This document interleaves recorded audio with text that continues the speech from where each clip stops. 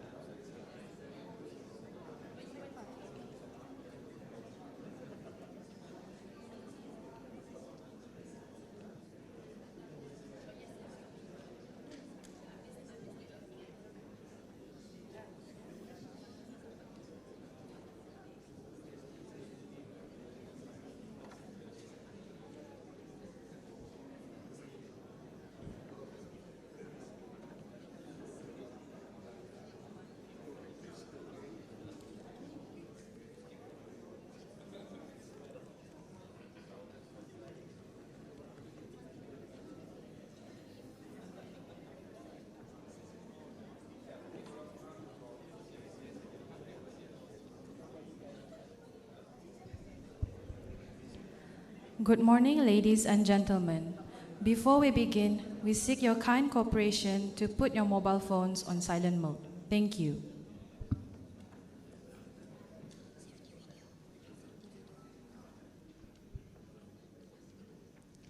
Now, may we please have your attention to view a brief safety briefing video.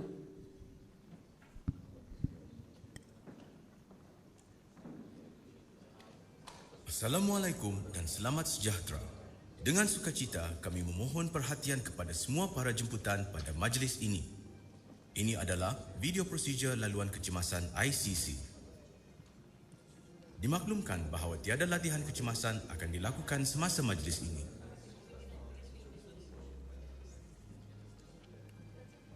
Bagi para jemputan di dalam Dewan Musyawarah, terdapat dua laluan kecemasan.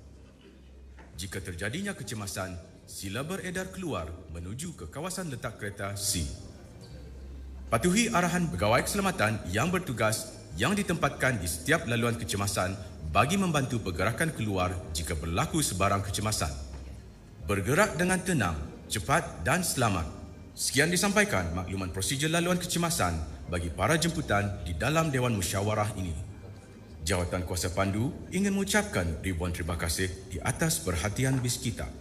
Wabillahi taufiq wal hidayah. Wassalamualaikum warahmatullahi wabarakatuh dan salam sejahtera.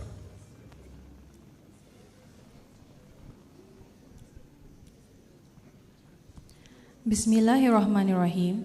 Yang berhormat Dayang Nik Hafimi binti Abdul Hadi, Legislative Council Member.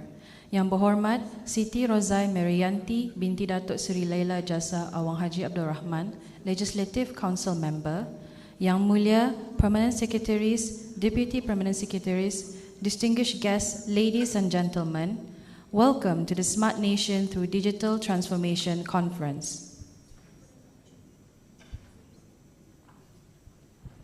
Before we begin, we would like to invite Yang Mulia Awang Muhammad Zakaria bin Haji Muhammad Saleh to bless today's event with the recital of Surah Al-Fatihah and Doa Selamat.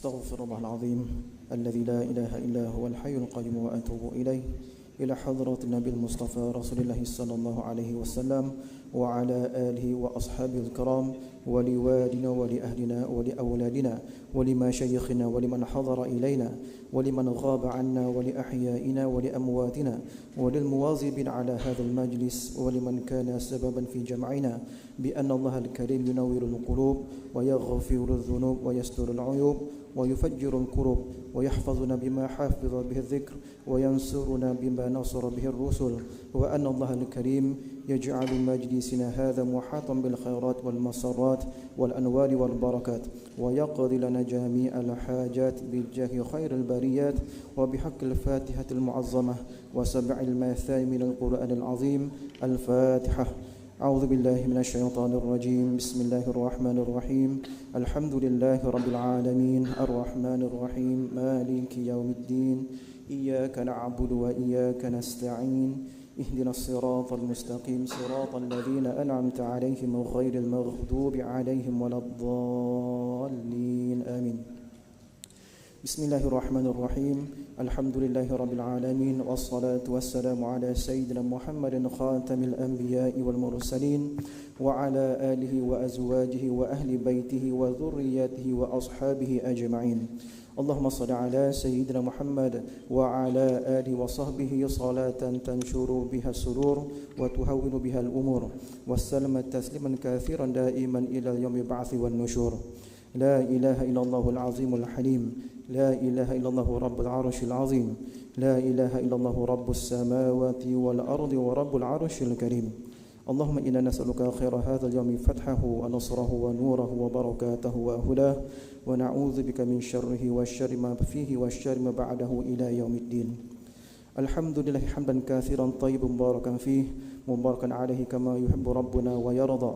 اللهم صل وسلم على سيدنا محمد ذي القدر العظيم وعلى آل نبي الله العظيم وعلى أصحابه العظام اللهم إنا نسألك بأن لك الحمد لا إله إلا أنت الحنان المنان بديع السماوات والأرض ذو الجلال والإكرام يا حي يا قيوم. اللهم ألف بين قلوبنا على الخير وأصلح ذات بيننا واهدنا سبل السلام ونجنا من الظلمات إلى النور وجنبنا الفحش ما ظهر منها وما بطن.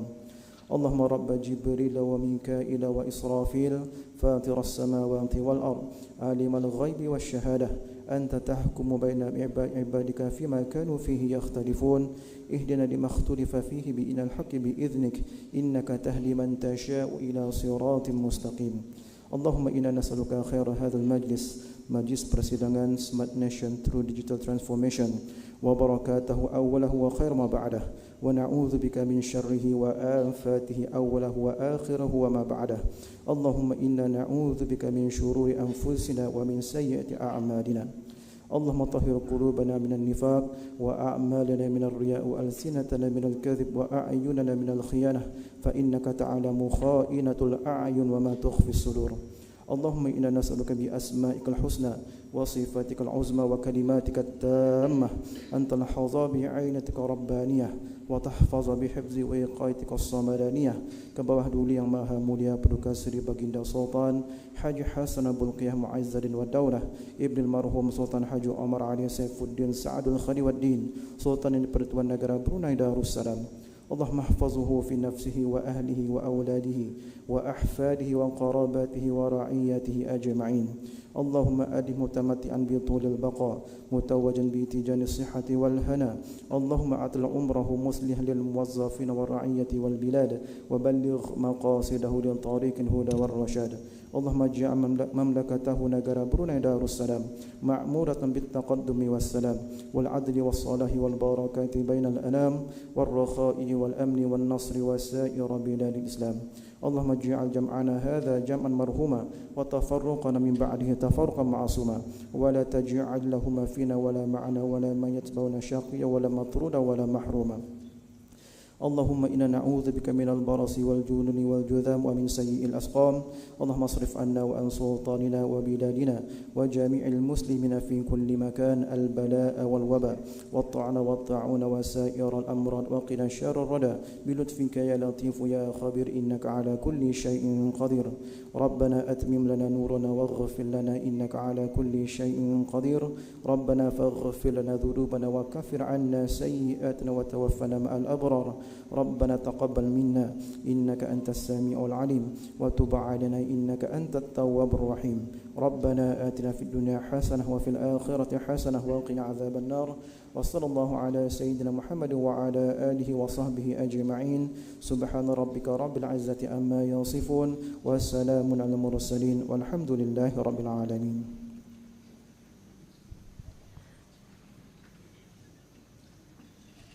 Amin, Amin, Ya Rabbal Alamin. Now, without further ado, we would like to invite our moderator, Mr. Alan Lai, to kick off today's conference, a conversation on the smart nation, digital transformation, and the fourth industrial revolution.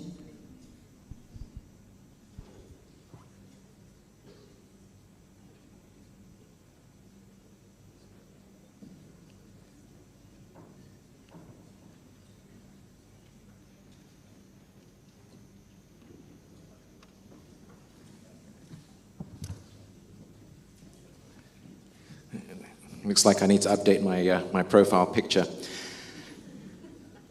Yang berhormat, honourable members of the Legislative Council, permanent secretaries, deputy permanent secretaries, distinguished guests, ladies and gentlemen. A very good morning and a very warm welcome to this very important discussion, a conversation on the smart nation, digital transformation and the fourth industrial revolution. Would you please join me in welcoming to the stage Yang Berhormat Dayang Nik Hafimi binti Abdul Hadi, Legislative Council Member and Member of the Digital Economy Council, Yang Mulia Awang Haji Muhammad Nazri bin Haji Muhammad Yusof, Permanent Secretary at the Ministry of Transport and Info Communications and the Secretary of the Digital Economy Council, and Yang Mulia Puan Haslina Taib, CEO of Dynamic Technologies, ASEAN Business Advisory Council Member and Chair of the ASEAN Business and Investment Summit 2021.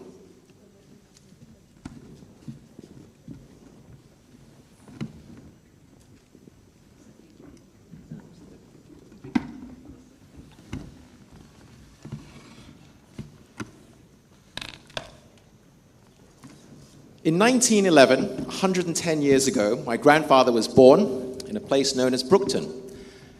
It had a coal mine and was one of Brunei's major exports.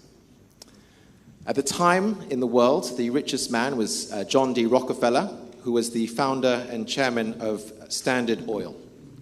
In that year, in 1911, a company by the name of IBM was also founded.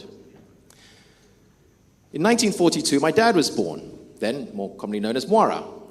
The coal mine was closed. It didn't survive the financial crisis of 1928, and oil was discovered on a commercial basis in Brunei in 1929.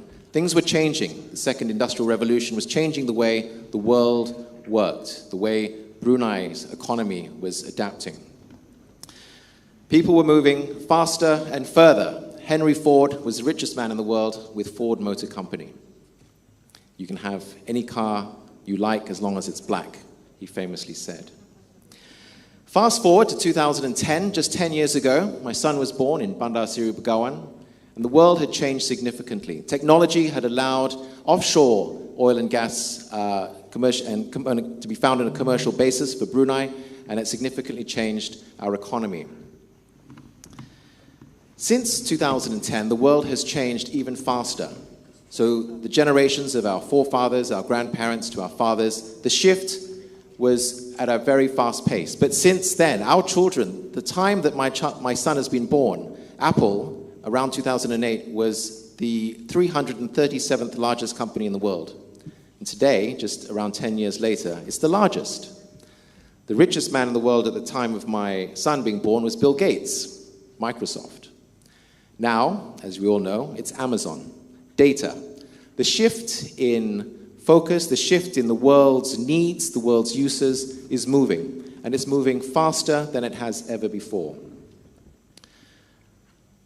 The way we are preparing for the future, the Ministry of Transport and Info Communications has a pivotal role in establishing and shaping the infrastructure, the digital infrastructure of our country. I'd like to turn to Tuan Nazri. You are the Permanent Secretary at the Ministry and Secretary of the Digital Economy Council. Brunei has developed the Digital Economy Master Plan 2025 to help us prepare for this very fast-changing world.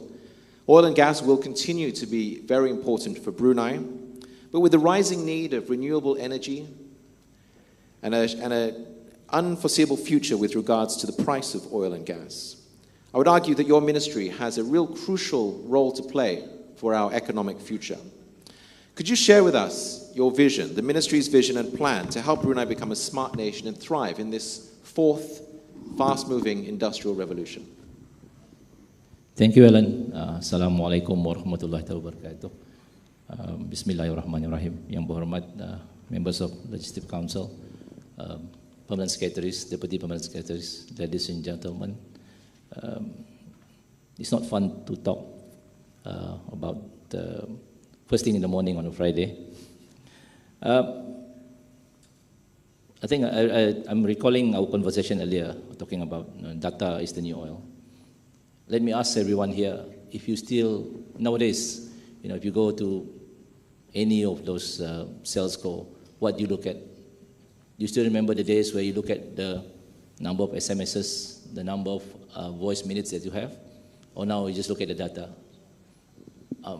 I'm sure if you do a survey now, not many will say I'm looking at minutes, I'm looking at number of SMS. All look at the data and the speed. So with that in mind, today I'll be sharing with you a few things, three things basically. I'll share with you a bit more about Digital Economy Master Plan mentioned by Alan earlier. I think just to refresh everybody's memory about it. It was launched last year, 2020, Alhamdulillah, with the consent of His Majesty. And then any update on it since its launch. I'll be talking about a key point of the master plan, which is alignment of it and the governance of it. And the third part, I'll be talking a bit more about innovation. Innovation here, I'll be talking about why it's important. Where are we now in terms of innovation? Let's put things clear. Alan mentioned the ministry actually is prepared the master plan, but in fact it's a whole of nation, whole of government approach. Everybody here has a role to play in mapping our digital transformation. So let me begin with the digital master plan, economic master plan. I'm sure everybody is aware of its vision, which is actually smart nation through digital transformation, with three main outcomes. The first is actually a digital and future-ready society. Secondly, a vibrant and sustainable economy. And thirdly, is a digitally conducive ecosystem. We have a council that started in 2019. Just an update here, we've actually tweaked a bit the council. We've added the Minister of Development to the council on top of the number, the members mentioned in the existing book. So what is it all about? It's actually talking about digital economy, where we want to move towards smart nation. Everybody is, since we embarked in preparing the master plan in 2018 or 2019? I think somebody out there can help me with the actual dates. We were asking ourselves what it means to be a smart nation. So we come up with three characteristics, very simple characteristics. Smart nation is where we have a vibrant and diversified economy. Secondly, we have improved competitiveness and economic growth by developing the infrastructure, the innovation, the data capability, human capital, and of course, other resources that is required. And thirdly, and more importantly for us, improve quality of life, public services, schools, safety, mobility of people, and to achieve the environmental sustainability. With that in mind, we identified 4 strategic thrusts. One is the industry digitalization. Second, government digitalization. Thirdly, is thriving digital industry. And of course, importantly, manpower and talent development. With that, we also identified key enablers, such as we must have a smart nation platform. Secondly, data policy and governance. Thirdly, policy and regulatory framework. Cybersecurity is important, and R&D and innovation. Quickly moving towards how the governance. The master plan is actually a living document. It's not a stagnant document. So from time to time, in fact, regularly we looked at it and where we are. As you all know, since the onset of COVID-19, some of these things have been accelerated.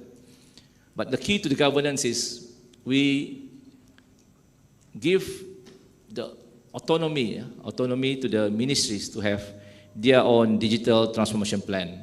They know the sector, they know the industry. They are not talking about transforming the ministry, but they're talking about transforming the industry.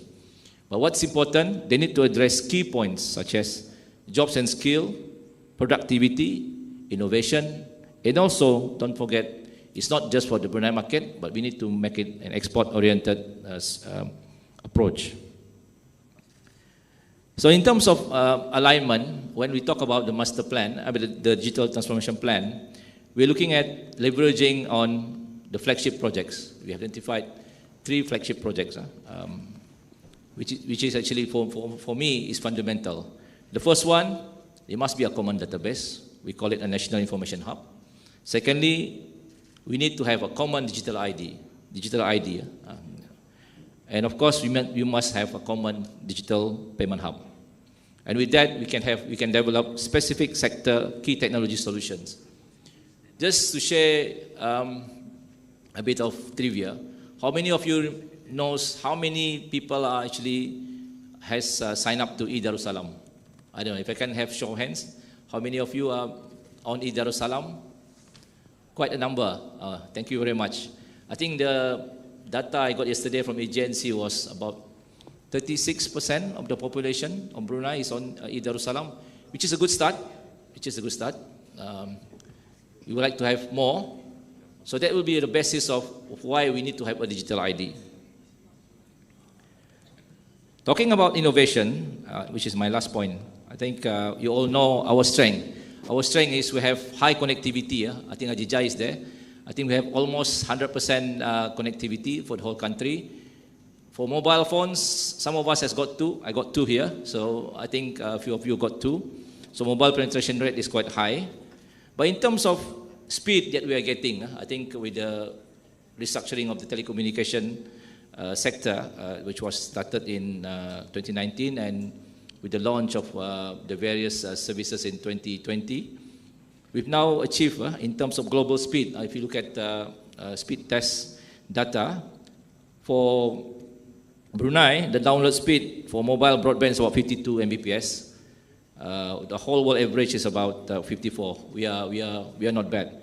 But so in a way, we are moving in the right direction. We have more options now. We have more affordability. The packages are more affordable.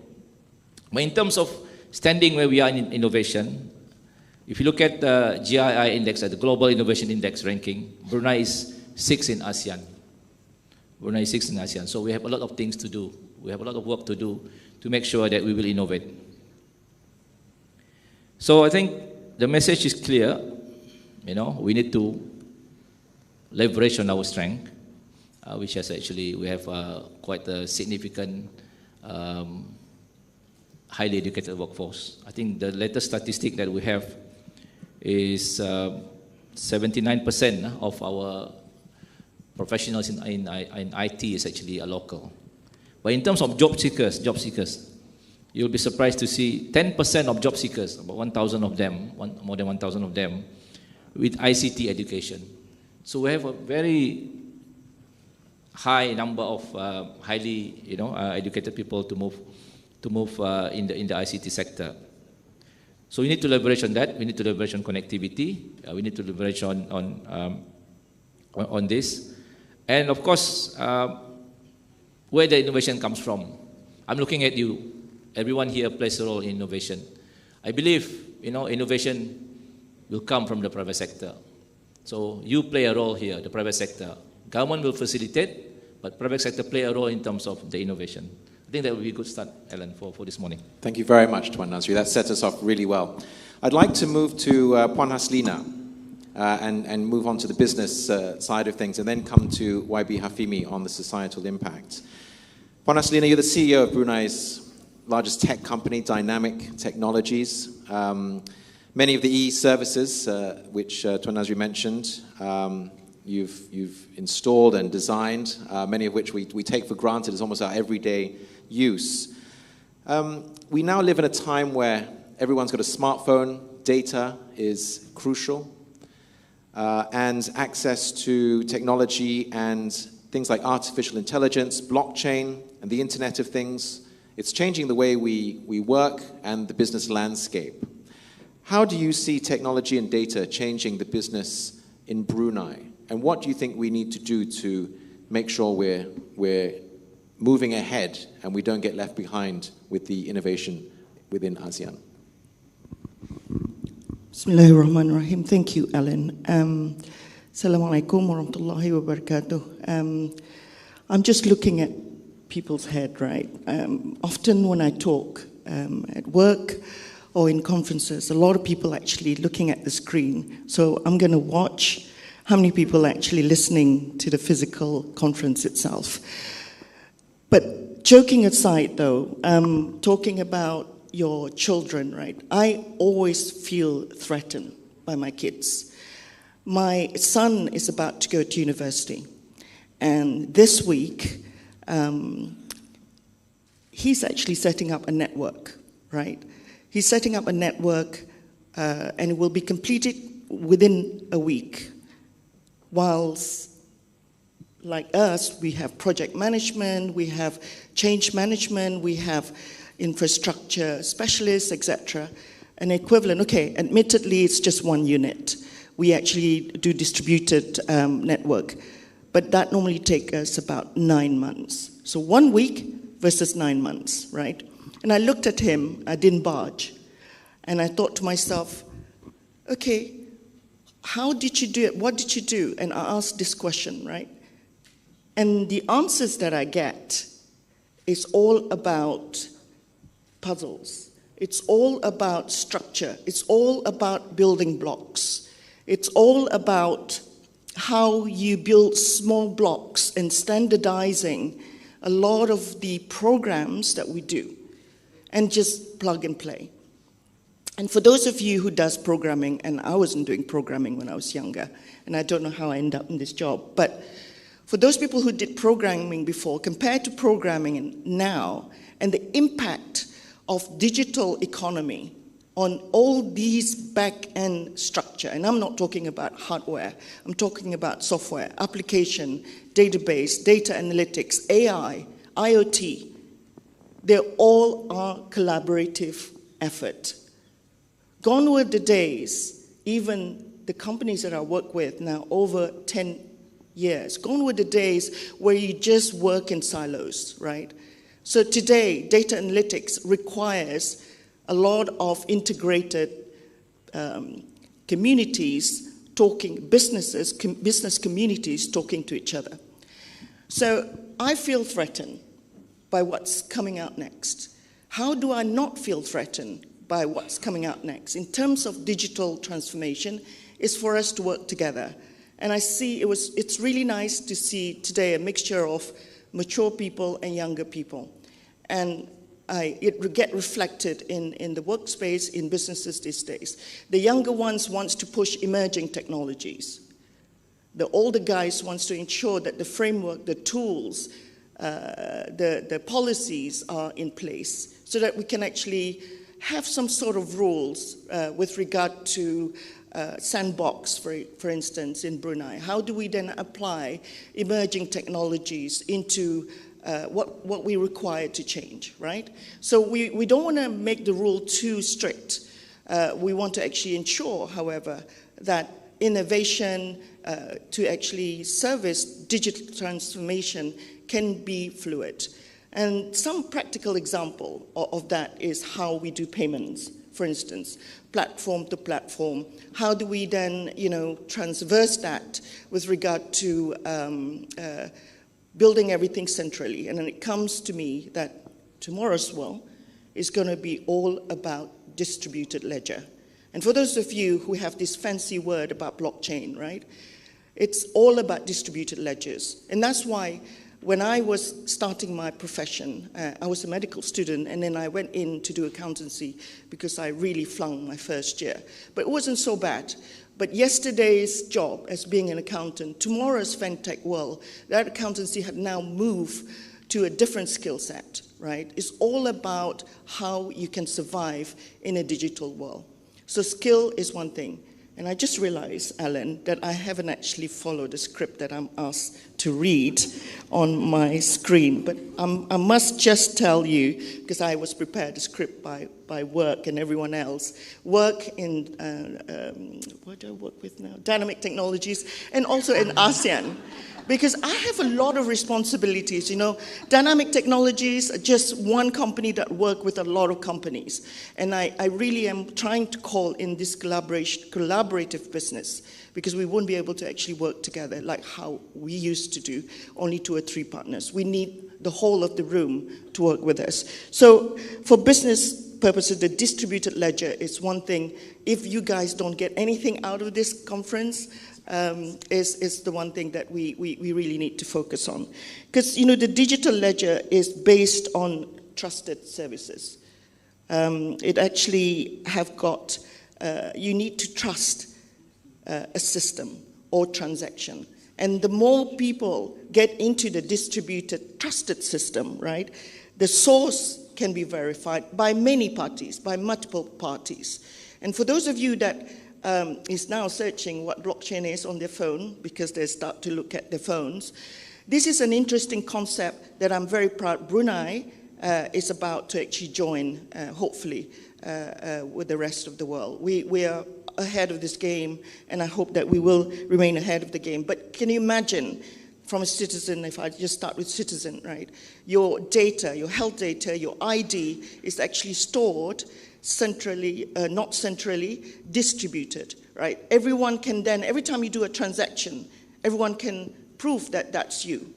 And anything that is not trusted can be seen by others that actually had done that transaction. So businesses, what does it mean by businesses? Traditional business will not survive in the future if you don't change. You've got to have a distributed ledger in you. If you look at supply chain traceability, right? where you get your services.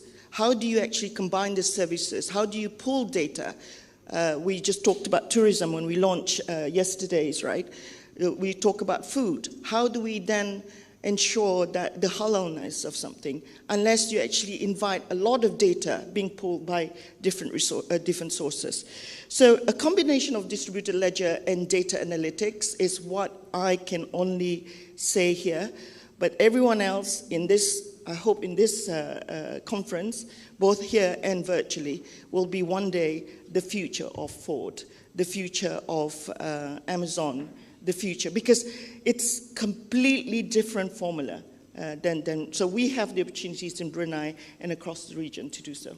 Thank you, Puan Haslina, for painting that picture of the business future. YB Hafimi, I'd like to turn to you now. A successful entrepreneur, you're a member of the APEC Business Advisory Council and the Legislative Council as well. With regards to Tuan Nazri's point on the quality of life and Puan Haslina's point on education and skills, what impact are you seeing that technology is having on our society? And what do you think we need to do to focus on with regards to education and skills? Bismillahirrahmanirrahim. Thank you, Alan. Assalamualaikum warahmatullahi wabarakatuh. Salam sejahtera as well to all colleagues in the room. I think first and foremost, I come from a background which is most likely the lowest in tech or digital transformation in the construction industry. But at the same time, understanding the need for change is why we're all in this room together. Just now, Tuan Radin, when I was coming, he says, so, are you reading from a script? Are you off the cuff? Or, I am adaptively learning. And this is where our society is at the moment. I'd just like to give you a very quick story. We've run a little initiative in one of the villages in Brunei under Yayasan's guidance. And the way we saw the transformation running this initiative over a year is the fact that we enabled 20 single mothers, ladies from low incomes, to register their companies on the spot, thanks to Dynamic, with the onboarding of ROCBN, just like that.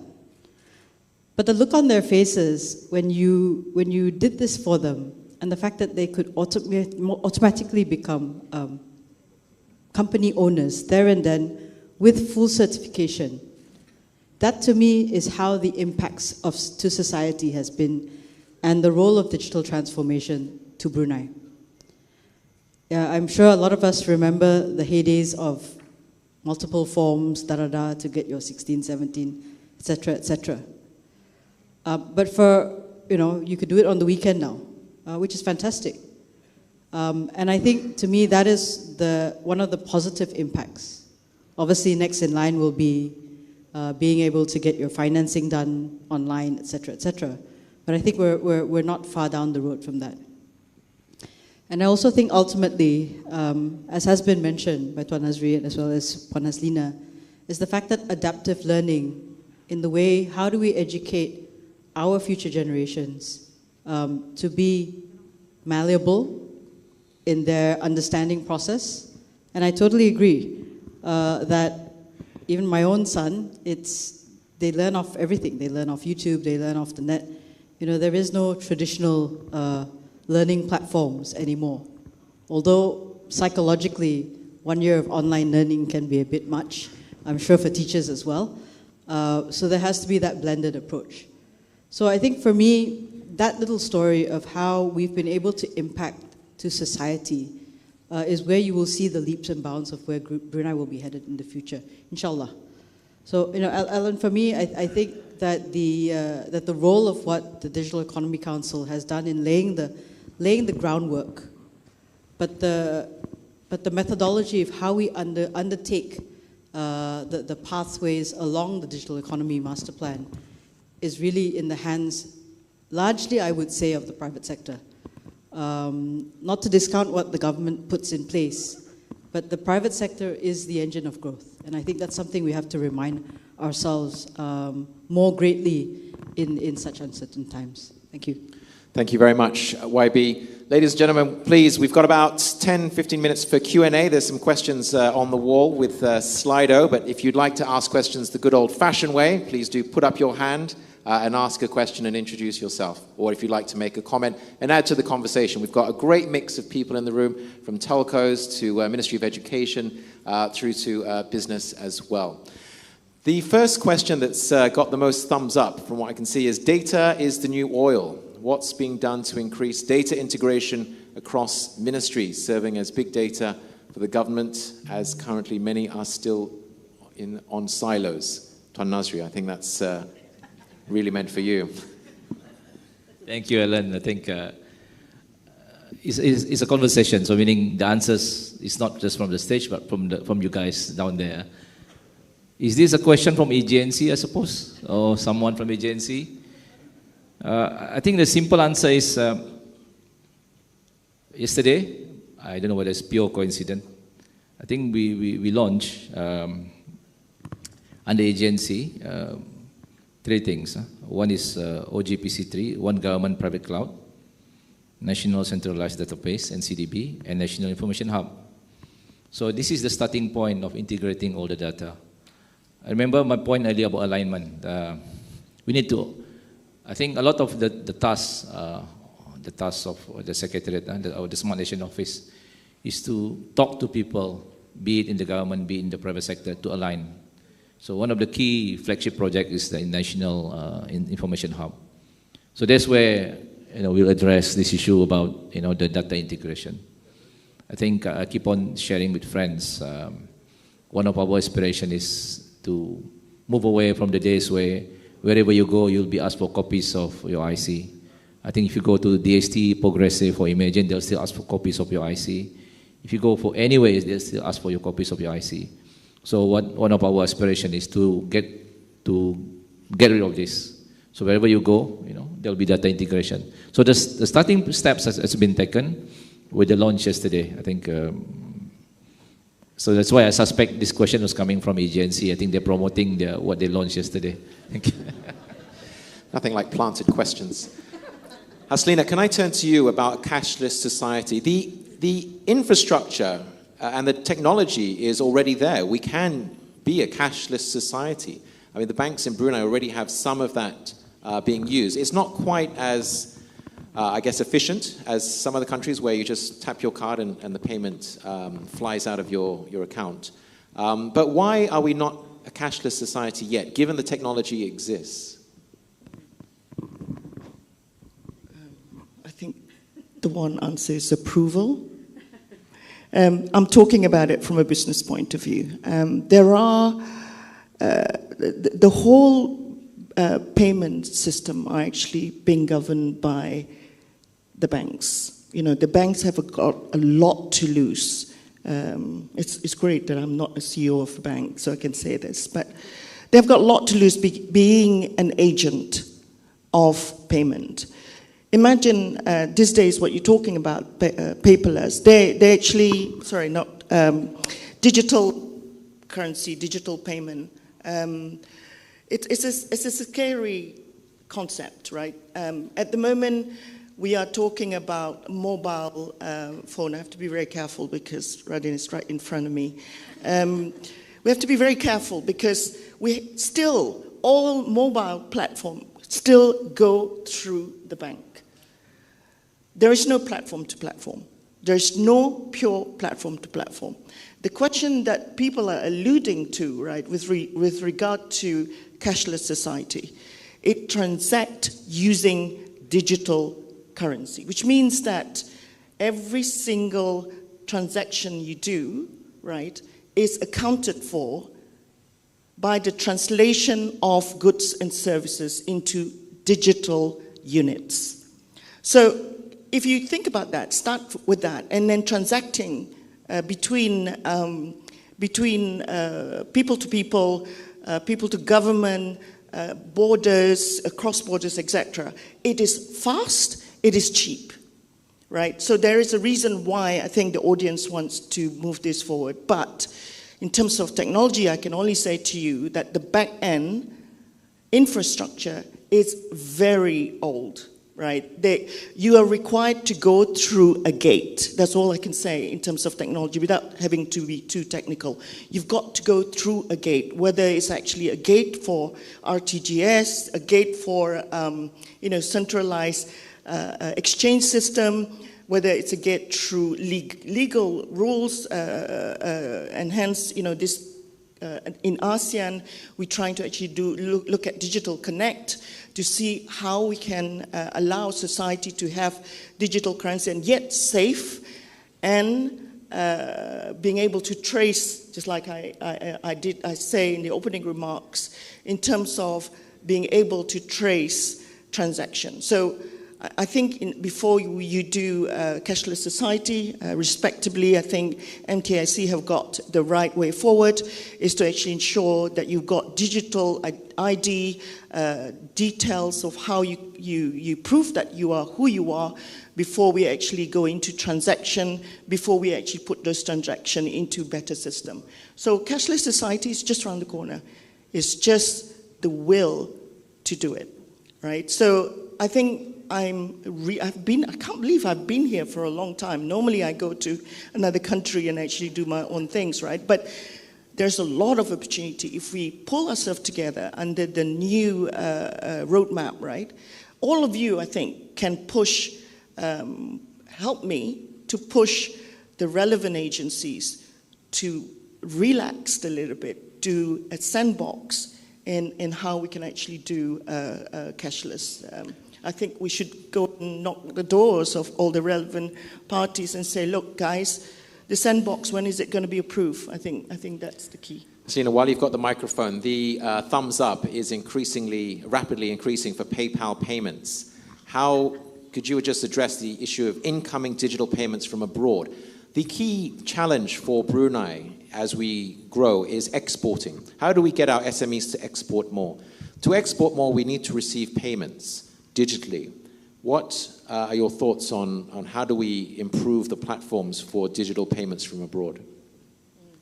Okay, so all of you, PayPal is so yesterday, right? So whoever has got PayPal, just go out and then find a friend, open a bank account, take out their money. There are better platforms out there, but there are similar issues to PayPal. You can actually receive money, but you can't take it out. It sounds like Hotel California. You can check in, but you can never check out. That's the issue we have, right?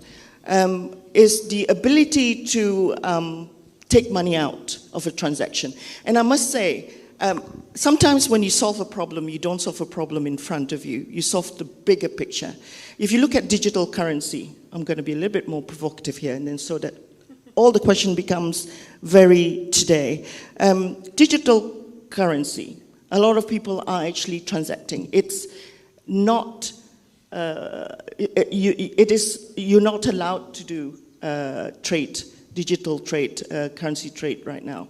But there are a lot of mining. There's a lot of interesting businesses happening. So to answer the question, why is it still not? There is a workaround to it. And in our solution to the government, as far as dynamic technologies is concerned, it's the back end. You need to actually convert everything into digital transaction, immutable transaction, smart ledger. And this is the safest because it's transparent. Anything that actually goes somewhere else, it will be detected by one of you, right? So PayPal will still be there. Those people, especially doing e-commerce, I think you could. There are other platforms. Even PayPal, you can actually say, okay, put your credit card to it, and then you just have to spend money on credit card. There are workarounds, right? But tomorrow, what you should be doing, those people who are inventing, who are actually setting up business, the digital transaction has to be ensuring that you build your businesses in a platform that will actually change with your business. Don't get stuck into application of one multinational. Don't get stuck into, dare I say, banks that requires you to open a bank account. There are virtual bank account now that you can actually do. That's a business. The shifting, and fintech, the shifting trends, which I'd love to come to. We're starting to run out of time. YB Hafimi, if I could invite you to address the issue of being a smart nation and our heritage of and our national philosophy of MIB, the Brunei and Malay Islamic monarchy heritage. How do we balance modernity with our values? And if you could, any final concluding remarks? I guess I have the most difficult question in the room. Okay, listen, look, to me, essentially the way Bruneians represent themselves and in the way you conduct yourself, it is in that approach that you maintain the integrity of our MIB ideology. How we use the tools of the time. Okay, now at this particular point in time, we're heavily into digital. We're heavily into transformation and putting everything on a digital platform. The usage of that, you know, it's accustomed to our cultural values. Do we project that as well to our regional counterparts when we can transact business? Do we look at business transactions, you know, as they say, in an ethical manner with what we're accustomed to doing in Brunei? It's not an answer per se, but I think in the way we carry on the business ethics of how we transform and put ourselves on digital platform is one way to demonstrate that. Number two is in terms of leapfrogging and in terms of understanding where we're at, we also have to negate some of these things that have always been holding us back. Some of the outdated requirements, some of the fact that, you know, we only think within transacting within Brunei. Should we not be building solutions that actually go beyond where we're at? You know, should we not be spreading our wings more that whatever we identify as a solution for Brunei can actually be carried out within our Borneo Island territory? You know, do we not use our government platforms now to negotiate that a little bit better compared to just being entrenched within Brunei? I think with digital technology, you need the mass market, otherwise it doesn't impact you in that way. So these are suggestions, these are not, I guess, set in stone answers. But I think just in the way we carry ourselves, in the way we design our solutions, that's where we imprint how we treat our national ideology. Thank you very much, YB. Tuan Nazri, your final comments, please. And if you could reflect on the questions of how do we get our citizens ready? You're doing a great job of establishing the infrastructure and laying the groundwork, but how do you get the people, the society ready for this digital transformation? And if a brief comment on the issue of cybersecurity as well, please. Thank you, Alan. If you allow me 1 minute to answer about MIB, I think I hope everyone here, agrees that you don't see MIB as a hindrance. Actually, it's a guidance.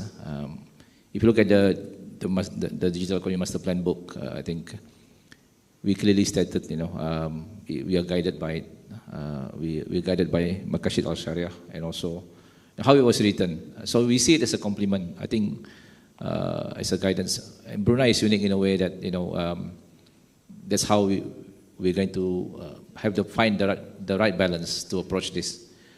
On how do we make sure our citizens are ready for digital transformation? Actually, to me, it's down to basics. We have to get people, used to using things. If you recall, I don't know, again, coming back to my earlier point, 10 years ago, we were talking about SMS, we were talking about the number of minutes of voice. But now everybody, I think almost everybody is on WhatsApp. Some people are on Telegram, I think some people on Signal, so everybody is using.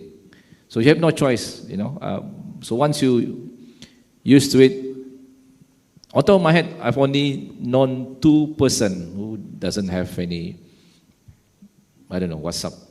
So the rest has WhatsApp. So it's a matter of getting people to using it. I'll give you an example. I think one of the common issues that has been highlighted about, making us ready for digital transformation is the ID.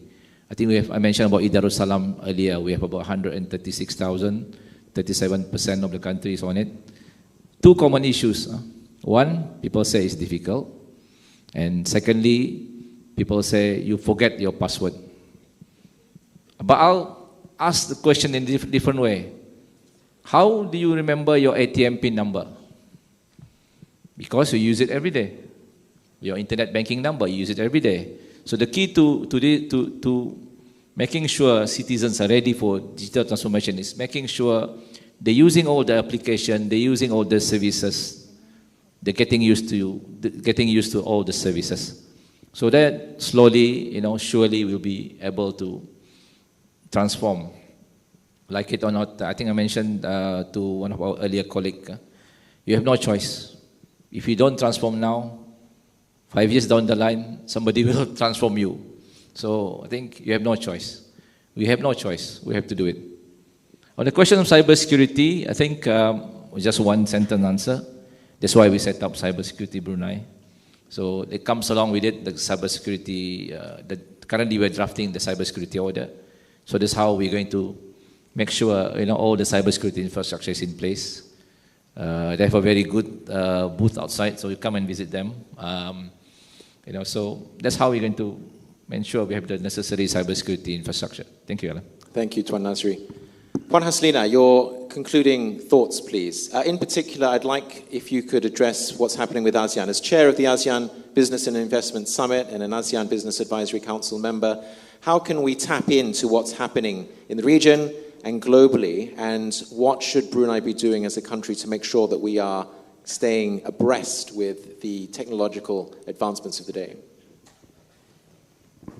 I think, speaking from business, right, there is a question there with regard to data. Yesterday, we just set up, YB is actually the chair for ASEAN Business Council for Brunei. This is the Brunei year, and I'm also chairing the ASEAN Business Investment Summit. It's a summit that you should never miss, because this is the opportunity of the future. We're going to talk about circular economy. We're going to talk about digital transformation. So we just set up a working group chaired by myself in terms of digital transformation. So please don't disappoint me. I need some inventors and innovators attend it, because these are all opportunities. Think about data flows, right, and how we can build data flows around businesses around it. MTIC, I think AITI is actually leading it, is in discussion to do personal data protection, and I think it's a welcoming effort. Whilst we're actually doing data, transferring data to everywhere, we do need to understand what is our right in terms of personal data. There need to be clarity as to what, because a lot of people said, oh, well, my personal data is being used, but you did actually click when you download an app. You actually click, yes, people can collect data where you've been going onto the website, and then they're getting collection of these data, marketing you, and then popping up on Instagram, popping up on your Facebook, on your LinkedIn, all the advertisement, because there is a background on artificial intelligence picking up on those. So data privacy is not just Brunei. Somebody was talking about, telcos, it's you again, Randin, pushing for data and using the data itself, personal people. It's not just that. Every day, there is opportunity to collect people data. So we need the protection for that. You need to understand what is your right and how data is being used. And my conclusion to this is that an education, it's a stage education today. Somebody was asking how, in relation to data, how does digital ID going to solve my everyday problem? We got lots of duplications, right? How do I prove someone is Alan Lai? How do I prove that it's not Alan Shim? So Alan Lai, if you look at one table, right, if you start with a block, the original block, to say where he's born, where he's actually, which hospital he was born, what the father, the mother, what is the DNA, what is the blood, etc. So you start with a block that you can never change. Then, if I look at this room, right, the next desk is going to say, oh, he got married so-and-so, hopefully just once in your life. So the guy that actually recording all the marriage things, right? Not just the national registration, the place that he went to marry Empire, or the catering services. So everyone proof that's Alan, right? And then there are the transaction school, right? So Dr. Chin is not interested in your qualification because he knows that you are actually, able to speak, very well in conferences. But his institution, Ministry of Education, will actually have proof that you went to these places, you went abroad, etc. That is another confirmation who Alan is. So this web of information confirm who you are. It solved the problem of duplication. This is the tomorrow's technology. Think like that.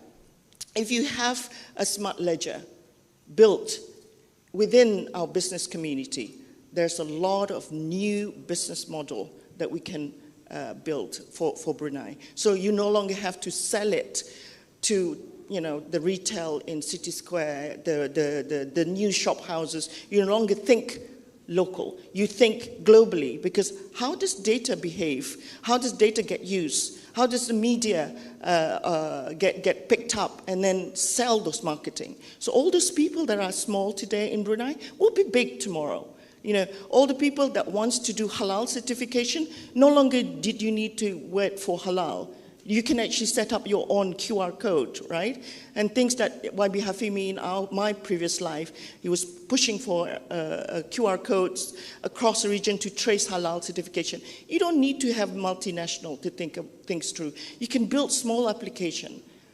This is open. We are quite borderless. So get involved in the investment summit. I'm not actually advertising, but get involved and shake hands with all the people, not just big ones, outside one that has got bigger ideas. And you don't underestimate how educated we are in Brunei, how creative we are. Get in there. Just don't be very afraid to invent the business of tomorrow. Thank you very much, Puan Haslina. Alan Shim does a wonderful job when he was with Radio Television Brunei. He was a great DJ. I was once told how great my show was on RTB, and I just said, thank you very much, sir. Data is the new oil. Innovation is changing the way we work. It is moving very, very fast. Andy Grove, the founder and CEO of Intel for a very long time, once famously said, "Only the paranoid survive." Ladies and gentlemen, stay paranoid, stay inventive, and embrace technology. Would you please join me in thanking our wonderful panel, YB Hafimi, Tuan Nazri, Puan Haslima, for a very exciting conversation on tech. Sorry we couldn't get through to all the questions, but ladies and gentlemen, I'll pass the floor back to the MC. Thank you. Thank you to our distinguished panel and Mr. Alan Lai for the exciting insights. And now, may I invite Yang Berhormat Dayang Nik Hafimi binti Abdul Hadi, Yang Berhormat Siti Rozai Merianti binti Datuk Seri Laila Jasa Awang Haji Abdul Rahman, Yang Mulia Permanent Secretaries and Deputy Permanent Secretaries, Yang Mulia Acting Chief Executive Authority for Info Communication Technology Industry of Brunei Darussalam, AITI, and our distinguished speakers and moderators for the day to come to the front for a group photo session.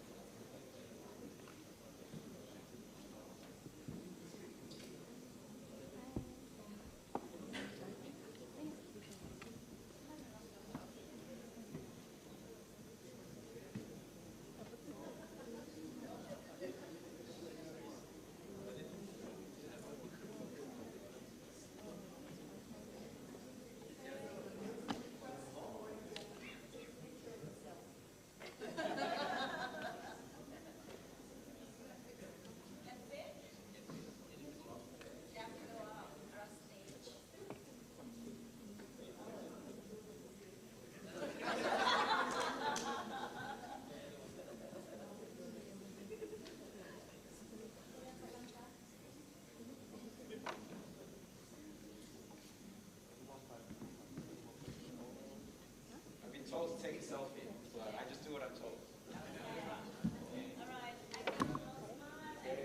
Everybody say data.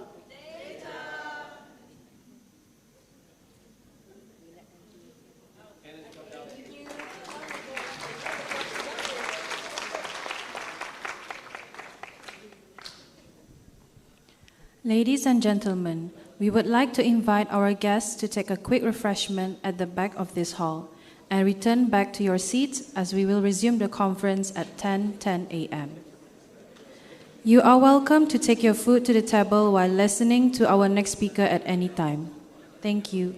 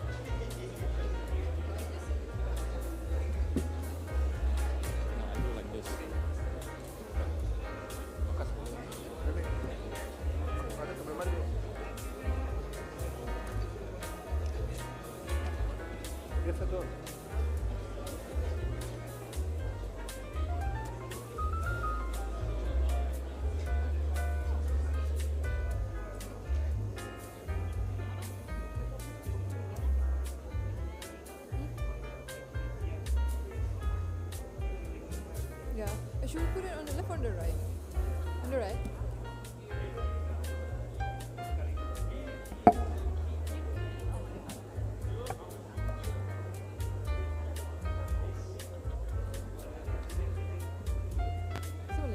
Assalamualaikum warahmatullahi wabarakatuh. Very good morning to everyone. Blah, blah, blah, members of the Executive Council, permanent secretaries. Okay. Go here. Put here. Members of the permanent secretaries, deputy permanent secretaries, ladies and gentlemen. Si Fred mo patay ko na di bawah. Tuh, yang ni. Ini si typing kan. This one. Tuh. Because this is heavy. Last time dah kan. Oh ya, tapi I did try last night dulu tapi takut dia bosan aja. Dia tak ada.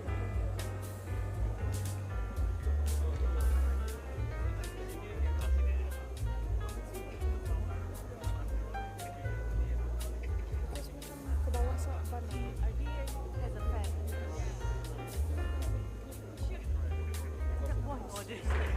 Anaknya.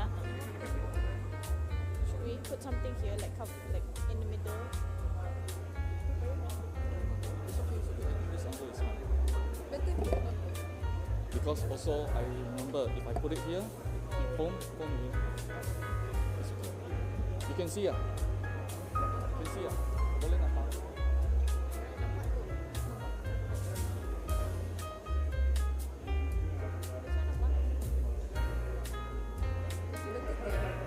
I think better there. So at least macam like he's facing.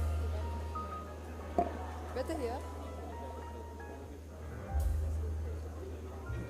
Okay.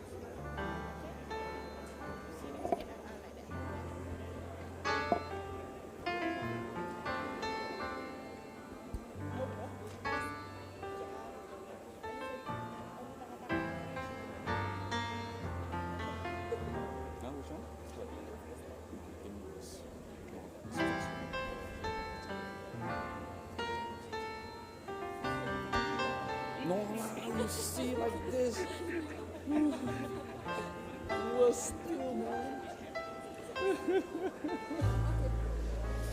See, I can't do it anymore. Eh, what happened? Oh, okay. Whew.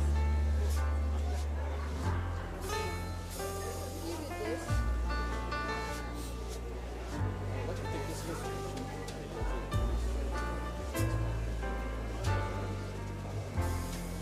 Bina, you see, am I okay from your side car?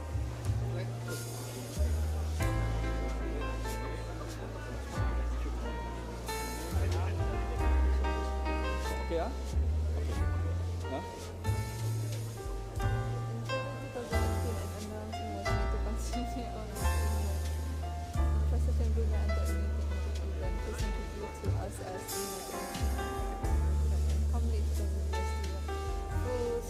Separation, I also remember I was a rookie this 4 months at the officer, we still like blah blah blah.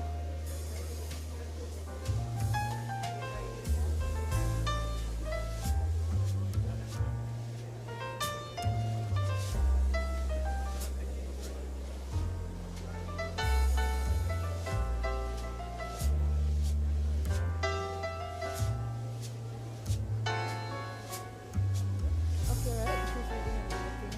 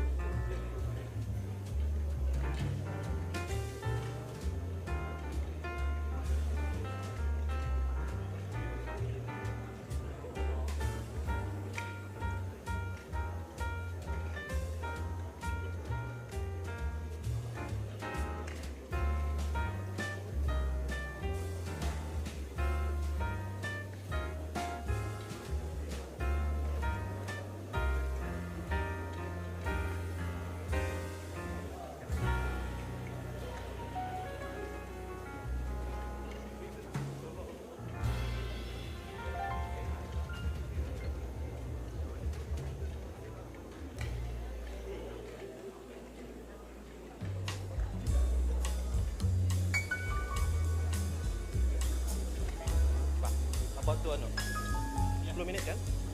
Lepas dah. Ready dah? Kamu ready dah? Okay, ready ya? Ini you got to start. Okay. I'm ready. Apa? What's your anu? Maybe ladies and gentlemen, maybe seek your kind cooperation. Sepertinya better start prompting people. Yep, ni nak. Ladies and gentlemen, we seek your kind cooperation to take your seats. Our session will begin shortly. Thank you.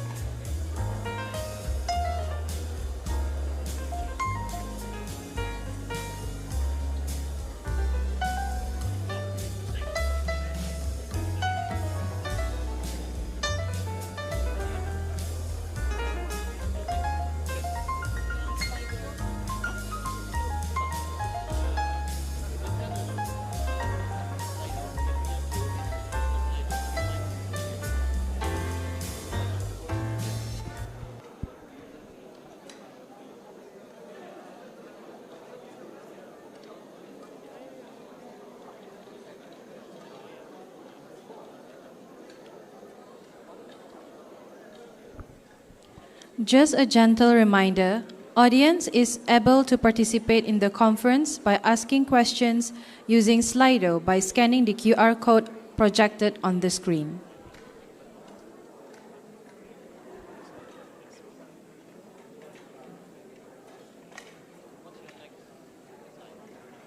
Invite Mr. Radin. Mr. Radin. The next topic for the Smart Nation.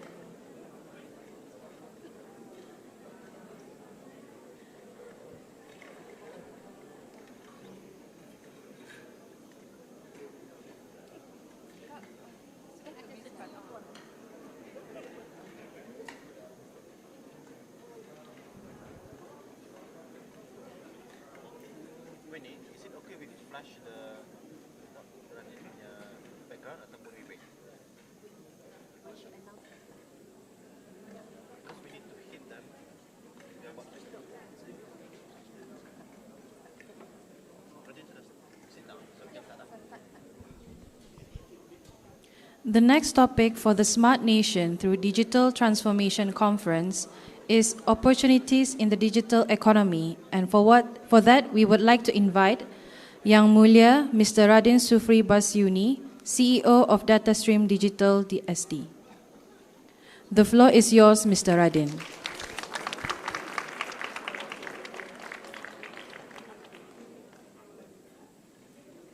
Assalamualaikum warahmatullahi wabarakatuh. Bismillahirrahmanirrahim and a very good morning. Members of Legislative Council, Permanent Secretaries, Deputy Permanent Secretaries, ladies and gentlemen. I would like to take this first opportunity to congratulate Ministry of Transport and Info Communications and also Ministry of Primary Resources and Tourism for the debut of this mid-year conference and exhibition and Digital Technology Week. Thank you for inviting me to be part of this conference, and I'm honored to be given the opportunity to speak. I'd like to take back a little bit about 1 year ago, for those who are in the telco industries. An announcement was made last February 2019 where all the telco's infrastructure was consolidated under a new entity then, what was introduced to us as Unified National Networks in Berhad, UNN.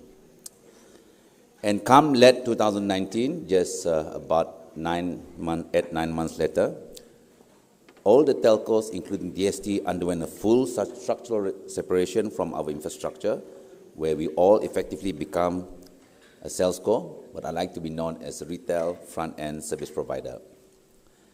I remember I was just 4 months into the job, and now the whole industry has been transformed, looking at an uncharted future, but excited of all the possibilities. What we saw then was very, very clear. It was an opportunity to pivot. We cannot start to become a telco. We started to plan our front end, which is interfacing with our customers, and also, but we needed to start right from the back. This covered position allowed us to be more customer-focused mindset. At DST, the same global traditional telco operating model has been around for over a quarter of a century.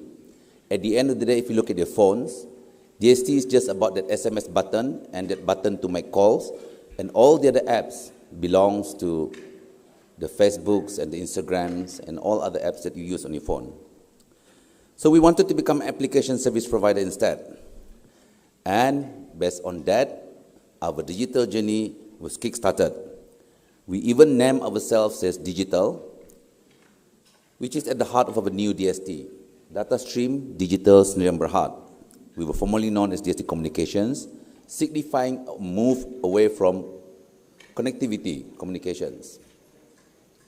But to be different, we had to rebuild ourselves from the ground up, focus on services and functions through our new omni-channel strategy, and also a great customer experience in the immediate horizon of a new digital economy. DST's contribution to the growth of subscribers in Brunei are attributed to its digital-first approach. During our go-live, just about 1 year after the announcement of the separation of telcos infrastructure, our main growth was in the area of fiber. In FTTH, our product name called Infinity, where our subscribers are able to sign up on our website for the service at the comfort of their home. As you can see, announcement in 2019, and now where we are in first quarter 2021, there is an increase of 20,000 broadband customers in the fixed line. Of course, these are not solely from DST. The growth has also come from the other telcos. Digital economy then opens up many potential growth opportunities. Now, one of the most important barriers to a digital economy is a digital society. A digital divide. Brunei now has one of the highest internet penetration rates in Southeast Asia. Now, with the digital divide gap closing and the enablement of a digital society, how can a digital society drive what opportunities lie in a digital economy? One of the possible next steps is to move physical commerce transactions or physical services to be online. The reach into the digital marketplace means businesses have access not only to new channels, other than their physical shops, to reach existing customers, but extends to new customers and also expand their market share. For customers like us, new marketplaces have opened up with not only more product choices and service offerings, but we have competitive pricings provided digitally, and thus giving a better customer experience and accessible conveniently from our own smart devices. Now, where are we in Brunei in terms of the e-commerce system? Right now in Brunei, we have an incomplete e-commerce system, e-commerce ecosystem, where most e-commerce are transacted on various platforms, websites, and social media platforms. One would sell on their IG, but other than selling on the advertising on the IG, I call it, the rest are all taken offline. Now, what actually drives e-commerce? It is not just a single process. As I say, it's just not putting your products on IG or on some Facebook groups. It's a combination of different processes that work in synchrony, from ordering to delivering, and also to payments. Order fulfillment refers to the entire process, starting from the sale. This is where we refer to websites, up until to the post-delivery experience of customers. It covers all key aspects such as receiving, processing, and delivering orders. As I said, the current state is that while orders are done online, the fulfillment, the processing is taken offline. Orders are delivered either at meeting points or at cubes, with payments done either by cash or account transfer with a screenshot by WhatsApp once payment is done. Now, for a thriving digital economy to happen, these back-to-basic commerce processes need to be digitalized. I'd like to share that there are two types of e-commerce, one that is generated locally, that will have a direct impact to our economy, and the other are e-commerce orders from overseas, the ones that order from Lazada, Amazon, and eBay. Now, I'd like to make two distinctions between the two e-commerce. I'd like to quote a statistic issued by Jabatan Perkhidmatan Pos, indicated that local e-commerce delivery from April 2020, and this was the height of pandemic, to December 2020 totals to just about 826. Now compare that to e-commerce from overseas. In 2019, it was over 400,000, and in 2020, that number is still quite high at 164,000 respectively. A survey conducted by ITI indicated the three most popular websites for Bruneian consumers are eBay, Zalora, and Amazon. 47% of e-commerce users said they shop on eBay, 36% on Zalora, and 18% for Amazon. Likewise, for the Chinese-owned AliExpress and Lazada, both are also gaining popularity, with 11% of our users making purchases via these portals. In comparison, I'd like to extract some statistics from our own local department stores, our physical department stores. I took an extract from JPK's data for 2020. Physical department stores were worth about $500 million, about 521 million. Computer and telecommunications was around 110 million. Clothing accounts for about 57.4 million. Now, these local physical food size, our supermarket industry size in 2020 was about $250 million. Minimart added another 40 million. And a growth in these segments will now check all the boxes that is required for order fulfillment and all the local processes to be done locally, and creating spin-offs of our own digital economy. I believe that the next game changer for grocery shopping will be the first who can get the winning formula to get on board the digital opportunity. I'd like to take two examples, an example from two grocers from the UK in terms, how can we get on board this digital grocery shopping. Now, there's a company called Ocado, where groceries are dispatched from a central warehouse, solely for the purpose of addressing online. And the other model is where supermarkets use their existing supermarket chains as part of the whole supply chain management. So just to practicalize this, if you take the example of Waho, they can either dispatch from Waho Manggis, depending where the order is taken from. Is from Tutong, they will dispatch from Waho Tutong. So now both have the potential to be the next evolution of supermarkets for Brunei. The Ocado model is one who could be a disruptor. But, it's got its own challenges.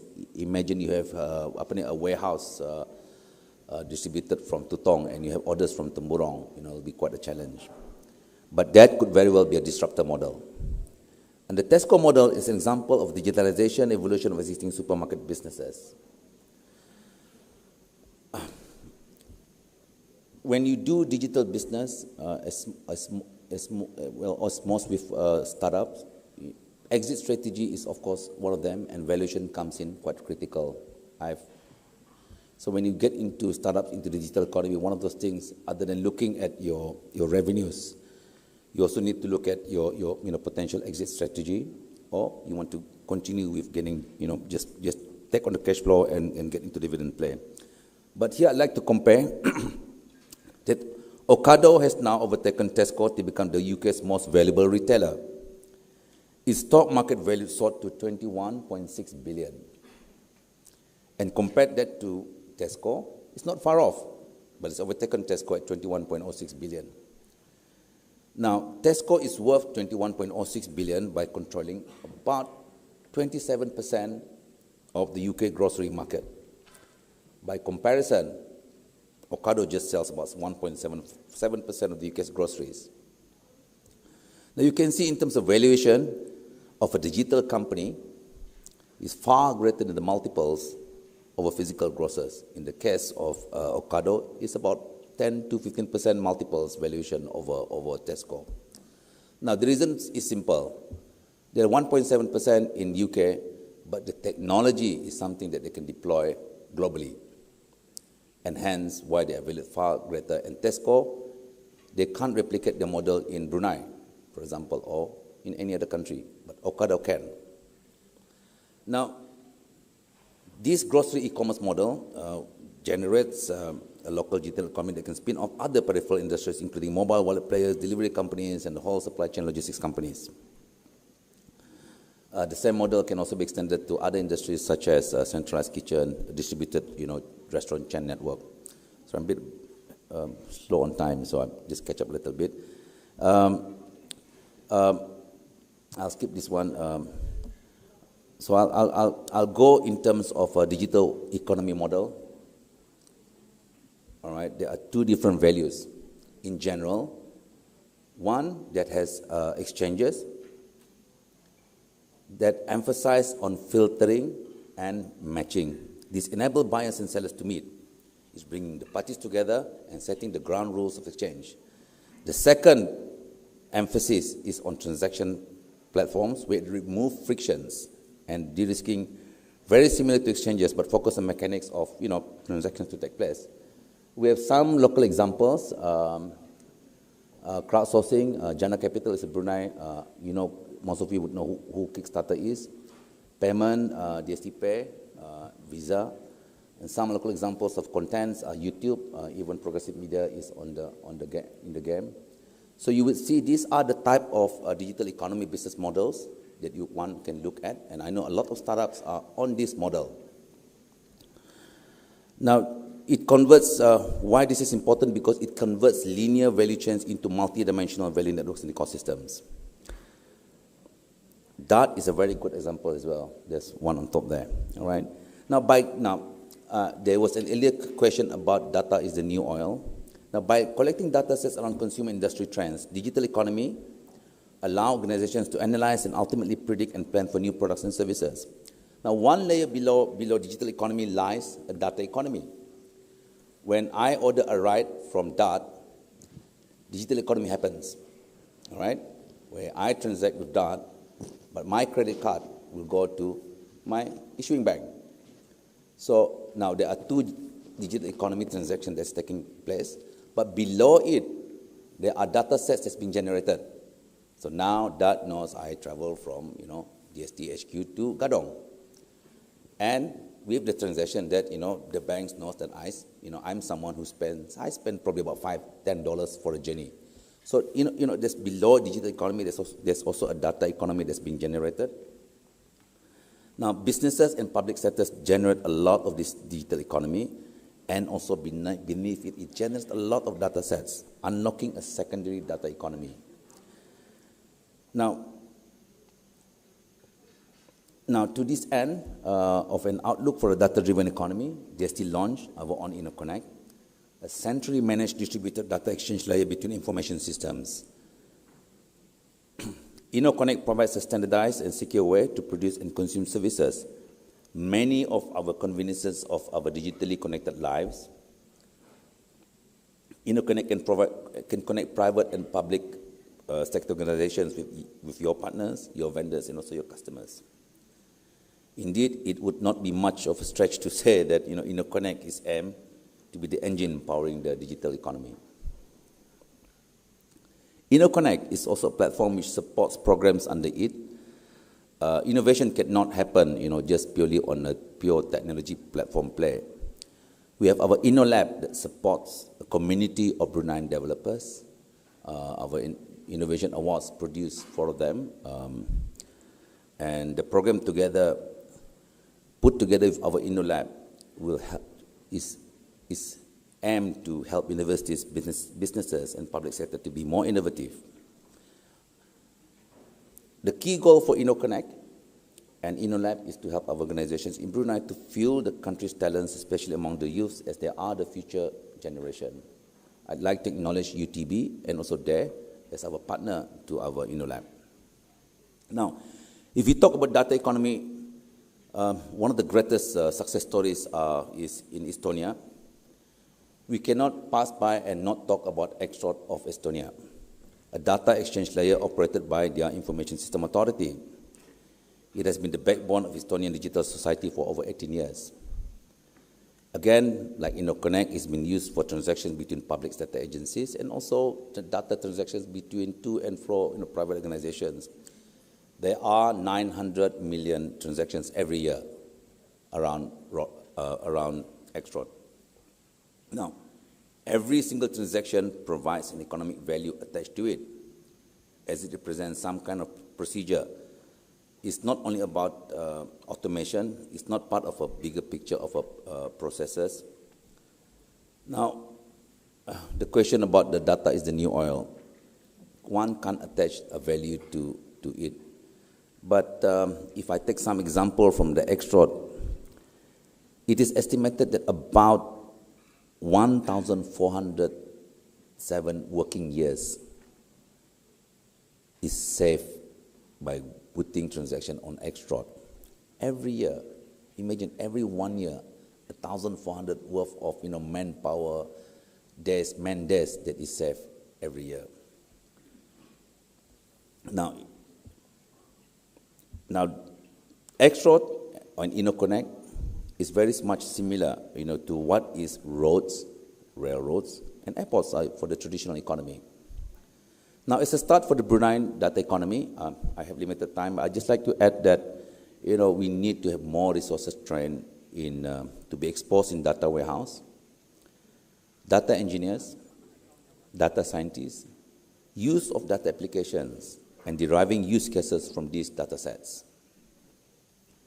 Now, I'd like to talk a little bit, how does digital transformation in DST for the last 1.5 years brings it, how do we bring it all together in DST?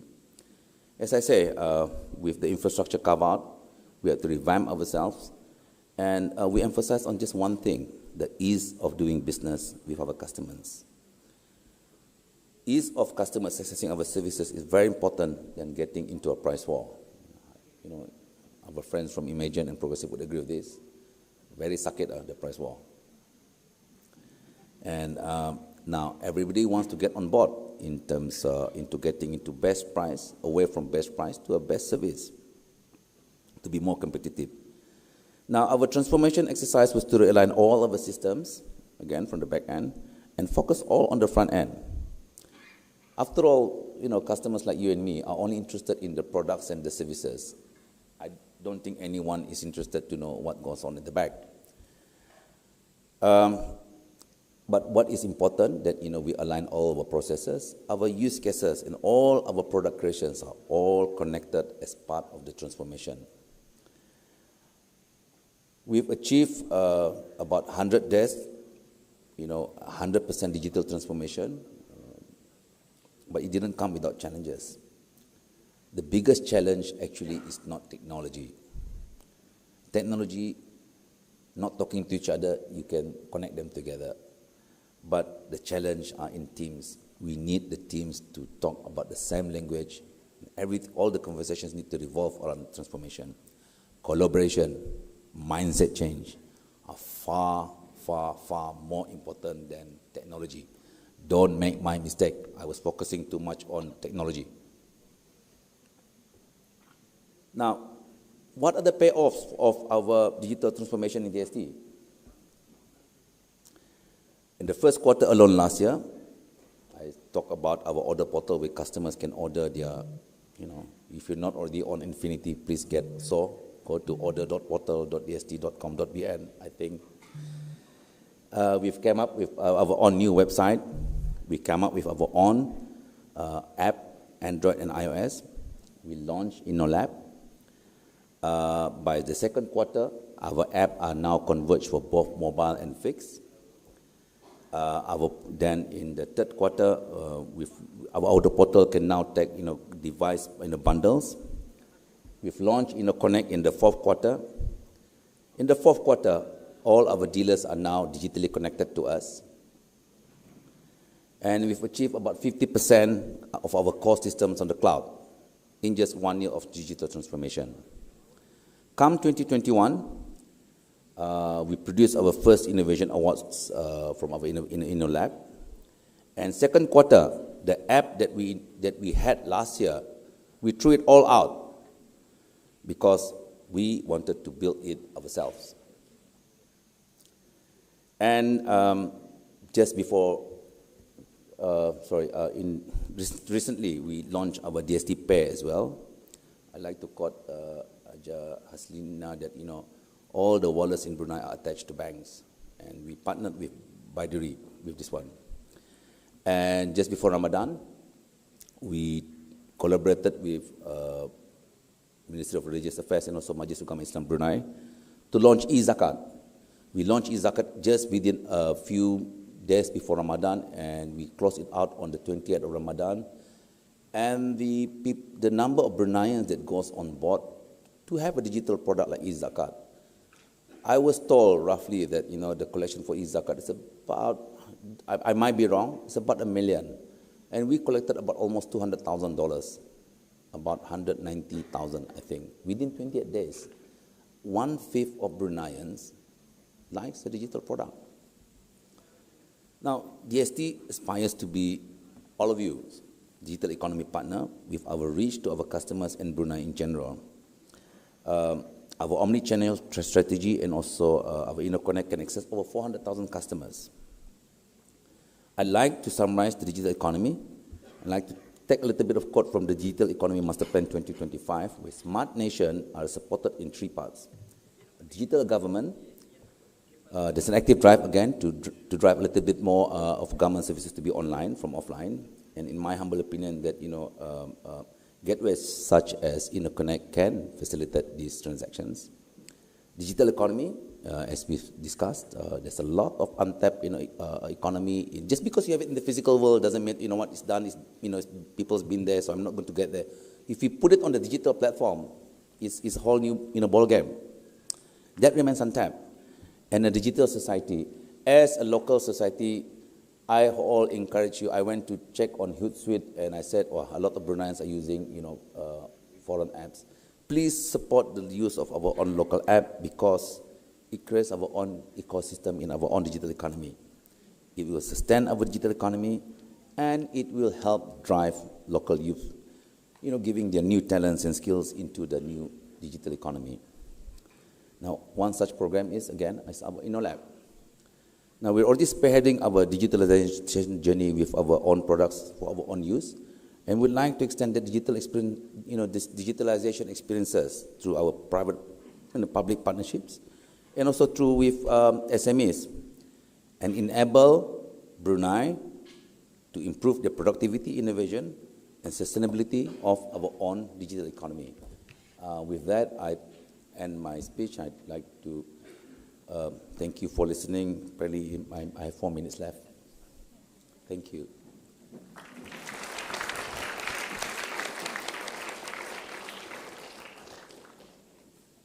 Is there a Slido, or I'd be happy to take 1 or 2 questions I have about. Oh, okay.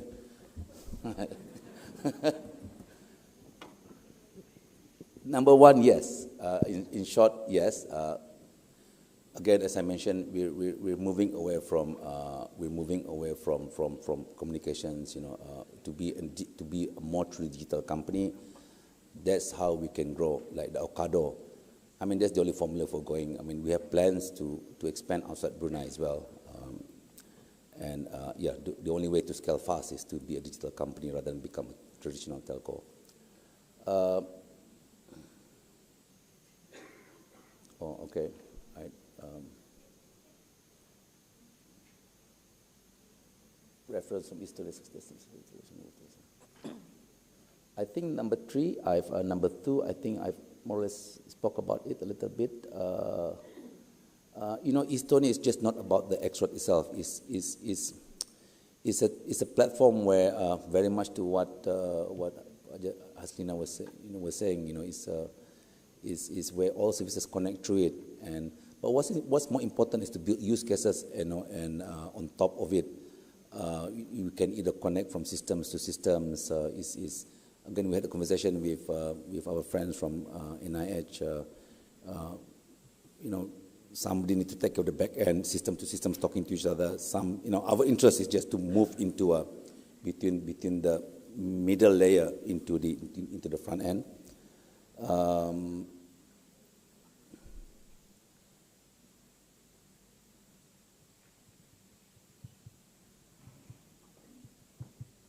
right. Okay. Moving where we now moving to. Can you share how this depends on the beyond sales score? Yeah, I mean beyond sales score, I cannot emphasize a little bit more than other than say that I have a few minutes left, but you need to be digital. Not only DST. If you can see the Okada model, as you can see DART, as you can see the Ubers and also the Airbnb on the world, they don't need to own assets. You can be light and get into into digital economy fairly quick. But what is important, I think, very much like X-Road and Estonia, is you need to get people on board. Yes, for DST it's easy. Yes, you can say, yeah, DST sanang lah, because you have 400,000 customers already on your customer base. But for you to grow, there's a whole science of it. There's what we call network effects, the primary network effects, where, like, for example, if I go to this table and sell this table will tell the other table, and by the time you know it, you'll grow your customer base into the whole room. So that's how digital economy business model works. Yeah. Anything else? Yeah. All right. I've addressed the top one. Where are we now? Where do we need to be? And do we know how to get there? That's quite a broad question. I'll skip that one. Now, facial recognition is a little bit part of the digital ID. I think facial recognition, in fact, is just actually a technology. You do not have to, you just need to know who you are. But it's been done today. You come to the DST branch, you fill out the form. It's very manual. And then I take your IC, photocopy your IC, then I look at you, I confirm this is you. Then I say, I'm satisfied that you are who you are, you say. Facial recognition to me is just a technology, but I think the broader picture is this KYC thing. It doesn't have to be manual, automated. It could be manual, of course. There's a lot of talks this morning about moving into a more digital ID. All right, I think with that, sorry, I've just skipped from one question to the other. I don't have the luxury of having a moderator to pick and choose my questions. And thank you for listening to me. Thank you very much. Okay. Thank you, Mr. Radin. Our next speaker is Yang Mulia Mr. Derek Yap, CEO of Platform for Bots and Automation, PBA, Singapore, which will bring us through on digitalization and automation, the future industries, the future workforce, all the way from Singapore.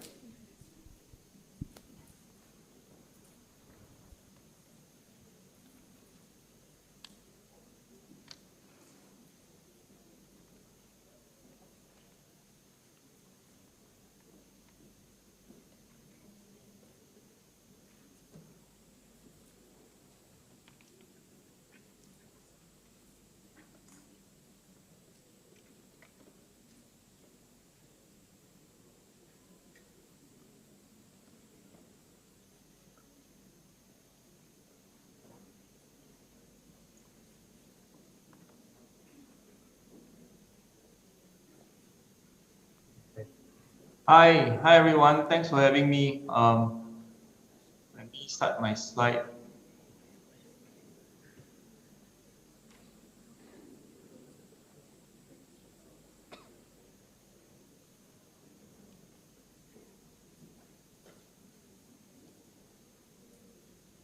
go to slideshow. Yeah.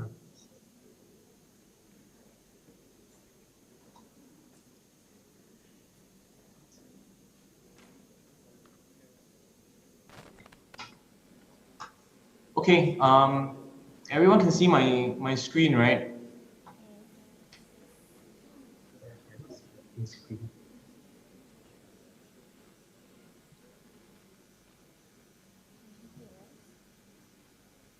Yeah. Okay.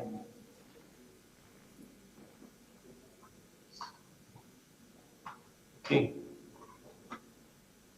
Okay, so today I'll share a bit about digitalization and the automation, future industries and workforce.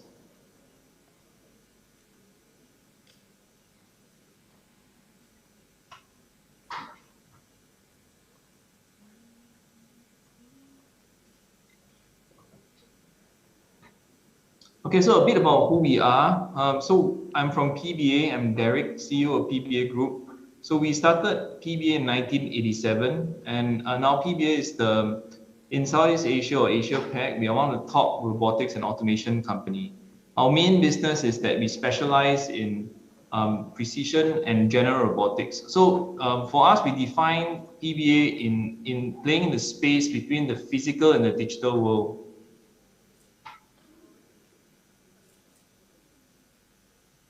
Okay, so this is a very interesting slide.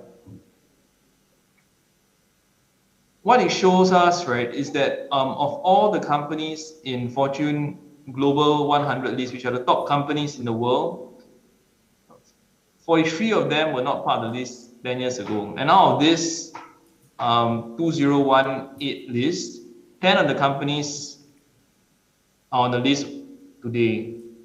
And you can be quite sure that moving forward, only a fraction of the 10 will remain the list. So what does this mean? What does this show to us? It shows that the rate of change in current industry, in current economy, is moving very quickly. Even the world best company cannot stay on their position for long. Compare this to the past, before digitalization, companies with huge assets would remain in a leadership position for a very long time, and they can capitalize on the asset base. But given technology, that is no longer the case. From what we can see, 52% of the world best company in Fortune 500 have gone bankrupt or they have been acquired. So why is this the case? The world is changing. You have a lot of uncertainty. You have COVID, you have demographic changes. Technology has hastened the rate of change. You have changing global values.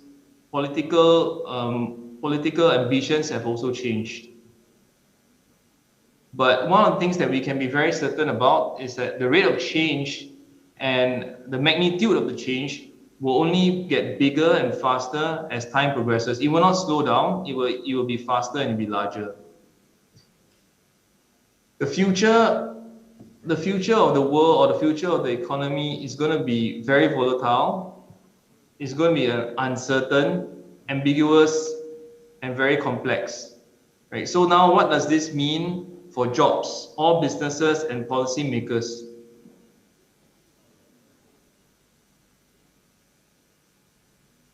One of the things that we are very sure about is there's a more emphasis to be distinct. You cannot be one of the many. If you are, then the business or the economy will not last long. I want to show you a 3-minute slide to illustrate a bit about digitalization and automation.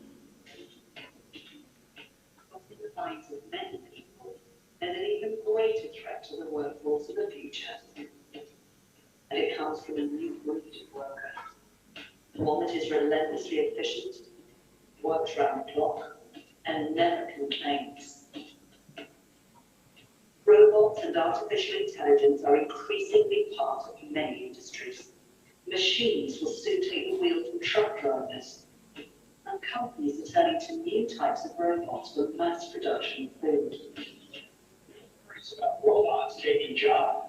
Automation is set to cause mass disruption to working lives. As artificial intelligence and automation grow by leaps and bounds, lead to 45% of current jobs disappearing. But how justified is this wave of automation anxiety sweeping across the world? Are hundreds of millions of workers really heading for a jobless future?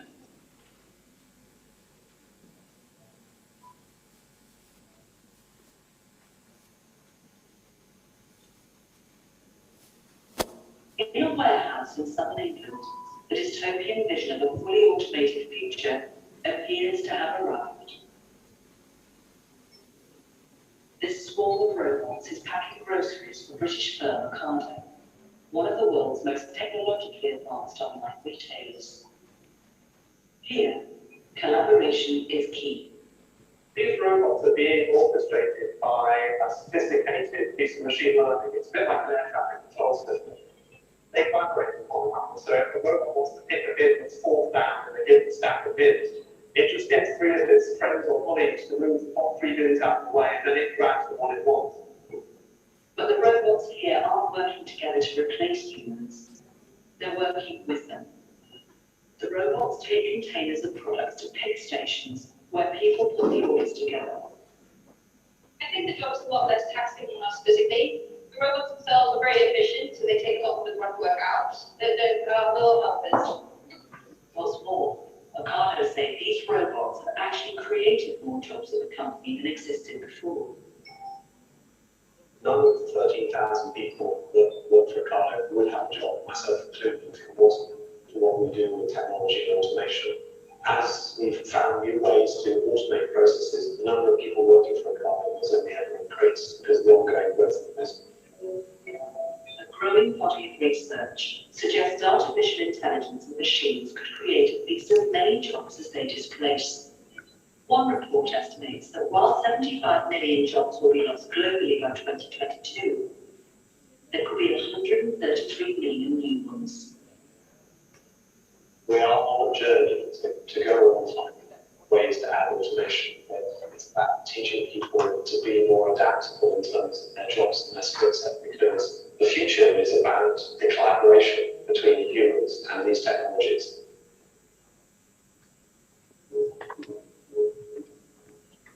Disruption to working lives is inevitable, and insecurities will persist.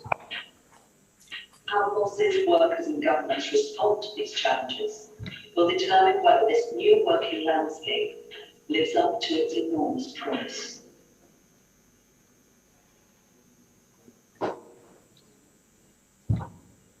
Okay, so actually this chart illustrates the point, right? If you see that in the future, I don't think there'll be a loss of job due to robotics and automation. I think there'll be a change of job, right? Everyone will have a new focus on skills that matters. Technology skills, soft skills, all these are what matters. Physical and manual labor, those are easily replaced by robotics and automation. So we will see that such jobs would decline very rapidly.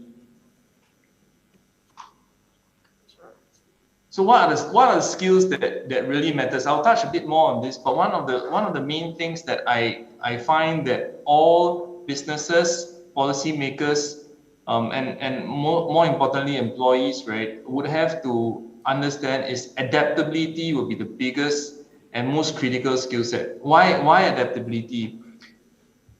Because when the world is changing so quickly that it becomes very hard to predict where it would end up, then the best skill to have is to be able to adapt fast enough and not to predict wrongly and bet on the wrong horse, right? So to be able to move when you are supposed to move, to be able to unlearn what you have learned previously, if it's obsolete, that will be critical for the economy in the future.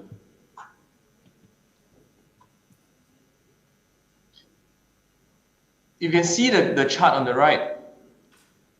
The difference between a doctor, so there's a myth, right, that again, automation and robotics would replace jobs, replace employment.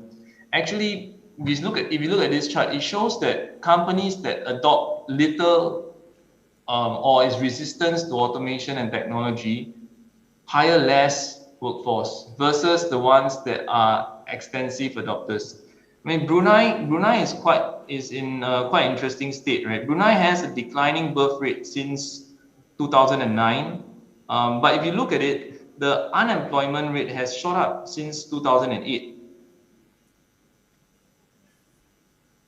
So I personally believe there's a very big need for automation or technology adoption in Brunei in order for us to create more employment and, more importantly, better jobs. Not just jobs, right? But better jobs for Bruneians.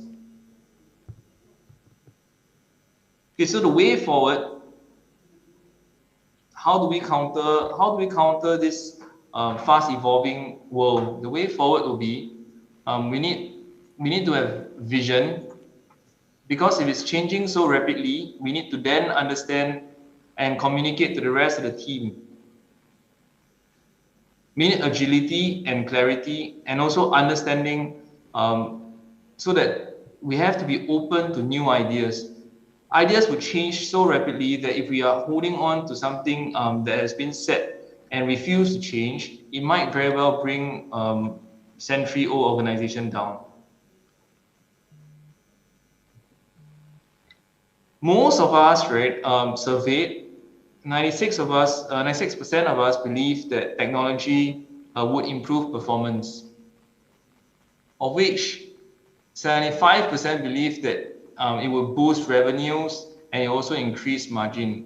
But only 13% of the companies have begun transformation. So what this means is, while everyone acknowledges the opportunity is huge, there's only 13% of the world has started to adopt Industry 4.0, yet everyone wants to adopt. So if we could be the one that provides a solution, if we could be the one that provides this 87% what they want to transform, the potential addressable market is between 216 billion to 627 billion, and that is only in the neighboring ASEAN region. So the market that we can outreach if we are the first to provide such solution is very huge. And I believe that Brunei is well positioned. I mean, the Wawasan 2035, in our opinion, is very good structure and foundation for this change. We feel that it's well thought. We feel that it's well thought through. And one of the main things that we look at digitalization or digital transformation is that it has to be a holistic change. It can't be a targeted or single point change. It has to be a bit holistic. What Industry 4.0 has done, and this revolution has done, is the World Bank has stated that because of technology, the latecomers could leapfrog over the past leaders. Prior to technology, it would be very difficult for anyone that's a laggard to ever overcome the incumbent. But because of technology, we see this happening so quickly. So that's really good news for Brunei and for any other company or country that embraces technology. Okay, so I think there are many ways in which we can digitalize, but for PBA, this is how we envision that Industry 4.0 transition would look like. Again, to stress that I think digitalization cannot happen as a spot approach. It has to be a very holistic way of doing it. So I think for us, number one, we would look at Industry 4.0 solutions for Brunei 5 priority sectors, and from there we grow gradually. Number two, I think there's a need for us to also upskill Bruneians through RACE. RACE is PBA's Robotics Academy. We want to upskill Bruneians through RACE on current day and upcoming new technology in the robotics and automation sector. And then we also have a group within PBA that's called ANTI, Advanced New Technology Incubator, in which we invest and we hunt for companies, startups, and we grow venture build startups that are in the deep tech sector. And we then empower these companies with the tools to grow quickly. And last, we are interconnected. So for PBA, we are in 9 countries in Asia Pac, and it's very critical for industrial transformation to not be a journey on your own. Then the pace will be too slow. We have to connect ourselves with all the other technology providers, as well as the ecosystem in ASEAN. What we have identified with 2023, we have identified a few key sectors that I think Brunei is well positioned to be a regional leader. MedTech, so automated medical dispensary for Bruneian hospitals. So the idea is, could we introduce technology for Brunei hospitals and then export this technology to the rest of Southeast Asia? E-commerce is also growing in Brunei, and Brunei is well positioned because of its highly educated workforce and also its geographical presence. I think Brunei could be well positioned as a sandbox for robotics and automation technology. We could experiment and work it in Brunei, fine-tune it so that it can benefit Bruneians, and after that, export it again to Bimiaga region and beyond.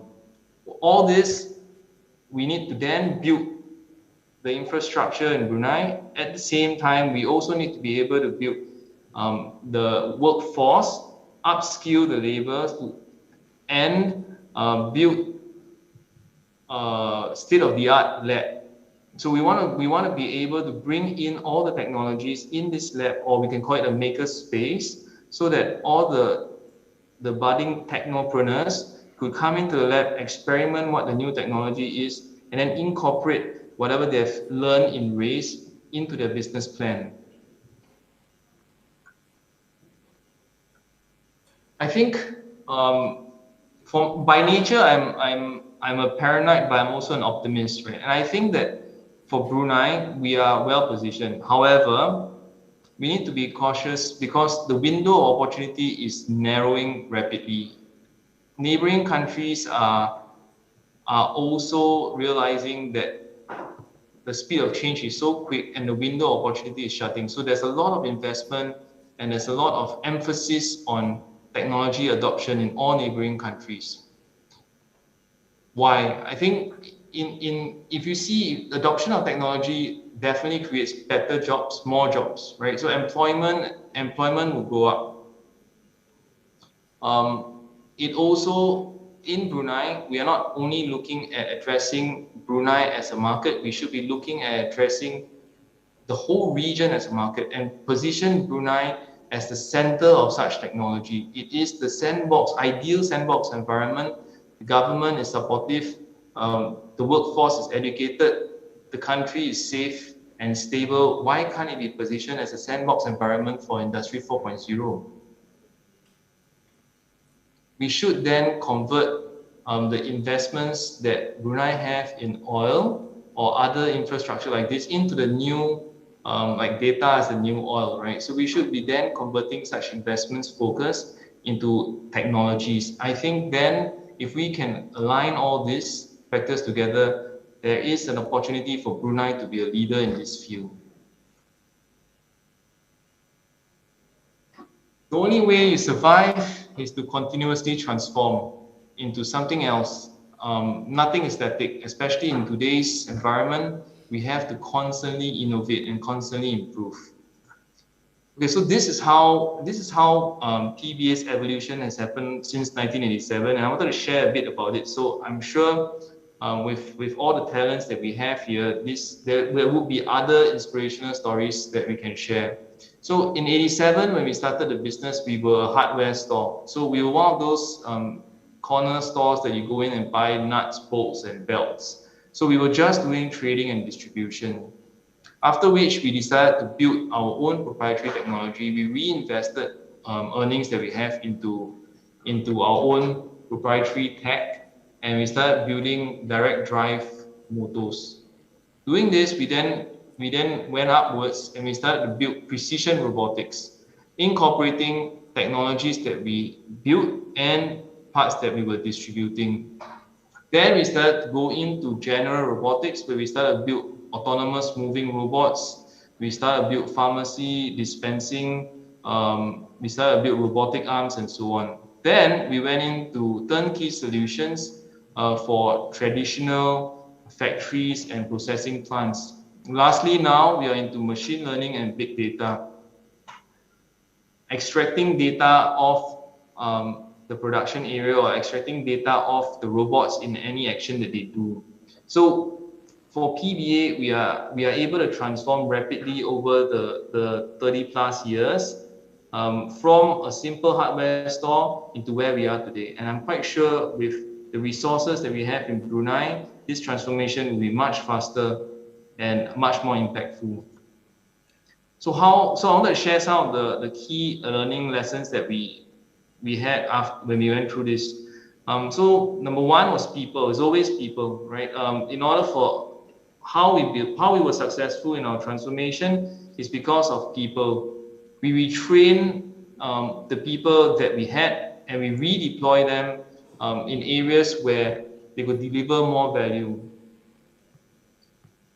While they were in the company for a long time, many of the skills that they had were obsolete. It wasn't their fault. It was just the evolution of the industry. But we, as a company, we were committed to train them and redeploy them. And then we were very, very focused on processes. We wanted to not give up. Actually, there's a misconception also that the traditional businesses would all be displaced because of automation. I don't think it will be displaced. I think that automation and technology should be used and built on top of traditional businesses, built on top of all the experience that humans have accumulated, and then we digitalize the experience so that it's more scalable and repeatable. I think that is the formula for a good business, not to replace, but to empower it. And lastly, technology. So we invested heavily in technology, and we were also quite aware of the fact that because of the rate of change, we can't build all technologies ourselves. We had to be very conscious of leveraging on partnership, working with others that have already gotten some headway, and then focusing on where our core strengths are. So I think with that, the main point that we built in our business was agility. We wanted to build PBA into a business that was agile enough to react to changes that will inevitably happen in current day's context. And that's why we could constantly evolve and constantly grow, because we were built to be agile. In the past, businesses were built to be overly robust that they had too much bureaucracy, too much structure, so that when changes happened, before it could reach the whole company, it was already too late. We were very cautious that we had to build the business to be agile and not robust.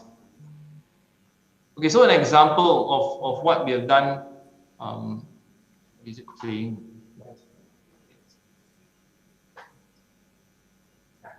Okay, so if you can see, we took out some of the examples of the technologies that we have done.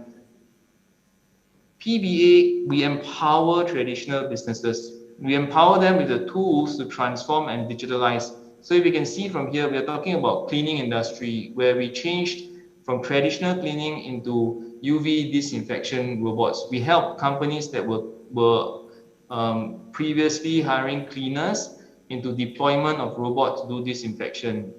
Letterbox. So we work together with the Singapore Postal SingPost, and they are a company that existed since 1819, right? So they're a very old company.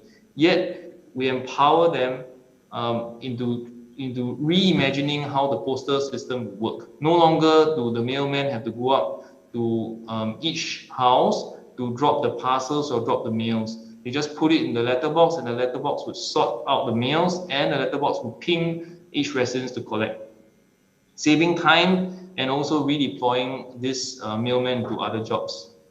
Security solutions. Security guards that were walking around and patrolling the sites. Now, instead of that, they control the robot, and the robot would tirelessly patrol the site 24/7. When they spot something, then they will trigger the human, and the human will go and handle the situation. But if not, the constant patrolling is done by security. Cleaning services. So the cleaning services now, in order for them to do reporting back to the clients, on average, because everyone else is following them. So we really have to be thinking out of the box, challenging ourselves and disrupting ourselves. Thank you. Due to time constraints, we will not have a Q&A session. Thank you, Mr. Derek, for joining with us all the way from Singapore.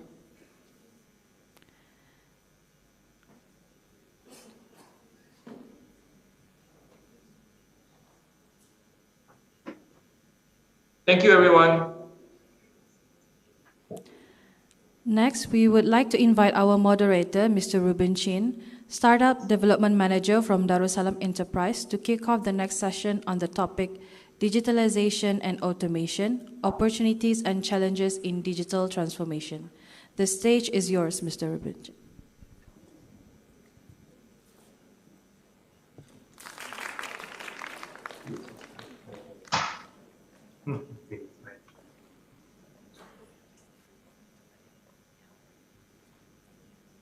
Standing between you and lunch. Totally get it. We are also running a little bit short on time.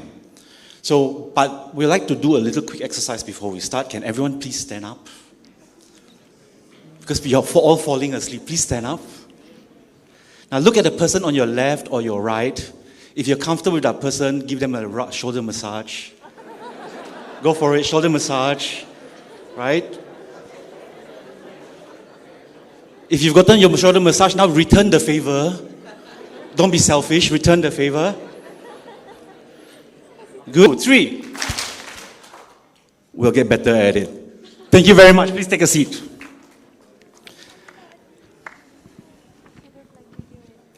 So my name is Ruben, and I'm delighted and honored to be moderating this next session on opportunities and challenges in digital transformation. We will discuss the following big, broad topics. Number 1, what exactly is digital transformation? And what are some of the use cases around this for digital transformation? And number 3, survive but thrive in this new digital economy. Joining, there is Mr. Lu Shangguo, CEO and founder of SG Lab. On the ground is Mr. Rahman Yunus, co-founder of ThinkAccess. Over the next 20 minutes, we will hear from some of our panelists remotely. So let's not ask questions during the time. We'll save our questions for the Q&A session. If you have a burning question, please save the question for later. If you're shy, ask the person next to you to ask. So to begin with, let's get Mr.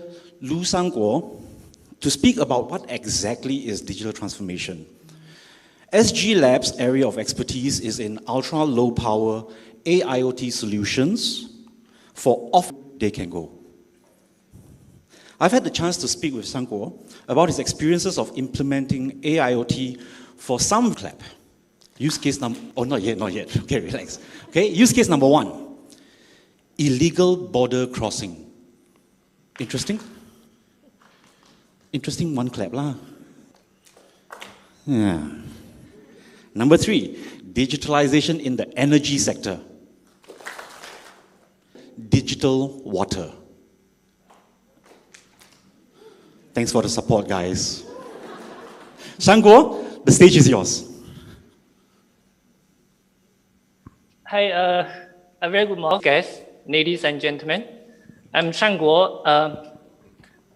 I'm very glad to be here today to share our experiences. So I will start with the trends and challenges from my personal perspective, and then I will introduce our enabling technology, that's the self-sufficient connectivity and the end-to-end IoT solution, followed by our supporters and adopters. And then I will go on to share 2 of the use cases in digital water, as well as smart garden and agriculture. And then I will end with a reflection note. Here is a plantation in central Kalimantan. The size is about 70,000 hectares over here on the screen. That's exactly about the size of Singapore. But over here, there are only 10,000 workers. In Singapore, we have 6 million people. So therefore, it's commercially not viable to have any basic infrastructure in this customer and to achieve sustainability. Similar to remote agriculture, there are a lot of the oil and gas, maritime, as well as the underground mining are lagging behind in infrastructure. In fact, according to Microsoft research, there is more than half of the world is not connected to the internet. That is creating and widening the digital divide between the urban and the remote.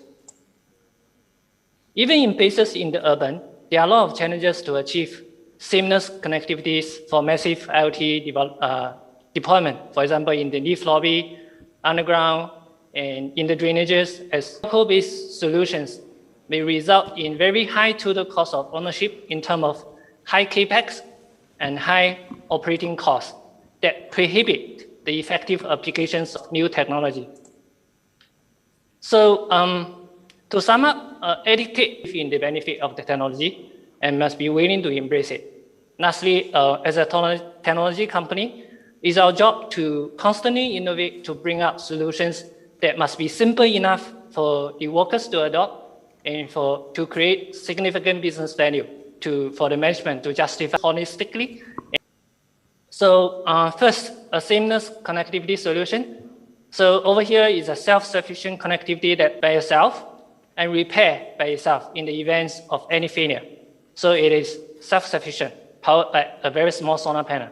And then you also at the same time have multiple layers of security to ensure the accuracy and integrity of the data. So this is our enabling technology for IoT anywhere and supports both NORA as well as mesh topology. So here you go, support all the sensors, controllers, and actuators with connecting to the control main network nodes over here. We have all kinds of sensors is supported by partners in the air quality and climate sensors, soil sensors, as well as water management sensors. And we are actually working closely with our A-Star on each sensors to meet our customers' requirement. For example, and this is actually first of its kind in the world. Internally, we also do a lot of edge AI development to support efficient data connection and data entry. So first of tracker, we have intelligent harvesting accounting map for accounting app for the palm oil companies.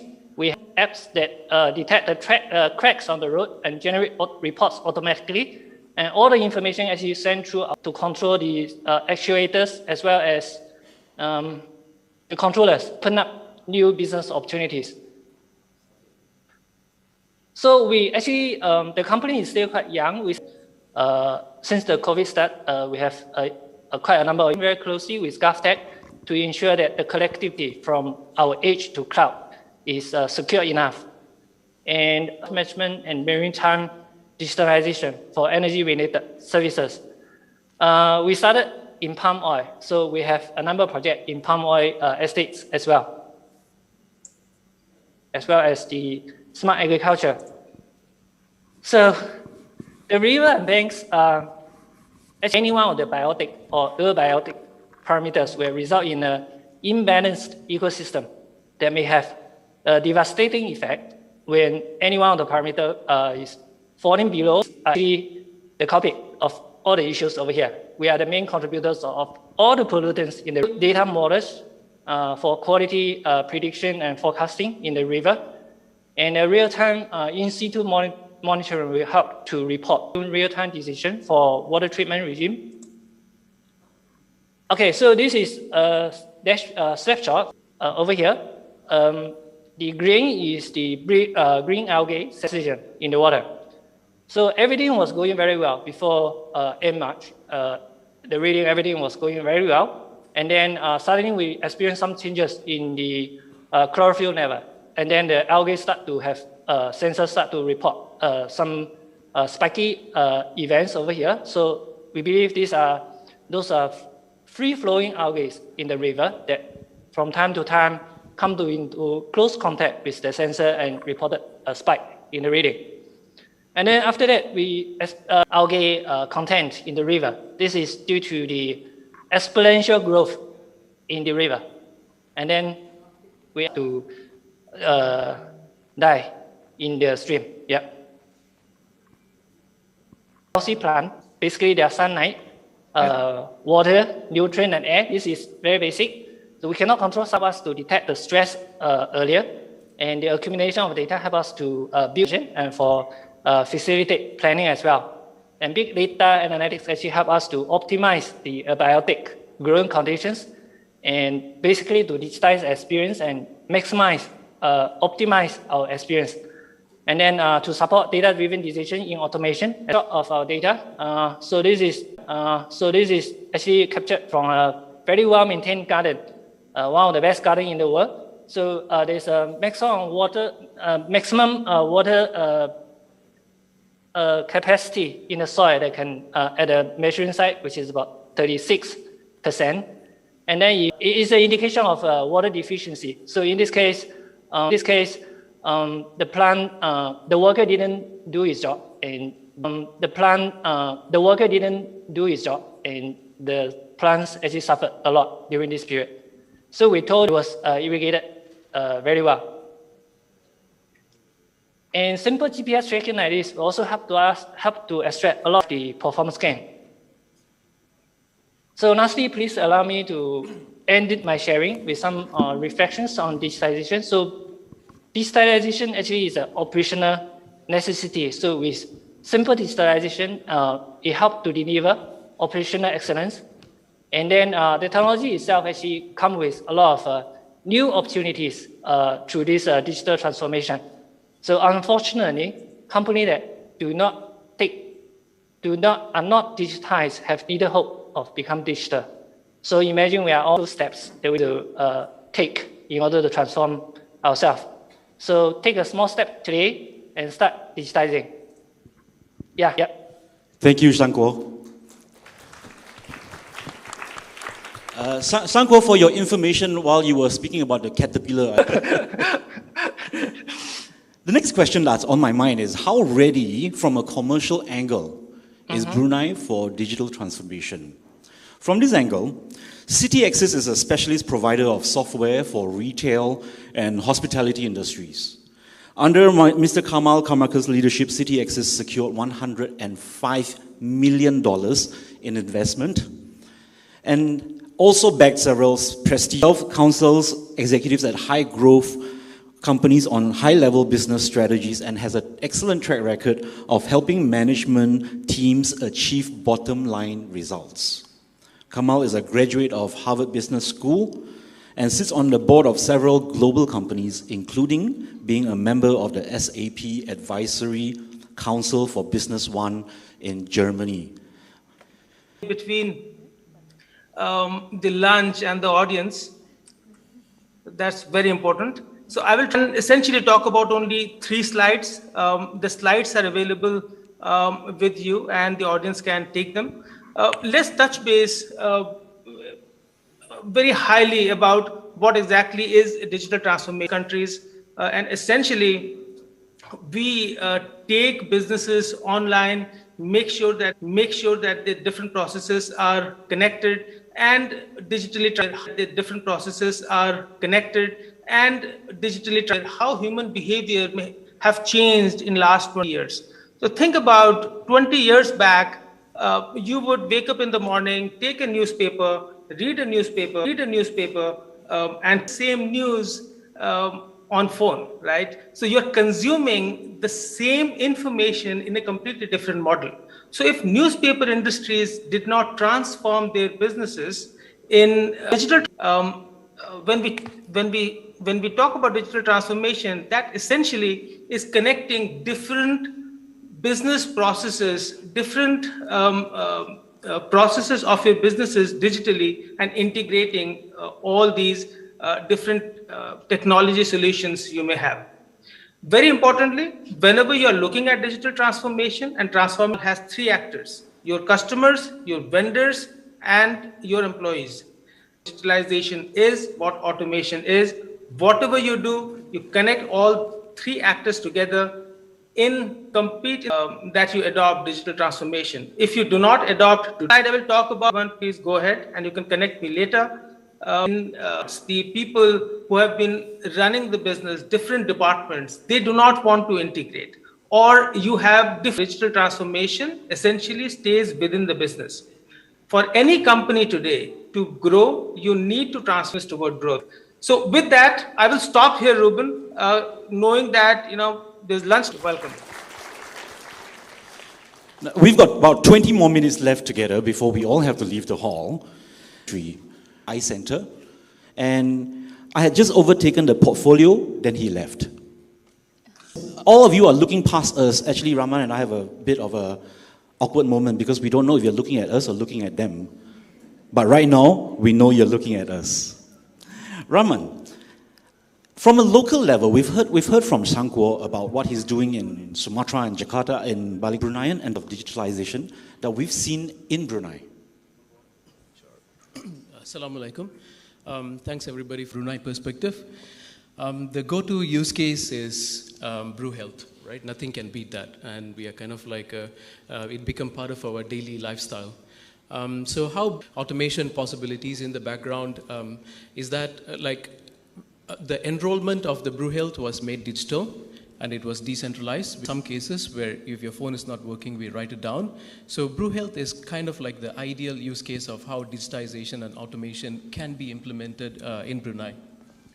So secondly, I would like to share our own perspective on our own implementation. One of our customers, an F&B retail outlet that has about 26 outlets spread throughout Brunei. Hang on. That's, he said F&B outlet with 26 branches in Brunei. Anyone want to guess which F&B outlet is this? Pizza Hut? Something to do with coffee. Yeah, there you go. It's Coffee Bean, really. So they had a problem. The problem they had is they used to manage their loyalty points on a pink card. I'm sure all of us would have come across the pink card at one point. So because it's manual and none of that is digitized, it was prone to abuse. The solution, what we did is to digitize the entire process. From the time they tell us what their name is, what their date of birth is, what their phone number is, to the time every time you buy coffee, everything is recorded digitally. So what it enabled the business to do is to understand what the customers are doing and also help them understand what the customers are, to widely discover the patterns that would otherwise have been made over a gut decision, right? So these are like, there are many more examples in the best interest of time. These are like very high level examples of what the best cases of digitalization in Brunei is. So even from a commercial angle, Brunei has started to digitalize, and it's not all government pushing, right? There are some questions here on Slido, and I will refer them to you, gentlemen, remotely later on. But I'd like to continue this conversation with Rahman about high digital penetration rates. We often hear that for so there are more Bruneians on Facebook than there are actually Bruneians, and that's what we call a high digital penetration rate, right? But something that we've been talking about and thinking about for a long time now is everyone can use Instagram, but not many people can build something. So when it comes to digital products, there is two broad categories. One is digital consumption, the other one is digital creation. Digital consumption, high internet penetration rate. Everybody has a smartphone. We are super digital literate. There is barely anybody who has not interacted with one smartphone in one way or the other. But where we can make some headway and progress is in terms of digital creation. Places like Silicon Valley and parts of Estonia that was being talked earlier, places like South Korea, they built an ecosystem that incentivizes creators to solve a problem. So Instagram did not start as a billion-dollar company. It started off as someone wanting to do something about their own daily problem. So if we could build the ecosystem around that incentivizes the creators, then I think we would have a lot more creation coming out of Brunei on top of digital consumption. So an ecosystem that incentivizes individual creativity. So I'd like to invite Kamal first to share a little bit of his thoughts about what Rahman had mentioned earlier on about ecosystems that incentivizes personal creativity. Yes, you see, if there is no motivation and incentivization, it is very difficult to have digital transformation. So, and I completely agree with Rahman on this. So, very important that integrate each other, connect each other seamlessly. And you have department heads and actual human beings who are responsible. Thank you, Mr. Kamal. Let's move over to Shangguo. Shangguo, you were also nodding your head, but a little bit more subtly than Kamal. So do you agree or disagree with what Rahman has said? Yes, we have all different kind of corporate innovations, government-initiated innovation challenge, open innovation platform, this kind of activities to work with the corporates. And yeah, so even for the government initiated questions on Slido, and I have a feeling that this one is for you, Kamal. Which part of the retail value chain? A very fair question. So in retail, the points are most important, how quickly you are able to sell. The most important piece in retail is a single view of inventory. What that means is you may have multiple channels by which you are selling. Taking Rahman's example, you may have an organization that is selling online, it can be selling offline on store, but you would like different companies are using has to be integrated together. So that piece, I believe, is the most important piece for a retail, in a retail environment. Sure. So it sounds like the real impediment here really isn't technology, it's people agreeing on how to build it. Technology is there, but how you consume technology is not. That knowledge is not. So you have very large systems in place, but that does many, many things. But as a company or as a business, you may only use maybe 30% of Oracle or SAP, right? But why do you want to buy the entire massive solution? Just buy the solution that you can use to transform. I'd like to ask the floor, do you have any questions that you would like to ask in public? And not on Slido? Counting, going once, twice, gone. Let's come to the next question that I find very interesting here on Slido. And I'd like all three of you to answer, but let's start with Rahman, and then we'll move on to Kamal, and then subsequently Shangguo. Which is this question says, what are the impediments for your companies to introduce these solutions in the Brunei market? So obviously we'll go with the logical one. Rahman, you operate in Brunei. So what are some of the challenges that you have in introducing these kind of solutions locally? When we first started off our company about 4 years ago, we started introducing solutions in the smallest way possible. We started building prototypes and MVPs instead of like full on going into a full-blown solution. In terms of impediments, we have not had much of a problem. It also, at that point in time, we were dealing with mostly SMEs and startups. So the impediments started to come in once we started serving enterprises and civil service institutions, because they have policies that we have to comply. One of the main impediments is access to cloud, because every organization will have their own cloud policy. And so we have to work around that. But those differences are slowly disappearing. And moving forward, there should be no barrier of friction in introducing new solutions into the market. And what is more interesting is the public are a lot more open to consuming new services if they are positioned and marketed properly. Thank you, Rahman. That's from a local perspective. Kamal, you've also had a quick study of what our Brunei market looks like. Any thoughts from your end? Yes, sure. We have studied the Brunei retail market in detail.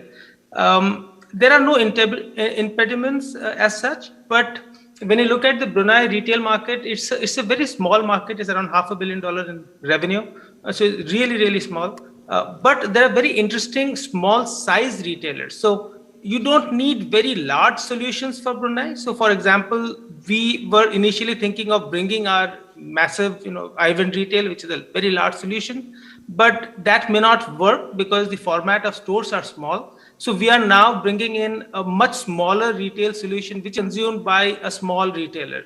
So that's essentially what we are doing. As far as your question is concerned on impediment, I do not see any impediment to get into the Brunei market as such. Thank you, Kamal. And now we close off this question with Shangguo. Okay, so I think because for my side, we're mainly dealing with a small problem statement first, and then to start with a POC to let the customer to experience what digitization can really benefit them. And from the other aspect is, I think as a young company, we do have issues of going overseas and without a local support. So we need to partner with the local companies to do the support and commissioning and technology transfer to let the local company to run the whole thing. Yeah. Thank you, Sanko. The last question. I promised my friends over at AITI that would be the last question, but I lied. Sorry, AITI. This last one is, I think, important for us to understand. Rahman, from a local Bruneian perspective, what is the next step for us in this process of digital transformation? So I'd just like to introduce two simple concepts to you as a key takeaway from the session. Number one, if you have read The Atomic Habits by James Clear, please put up your hand. Anybody have come across? Yeah, so a few hands, correct. So what James Clear basically says is, if we try to be 1% better than what we are today, over a 365-day period, we would become 87%, right? But if we don't try to improve 1% every day, then we are worse off. So I was thinking, what if we took this concept and we applied it to digitization, right? So how would that look like? Is that if you are doing your business or your data collection or any forms in a paper, try to go to the next possible step, which is doing it in an Excel sheet or in a spreadsheet. So that's a seamless, inexpensive, straightforward transformation. It's still digital, right? There's nothing wrong with that.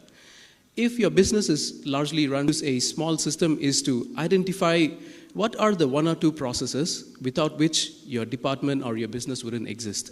So you don't have to think about HR, you don't have to think about administrative function, finance functions. For transformation, identify one or two processes that are absolutely crucial, and then try to transform those, put it in a small little system. So two concepts: try to get your business 1% better every day, and try to make there are many tools available out there. Thank you, Rahman. And thank you to all my panelists. Now, finally, Kamal, Sangwo, and Rahman, where can people find you if they would choose to? Let's start with Sangwo. Is there a website or an email address that we can find you and reach out to you? Yeah, sure. So we have a website, scnap.sg. You can connect to me via LinkedIn, and and can send me email, can give me a call. And Kamal, where can we find you? Yeah, you can look me up on LinkedIn or just come to the website ivend.com, ivend.com. Please feel free anytime. Thank you, Kamal. And yourself, Rahman? You can find me on stage. Or just look up our company, Think Access Solutions. I'm also available on LinkedIn. Thank you. I had something funny to say, but he took it away from me. Thank you all very much. Time for lunch. Thank you, Robin. Thank you, Kamal. Thank you, Sangwo. Thanks. Bye-bye. We have now come to the end of the morning session, as we will break for Friday prayers. We shall resume at 2:30 this afternoon with Yang Mulia Ms. Suzanawati Haji Suharju, the CEO of Emergent Sendirian Berhad. Thank you, and we will see you again later.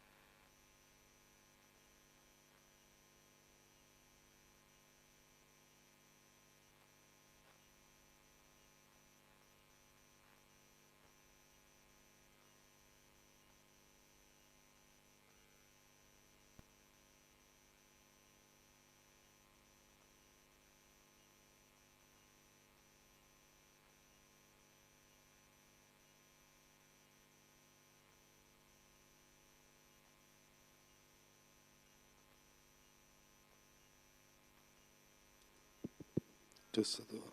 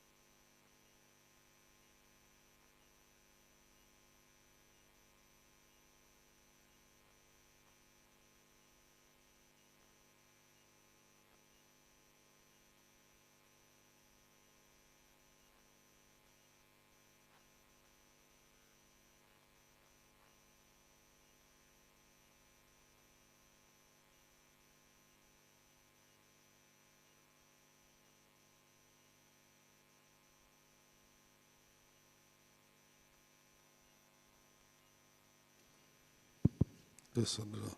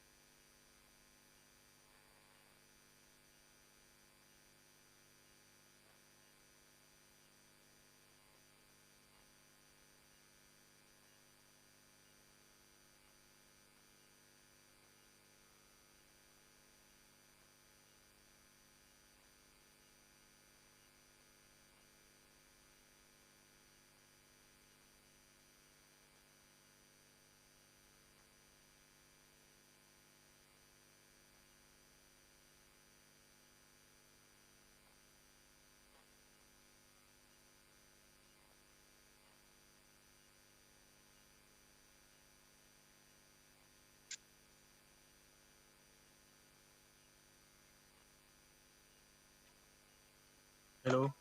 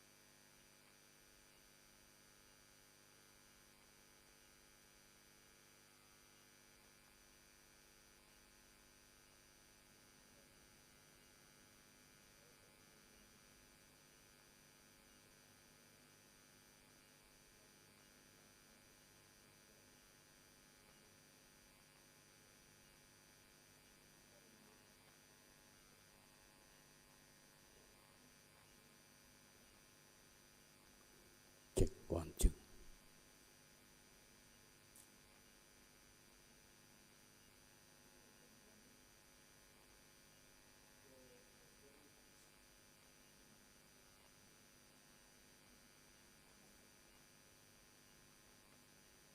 Before we move on to Taking another question, to taking one more question from this video. But that one you can play around. You can play around. So audience confirm satu, but Slido will play around. And then Slido, ya baca sendiri. We will display. She knows that we'll take only 3. You tell her the top 3 that's appearing. Right, from the MC. Macam mana? How do you form that word? I think that one you got to brief her. No, I will brief her after this. So what do you want to say? You want us to read the question? No, she just read it, display. She choose top 3.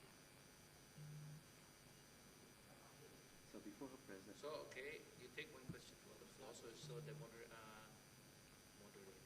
MC will say invite one question from the floor, and then followed by one question from Slido to close out the Q&A session. Correct. So I need to brief Susanna. I want her to say, and that is the end of my presentation. She comes in.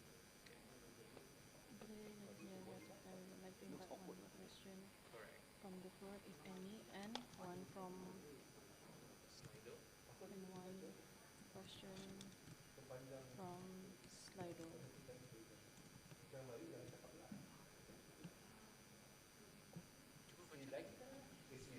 Ladies and gentlemen, in the interest of time, we would like to invite one question from the floor, if any, and one question from Slido.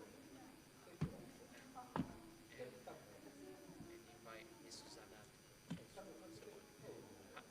Zat, I think we said invite Miss Susanna to answer one question from Slido. I think just nice, the one. And one question from Slido, and invite one question from Slido. Because the questions are all there. So you have to invite Susanna to answer one question. To answer one question from the Slido. To close out this session. Correct. So we either 1, 2, or 3.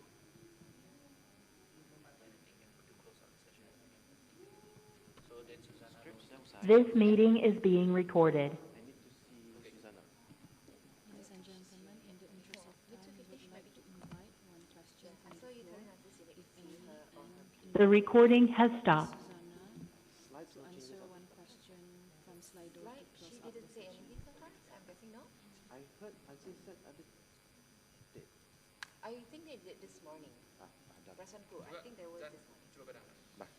Ladies and gentlemen, in the interest of time, we would like to invite one question from the floor, if any, and invite Ms. Susanna Wati to answer one question from Slido to close out the session. Cuba you remove one question from the audience, and what's your continuation? If any. If any. And? You want to drop if any? It's okay, if any, and? And invite Ms. Susanna Wati to answer one. Lepas taruh saja. And? Lepas lagi if. And lagi payah and invite Ms. Susanna. No need to mention twice. And one. And one question from the Slidos. Okay. I will tell you Karang sama ada 1 or 2 question or 3 question inside there. No wonder.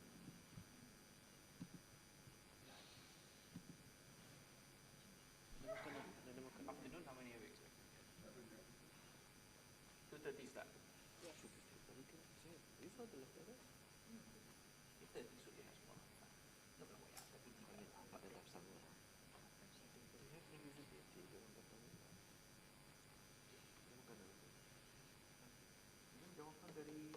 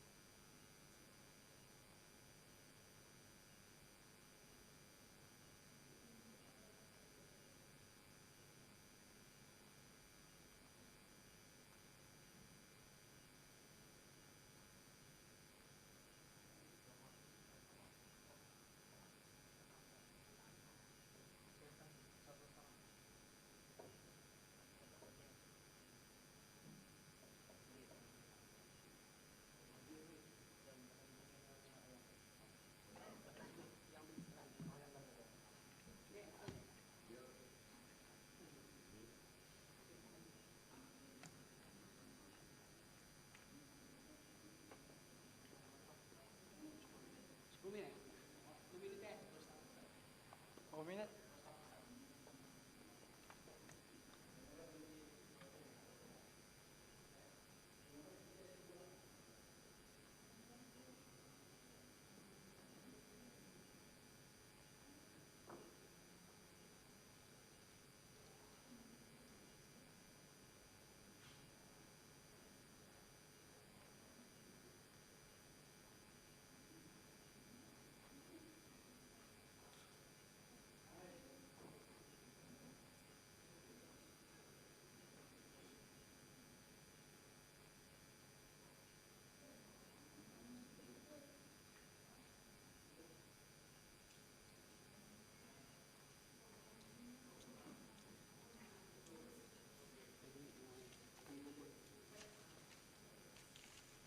Where is it?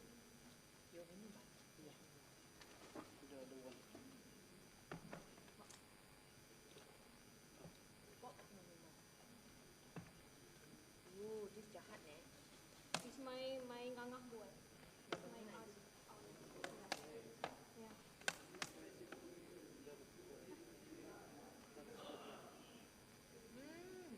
Oh my god, it's so good. It's my aunt dari cooking. Water tutup pelang.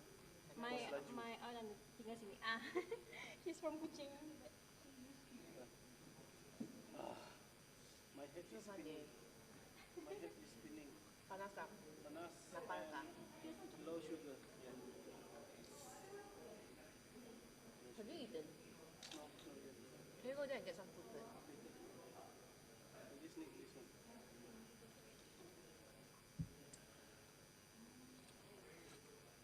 There you go. There you go. Pepsi ada tak lagi? Huh? Pepsi. Thank you very much.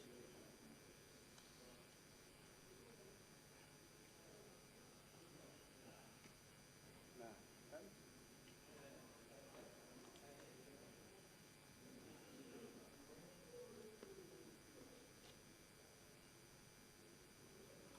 Yang mana bunyi? I can't stop munching lah, Fira. Can't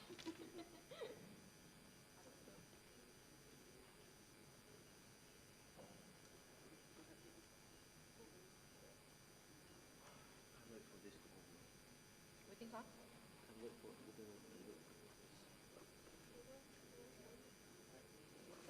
Almost over. This looks interesting. Extension of e-commerce. Anything lah. Bel. Bantu ni confirm ni. You have.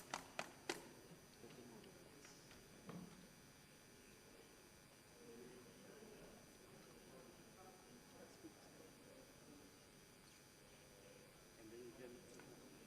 Speakers is not even. Speakers are not even there. No more Friday. No more Friday.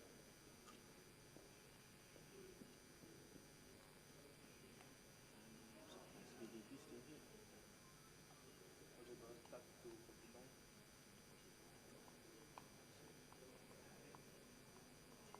Kenapa tak kau? Duduk Brunei. Normal. Yeah. Normal Friday. Changi. No. I mean, Brunei. Tahu lah. Orang Brunei. Nasi aku bukan orang Brunei. No, dari mana puncanya? Where does it start? In schools we are trained to be early on time. Kids pengukiran.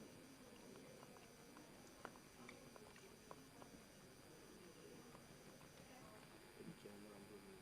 But meetings start 2, they take it 2 o'clock. Oh, ini you want to play something? You know some music about this? Go ahead. Hand clicking. Nah, ini go ahead. Kacang ganya ni, kacang. Kompong.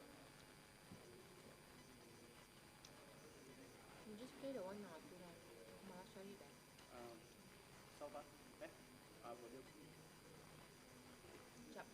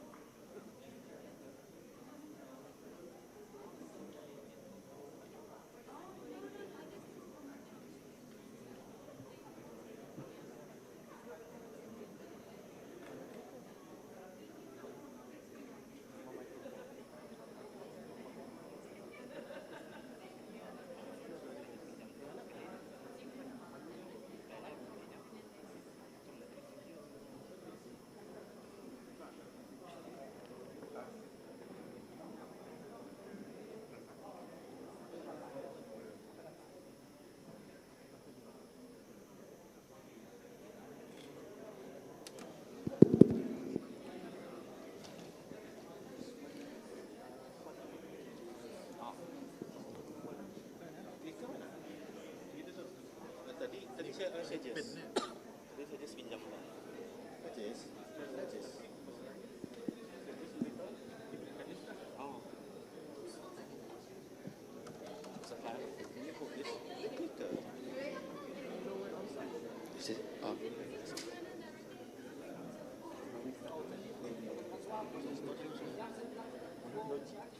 Oh, teknologi tu.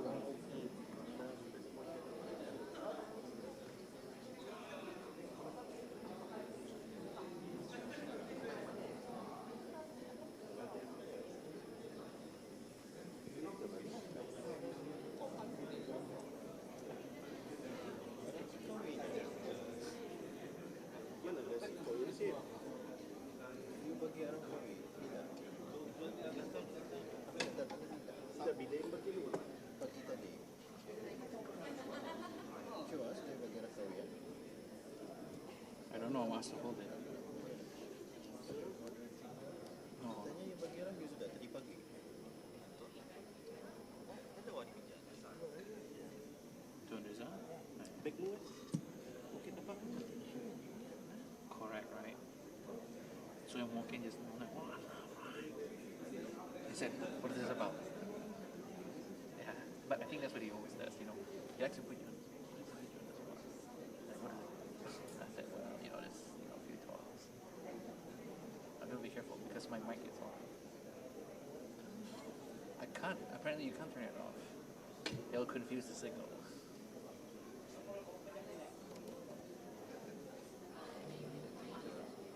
You need a what? I don't have one. Clicker. You got a clicker, huh? Apparently it's off. Oh? Hilang.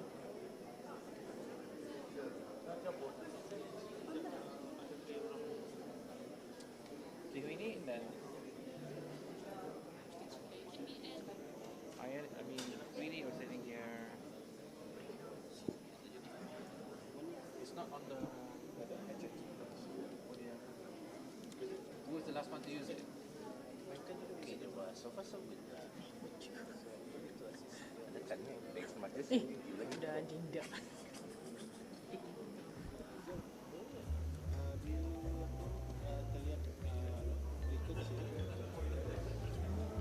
You got a clicker?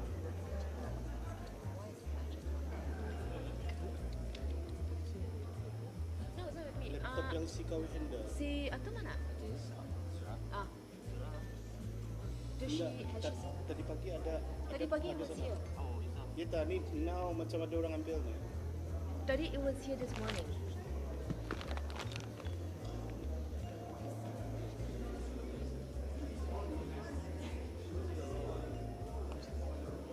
Can we click it for her?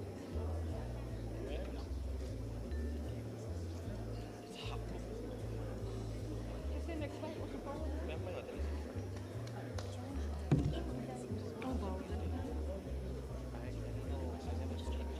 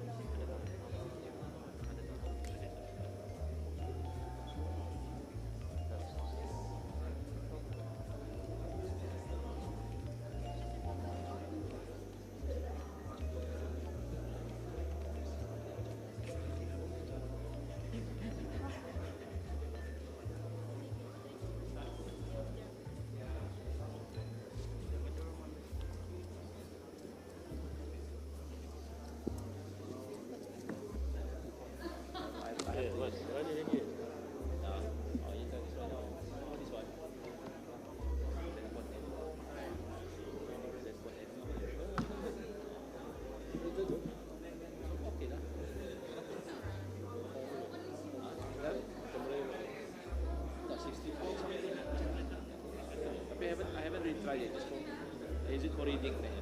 So I'll put my SIM card here. SIM card. What is SIM card? Your SIM.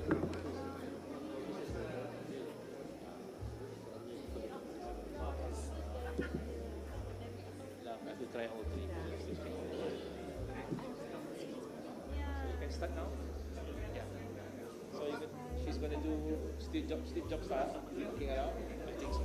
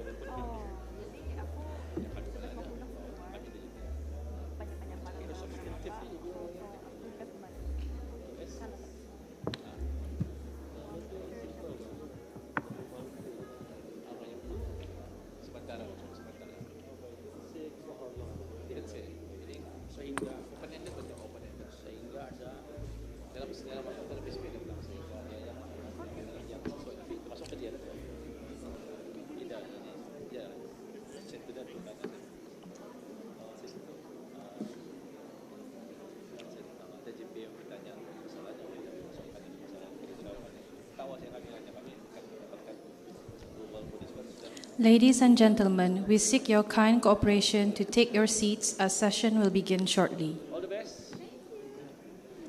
Patutnya orange. Oh, you should be in orange one. And you're more like an orange. Tell blue. No. Orange plus purple color. Welcome back, everyone, to the Smart Nation through Digital Transformation Conference for the afternoon session.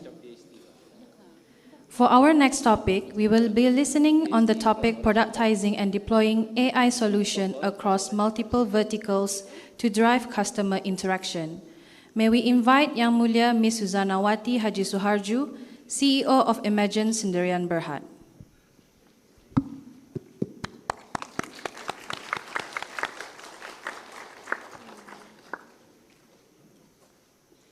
Assalamualaikum and good afternoon, everyone.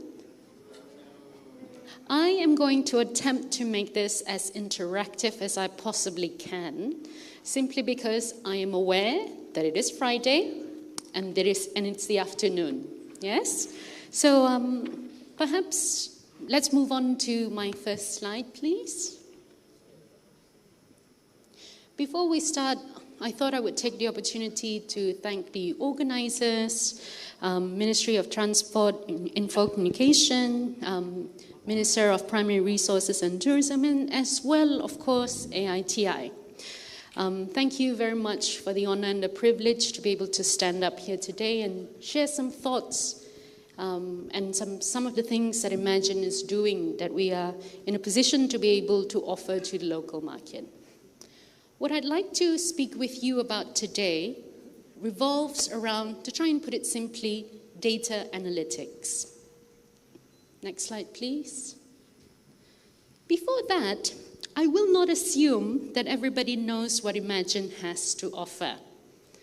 Of course, as part of the telecommunication transformation in 2019, and we were formerly Telbrew, and we had opted to rebrand ourselves as Imagine Sendirian Berhad, where not only were we in a position to be able to offer broadband, but also mobile. That is, of course, what you see everywhere and what we are able to offer our consumer customers. What perhaps may not necessarily be well known is that we also have an enterprise sales division that offers an array of products and services, which of course includes Business Connect, and that includes business broadband and business mobile. Of course, that's the very basic. But of course, we want to be able to introduce to the local market things that are beyond connectivity. And what you see here on the screen is, of course, the usual lease line. We also offer DMR, SMS gateway. And one of the things that I would want for us to showcase as part of this event, and we do have a booth outside where I will strongly encourage you to visit, is that our services that entails cybersecurity, data analytics, and of course, products that relates to the oil and gas industry, the medical industry, as well as data center and so on and so forth. Yes? Thank you. Next slide, please. Right, to get into the crux of the presentation. So again, what I wanted to speak about today is, of course, on data analytics, artificial intelligence, and why we need to start thinking about it and how it can support our business. Next slide, please. Right, ladies and gentlemen, before we start, let's talk about data. What is data? Yes? It is everywhere. Now, over the last 2 years alone, 90% of the world's data was created. If you were to picture this, 2.5, there's so many zeros there, quintillion bytes of data was created. Picture the Eiffel Tower and stack it up 4 times. That is how much data has been generated. What does it mean? You hear of the word big data. What does it mean exactly? Yeah? Data now has been a source of economic value for us. Yes? Now, as a business, irrespective of the size that you are, whether you are big, whether you are small, guess what? You are ultimately in the business of data collection. Yes? You store, you secure, you harness information, but the question then comes, how do you apply it? How do you monetize it? So let's speak about that together today. Next slide, please. Right, first and foremost, I will safely assume that everybody in this room holds a smart device. Is that correct? Yes, thank you. And this is the part where I will shamelessly plug and say, I hope you hold an Imagine mobile line. Yes? Thank you. So, ladies and gentlemen, yeah, if you look at the statistics that was created last year, every minute we create so much information and data. Let's drill it down a little bit, yeah? On YouTube alone, 500 hours of video was uploaded every minute, yeah? Instagram, that's popular when we use social media. Some 347,000 stories are uploaded every minute, yes? Everybody here, I'd like to assume, uses WhatsApp. Some 41.7 million messages are sent. A lot is happening online every minute, yes? So we've essentially increased or doubled the use of our data when compared to statistics shown in 2019. Now, the question we ask ourselves, yeah, as a business, what are, with so many customers creating information and consuming online content, are we in a position to be able to tap into it? Next slide, please. Let's drill down into some information locally in Brunei, yes? These are statistics that was derived in 2020. Let's just put it this way, ladies and gentlemen. Out of approximately 413 internet users, about 410 of us are on social media. We have had a significant growth in use of mobile devices and other smart devices. I won't go into the details of what has been used, but again, my message here is that Brunei, as a nation, we are geared and ready to go on what I call this digital wave. Next slide, please. Okay, we've spoken about data. We've spoken about how it was derived. Let's speak about what we do with it. Now, this is a piece where we speak of data analytics. Where do I start? Yeah? It's simple in my view. It always starts from an organization asking themselves, what is that question that you want to be able to answer? I'll take an example that Imagine ourselves have used over the last year. As everybody knows, we've moved into a highly competitive market. And one of the things that we wanted to do is to make sure that our customers continue to stay with us. So we asked ourselves the question, how do we make sure we continue to keep our customers happy and that they retain and remain with us? So that was the question we asked ourselves. We then use data, we then use analytics to be able to make informed decision of how we launch our products better, how we interact with our customers better, and ultimately answer the question that we asked ourselves, how do we make sure we keep our customers with us? Next slide, please. Right. Why do we have to look at it now? Why is it so important now compared to where we were? Now, last year was an extremely unusual, unprecedented year for all of us around the world. COVID-19 hit. We've had to think differently on how we do business with each other all around the world. Yeah?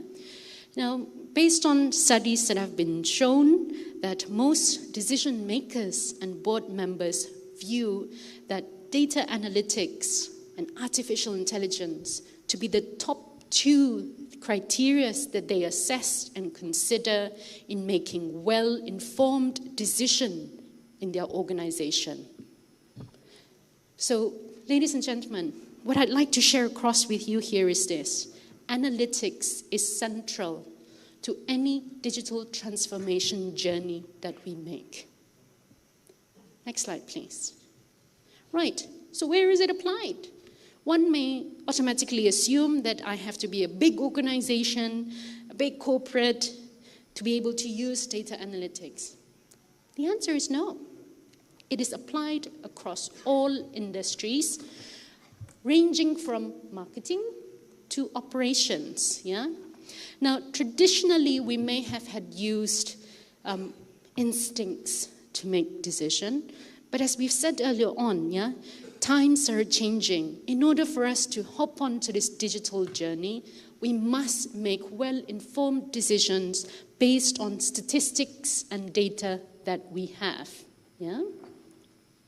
So these are, of course, the different areas and industries that applies data analytics all across the world, ranging from marketing, ranging to social security service, ranging to logistics and supply chain, to name a few.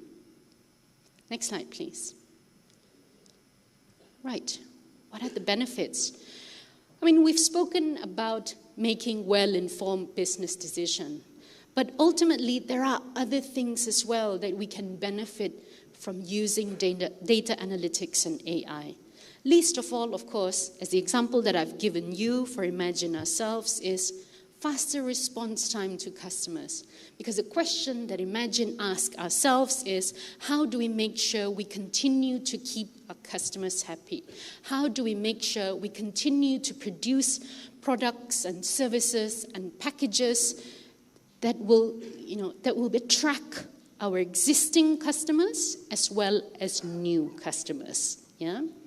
So again, ladies and gentlemen, there are an array of benefits for us to be able to use this as a platform for us to make decisions on not just impacting those that are impacting our business strategy, but even in how we interact with each other and our customers. Next slide, please. Okay, there are different kinds of analytics, yeah? And where does one start, yeah? Again, we've already spoken about how effective it can be for any organization, irrespective of your size, yeah? You can start from as simple as data gathering, yes? This is where, you have a look, an insight as to what the information is. What has happened? That is the question we ask ourselves. We then move on to why did it happen? Yes? We do some analysis as to what was the root cause of an issue. So we call that diagnostic. And in addition to that, next step.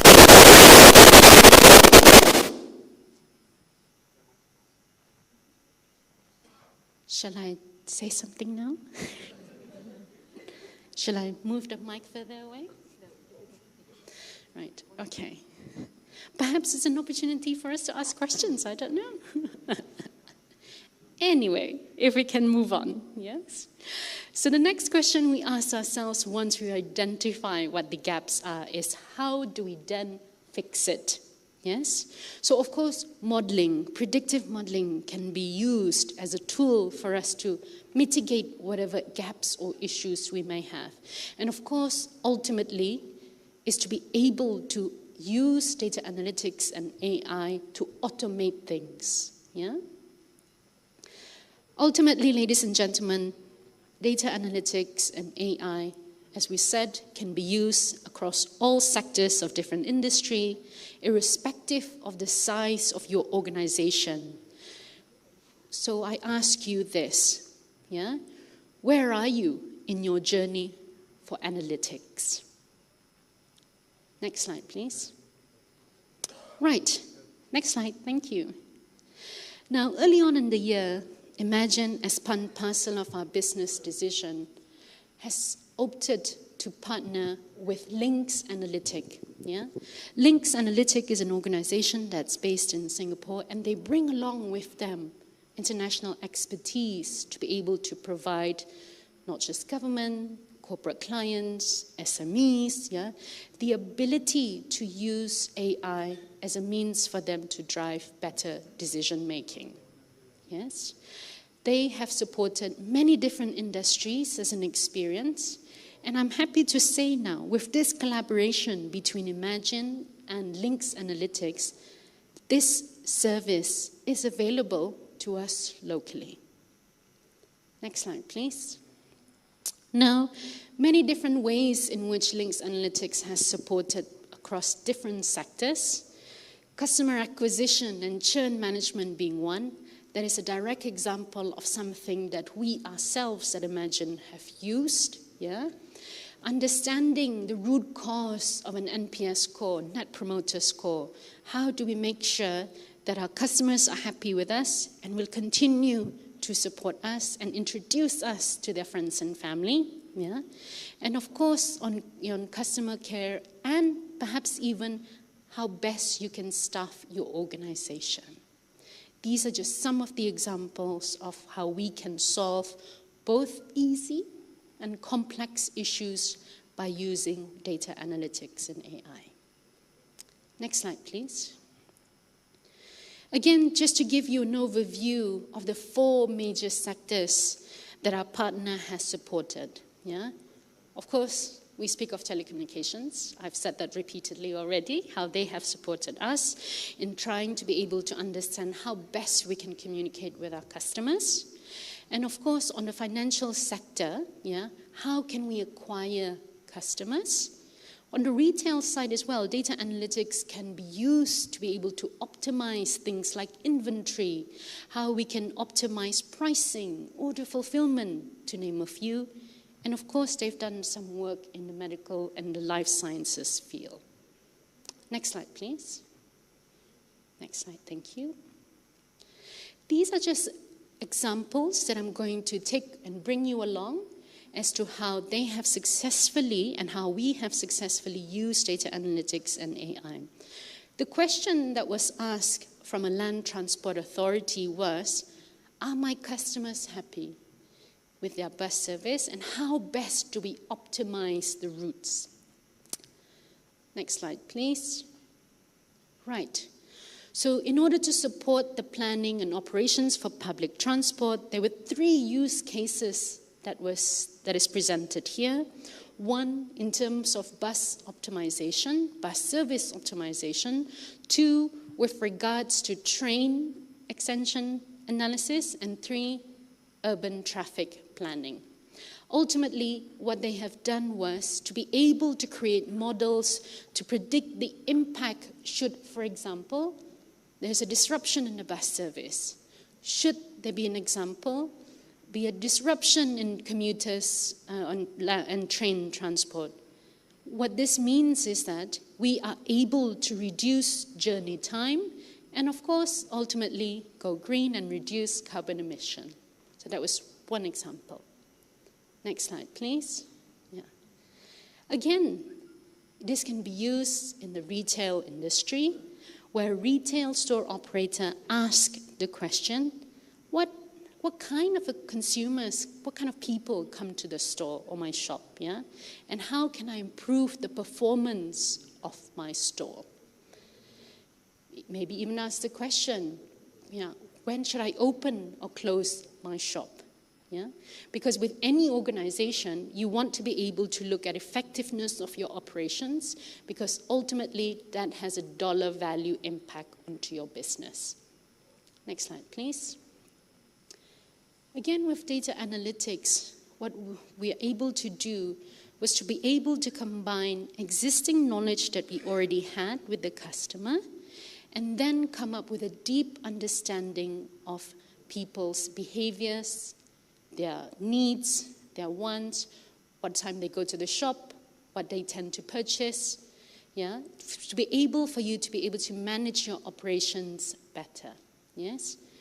You know, there are many different things that we can do here. Of course, analyzing demographics, analyzing age preferences, analyzing the income category of people. All of these are useful information that can help a retail business operate themselves better. Next slide, please. I'd like to speak to you now about what we have that's called Customer Happiness Index. Yes? It is to be able to identify and manage key factors impacting customer satisfaction. You'll notice that over the last couple of minutes, I've been speaking about, customer index. I've been speaking about how we can serve our customers better. One of the reasons why we do that is because imagine as an organization value and pride ourselves with our excellent customer service. Yes? Next slide, please.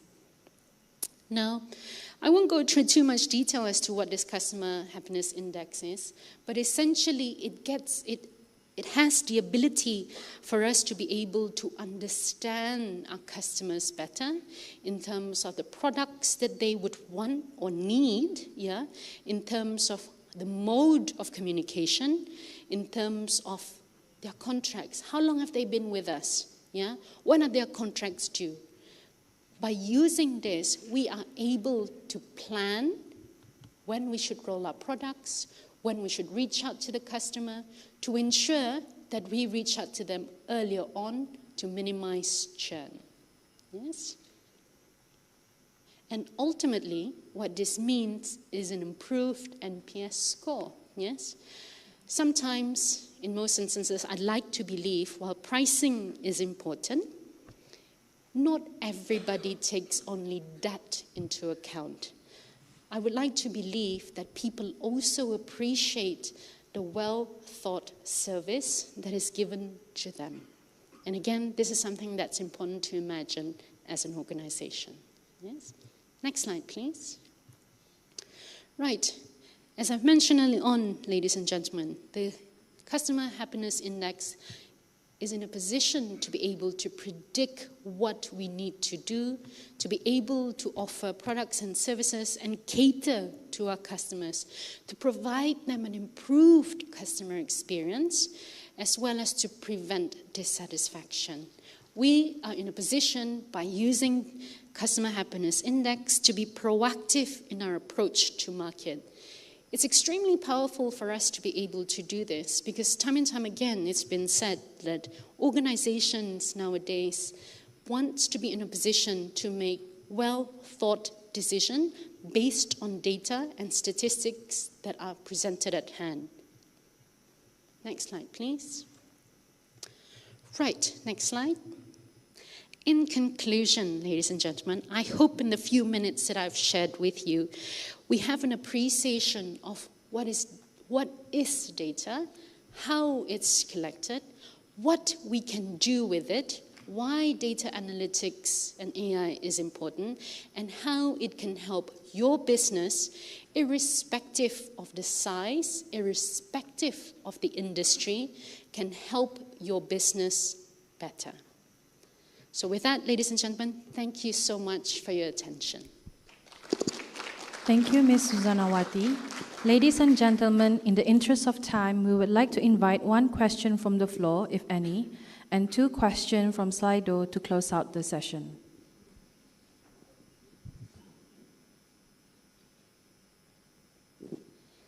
Shall I take a question from the floor first, or? Okay, I'll read from the bottom up. Yes. What are the challenges or resistance that can address Brunei market to adopt analytics? I think this question can be applied throughout anything new that is to be introduced to us. It all boils down to information. It all boils down to knowledge as to how it can help improve businesses. It's very natural for when, in an instance where when something new is introduced to us, that we are hesitant at the onset. But I believe our role here is to be able to continuously engage and share with you benefits of data analytics and AI.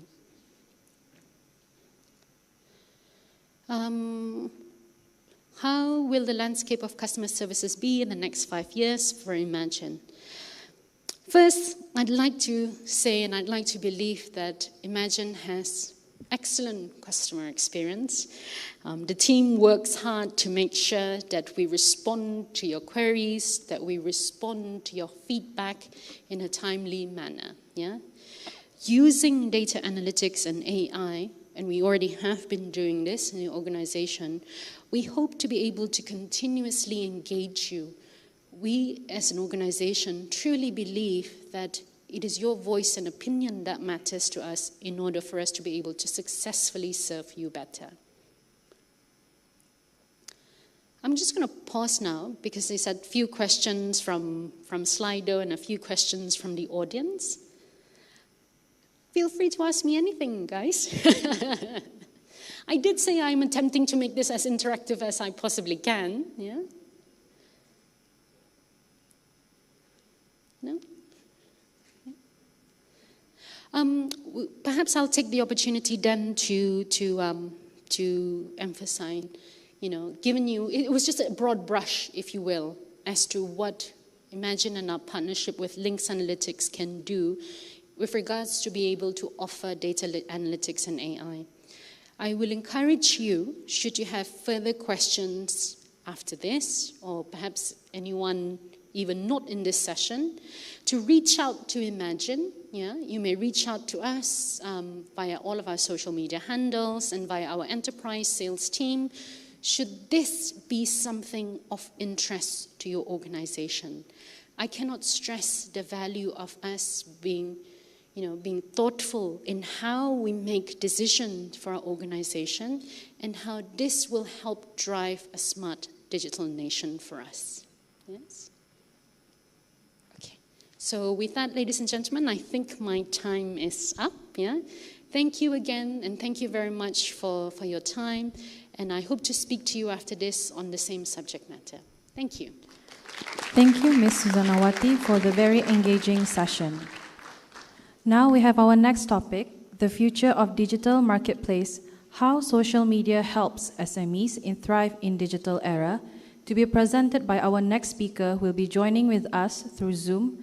Please welcome Yang Mulia Mr. Nudi Valdrino.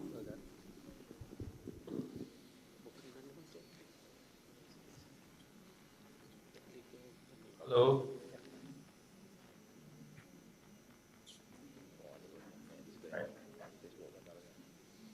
Hello, good afternoon, ladies and gentlemen. Assalamualaikum warahmatullahi wabarakatuh from Indonesia. My name is Nodi Valdrino. People usually call me Rino. I'm currently Politics and Government Outreach Manager for Facebook in Asia Pacific. First of all, I would like to thank the Brunei Mid-Year Conference organizer for inviting us. This is, I think, if I'm not mistaken, one of the first time that Facebook collaborates with Brunei government. And it is our intention to be in Brunei sometime. So hopefully the pandemic will end soon and we can all meet in person. All right, so I have around 20 minutes in front of me to present about how social media trends have actually changed in the middle of pandemic and how SMEs can actually utilize social media moving forward to improve their sales, to do cross-border sales, and what are the trends moving forward. So with that, I would like to ask your permission to first share my slides. Give me a minute.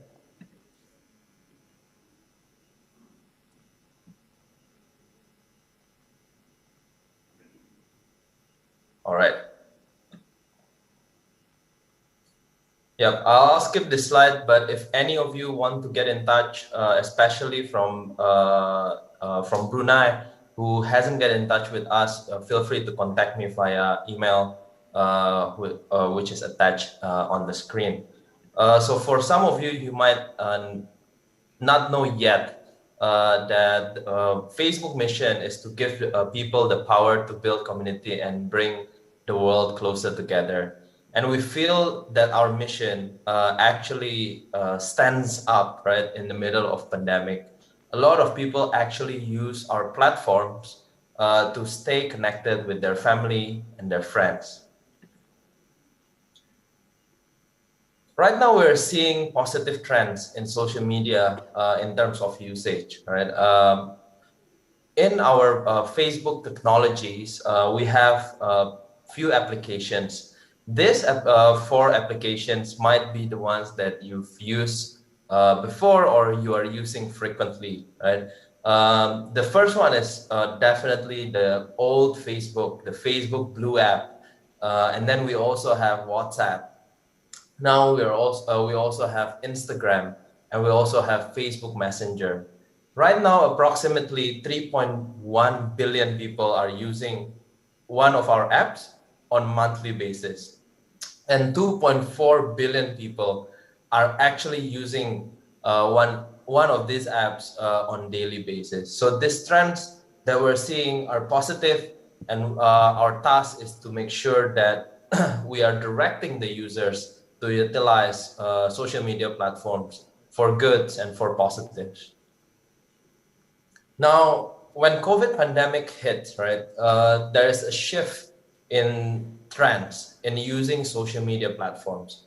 We like to call this being creative in uncertain times and learning how brands can develop their creative work right now. So some of you might be representing companies. I know we have friends from Brunei government here. Some of you might be thinking, how can I engage with audiences, with social media users during this pandemic, right?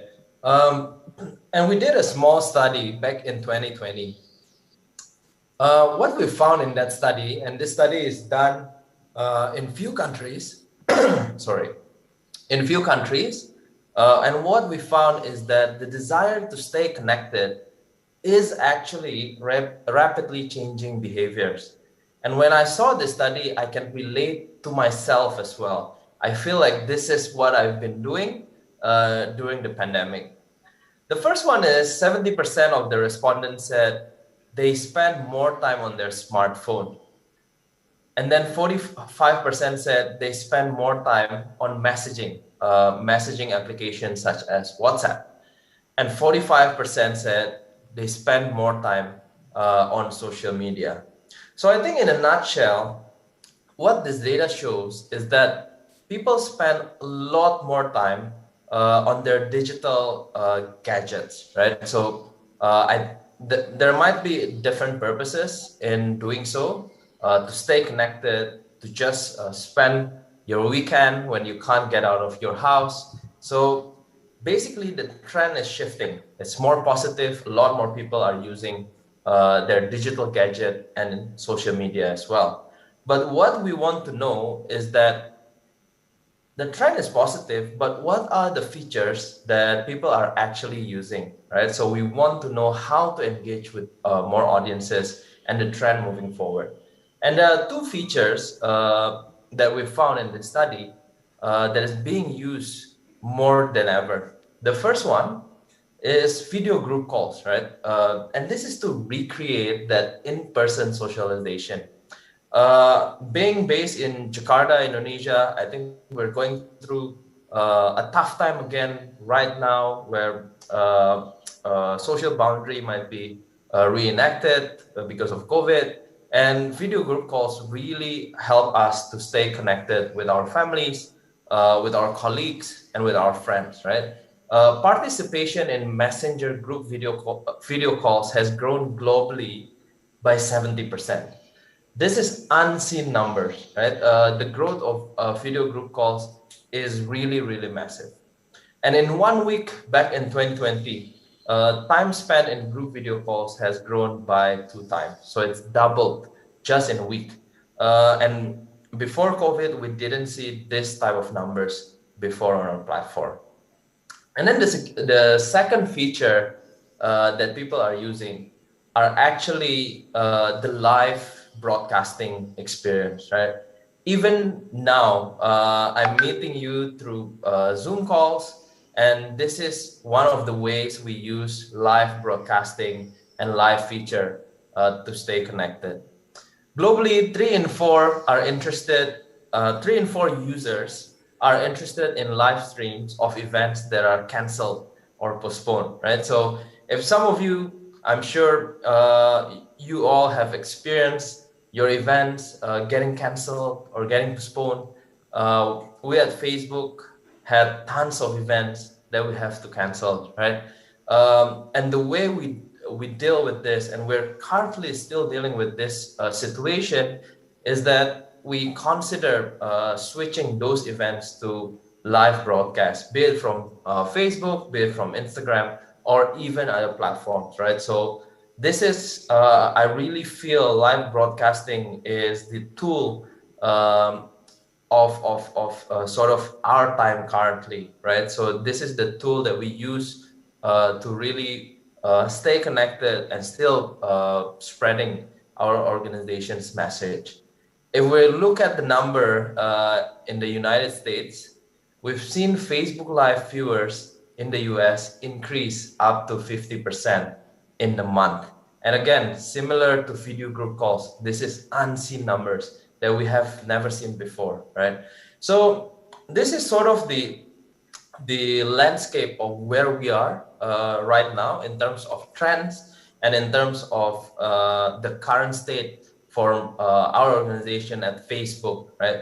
So if any of you are looking for ways to engage with your audiences, you want to engage with more users, definitely consider group calls or live streaming experience. Now, for SMEs, right? So some of you might have your own small, medium enterprise. Some of you might have friends who own SMEs. This is a really touching topic, right? Because SMEs are one of the most impacted organizations during COVID, right? Decades ago, consumer buying decisions were based largely on what was immediately available in store. This is not the case anymore, right? COVID-19 has accelerated online shopping, right? Advancing years worth of e-commerce penetration just in a matter of months. That's what's happened in the last 2 years, right? So shopping is being redefined. Today, businesses of all sizes are actually being forced to change their model and adapt to selling online. And for me, this is not just for businesses, right? This is for organizations as well. Even for government organizations, you are being forced to spread your message online. Going forward, consumers may be more discerning in their shopping behavior, right?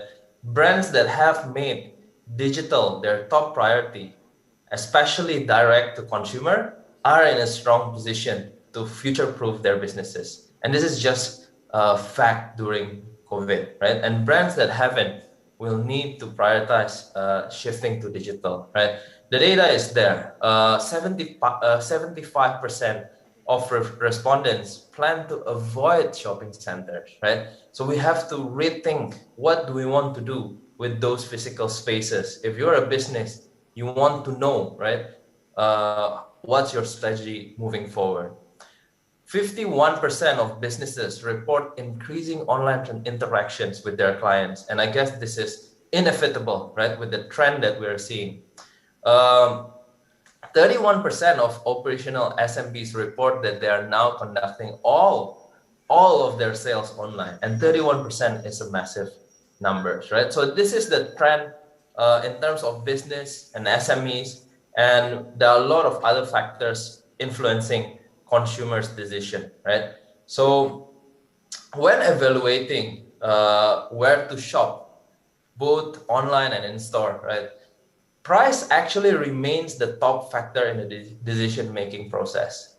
I feel due to the economic impact of COVID, price will definitely be more likely to be a key priority for shoppers, right? In fact, 74% of consumers say they are focused on getting the best price of everyday items. And 61% say they are actively seeking out deals and coupons, which might not be as relevant before COVID, right? So if you are an SME, make sure your pricing is competitive moving forward. Sorry. And then on top of pricing, consumers are actually looking for safety and reliability, right? Additional factors are actually rivaling price as people reprioritize their shopping expectations and redefine what value means. And as a result of the pandemic, safety and reliability have emerged as these new standards, especially for in-store shopping, right? Around 71% of consumers globally say it's very important that a retailer create a safe environment to shop, right? So on top, below pricing, you have safety and reliability, right? So if you are an SME, make sure you are paying attention to these factors. And then when it comes to online shopping, pure online shopping, right? With price, safety, and reliability now being table stakes, right? Convenience and experience are becoming key differentiators for retailers. Over the course of the pandemic, offering a seamless return policy and providing superior customer service have been among the fastest growing criteria for influencing shopping decisions, right? So when people do online shoppings, reliability, return policy, they want that type of access, right? They want those features to make sure they are convinced to shop in your stores. And as consumers have seen the economic impact of the pandemic, many have actually shifted to focus on keeping small businesses in their local communities afloat. This is such a positive trend, right? I think in a lot of countries in our regions, small businesses are the pillar of our communities, right? And during the pandemic, the only one who can support these small businesses operating in our communities is us, right? So 67% of consumers globally say they've taken some measure to support a small local business, such as making a special effort to purchase from one of them and promoting them on social media, is such a strong and positive trend for our communities in globally, right? So this is just an empowering trend that we see happening around the world. Now, with the emerging of online shopping, right? I'm almost up at my time, but a few more slides left. With the emerging of online shopping, the positives are opportunities to continue to expand your network, and for cross-border business continues to widen, right? 38% of online shoppers globally report buying products that were shipped from another country. So if you are one of the SMEs, or if you have friends who have SMEs, make sure that they are aware, right, that the opportunities in COVID era is still there. With the pandemic, it has made important for brands to also show support for SMEs. So there's opportunity there that we have to utilize as well. And for cross-border businesses, right, there are other factors influencing shoppers' decision, right? When deciding to buy cross-border, consumers tend to prioritize price transparency, delivery tracking capabilities, shipping time, and again, return policies, right? Developing an impactful cross-border strategy can help you unlock more opportunity. Sometimes we see businesses deploy the same strategies for local market and for cross-border market. These two markets are completely different from our experience, and it requires a different strategy in place. Innovative businesses are expanding and creating resilience through deep relevance and seamless experiences. For example, there's this example from Sweden, a company called Happy Socks, right? Grew their brand to 90 plus countries by using online ads to target people globally who are most likely to buy vibrant, if I may, upbeat socks, right? And this is just one of the case studies that we have globally. So the cross-border experiences and cross-border opportunities is there for us to capitalize on it, right? So moving forward, last but not least, what is it like moving forward? This is still a pandemic period and we haven't fully come out of it. But moving forward, according to one of our leaders in the e-commerce space, right? He said historical periods of economic disruptions tend to create moments of innovation, right? So the opportunities is still there, and the consumer's shopping space will be no exception. In short, he expects a surge of new direct-to-consumer brands to emerge in the next year and challenge incumbent brands across all consumer categories. So I think I really agree with Omar. Being in Indonesia, we've seen a lot of local businesses thrive during COVID, right? And we have to support local business communities for them to be the pillar of our economy in times of COVID. And with that, I would like to end my presentation and give the floor back to the moderator for question and answers. Thank you.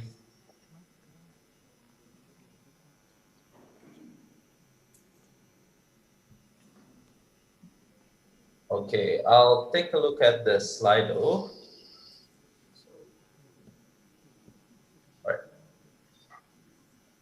What is your advice to a small economy like Brunei to participate in the global e-commerce, right?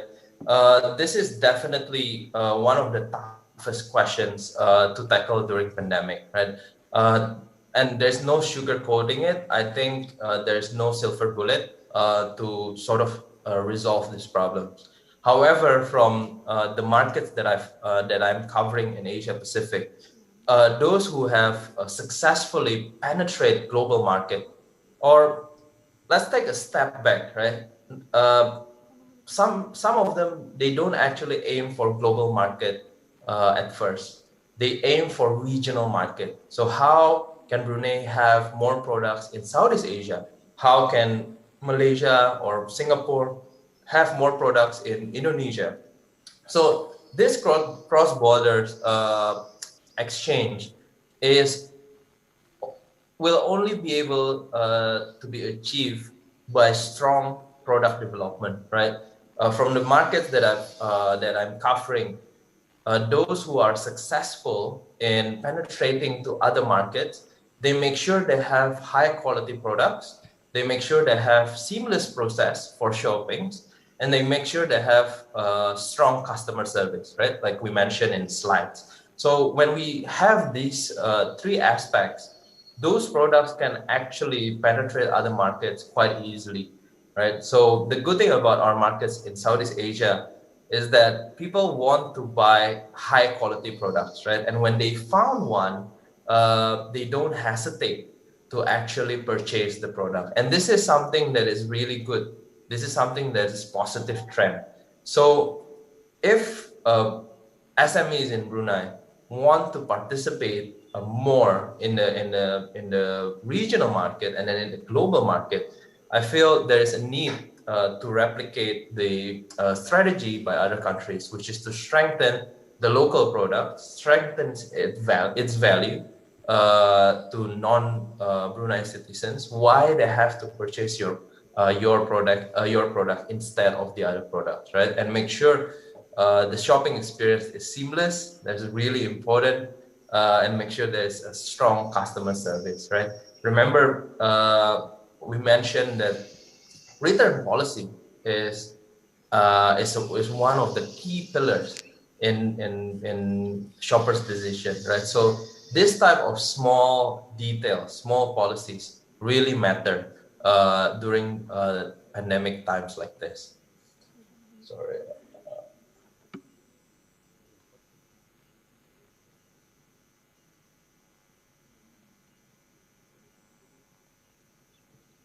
Sorry, I'm just looking at Slido. Will this overall trend continue to stay beyond COVID, or will it go back to previous models, right? How sticky is this new model? I think I really like this question.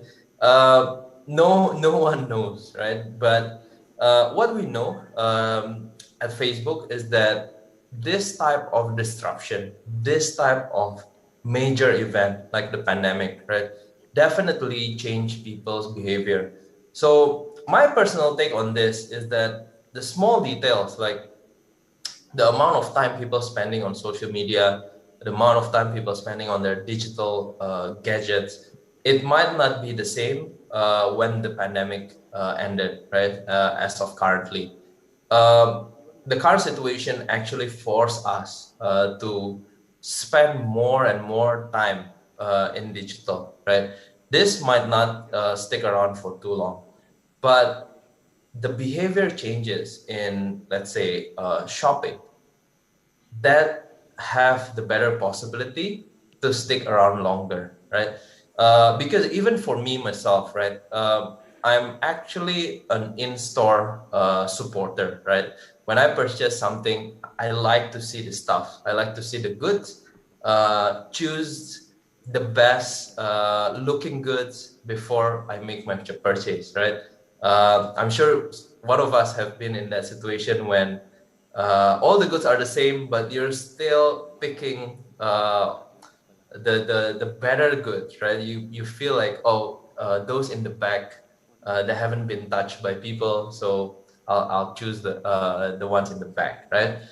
So I'm one of those people, right? I like in-store experience, but now a 1.5 year going into the pandemic, of course that has changed, right? I'm more used to online shopping. I used to have this anxiety of shopping online, right? Especially to purchase like bigger goods, right? Like bags, those goods that we value and we use often, right? And now I'm really used to it, and I feel like when the pandemic ends, I might probably go back to some in-store experience, but I'll definitely keep the online shopping experience alive as well. So this type of disruptions change people's behavior for the long term, right? And I think from the trends that we're seeing, from the slides as well, we've seen massive changes, right? Not only people are sort of like changing the way they use social media, but they've changed their behavior as well due to the pandemic. So the answer in short is that some of the details, some of the smaller behavior, like the amount of time we spend on social media, they might not stick forever, right? But the behavior changes caused by the pandemic, they have the bigger possibility to stick around for long. So if you're an SMB, I feel that you should prepare for this trend to stick along for long term. How can we encourage customers to use e-commerce when they prefer to pay with cash and aren't patient enough? And I lost the question. Where is it? For deliveries, right? Yeah, I mean, I think one of the tech companies, not Facebook, one of the tech companies in the US, they now provide like same day delivery, right? And people are still complaining, right? Even in Indonesia, some of our e-commerce platforms actually provide same day delivery. And I've seen some comments on the platforms that, oh, this is still taking too long, right? So we don't know where this trend is going. People are purchasing via e-commerce, but they want faster and faster service, right? Some of these e-commerce platforms might have to provide like 2 hours delivery service. I don't know. But I think to encourage customers to buy from e-commerce products, right, or e-commerce platforms, we can go back to the earlier point, right, which is strengthen your product, create a seamless experience, make sure that the experience that they have while using e-commerce platforms is better than in-store experience. So I feel that will play a key factor, especially during this pandemic.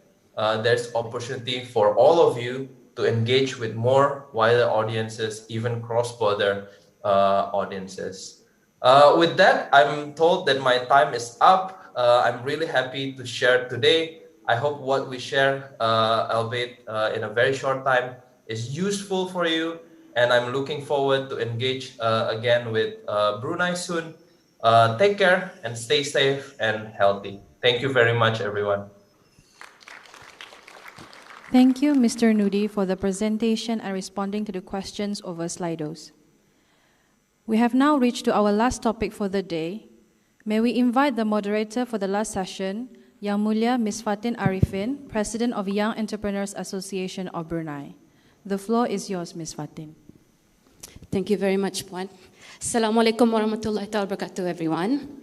So I've got requests by the organizer. One request is that we will stay here until 6 o'clock, but I'm kidding. But due to time constraint that we have, we will actually want to encourage everybody to take up some refreshments at the back so that you can bring your refreshments to the table and then we can have the session lah. And second, I would like to actually see, since this is the last session of today, if we can have some questions from the floor to make it more engaging. We know Slido is awesome, but it's also equally awesome if we can hear some questions from the floor. Yeah, so maybe perhaps we can have several minutes to pick up some refreshment at the back. Yeah. And also, I suppose if I can invite both of my speakers up to the stage. So this session is going to be about data analytics and e-commerce, supporting function towards a cashless society. So we have Mr. Azri Jumat, who's the Chief Executive Officer of ONZ, which is Brunei's first parcel delivery app, and also Mr. Darren Liu, co-founder and Chief Executive Officer of DXM Sendirian Berhad, or more well known as Heydomo, sorry. So Heydomo is Brunei's online marketplace that brings together businesses and delivery services in one app. So I guess you can call it your social lifestyle platform. So I wish to welcome both of them on stage. It's my first time meeting both of them today. Not actually first time, but today. Hi. Okay. So are you ready for your presentation first, Mr. Azri? Yeah. So perhaps let's start off the session with a presentation on data analytics. Sorry, on data analytics from Mr. Azri. Would you like to stand up or are you going to sit down? I'll just sit down. Abah, okay.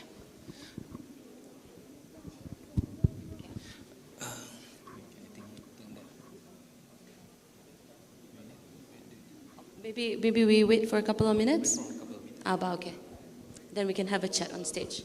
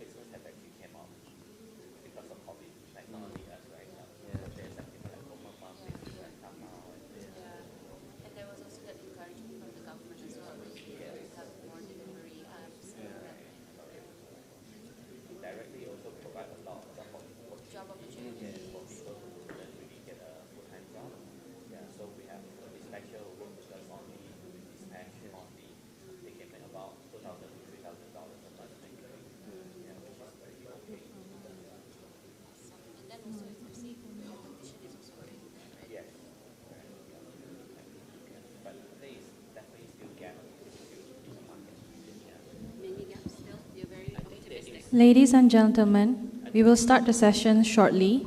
We kindly request you to take your seat, and you are welcome to take your food to the table while listening to our speakers. Thank you. I think the market can still take in one or two more offerings actually, definitely. Because if we look into it every day, maybe there's only about 500 delivery ongoing in Brunei, including people like Pizza Hut, KFC, who that came on, right? And based on our calculation, only about probably about 15 to 20% of people in Brunei are really using delivery app, which are from like 20 years old to 45 years old.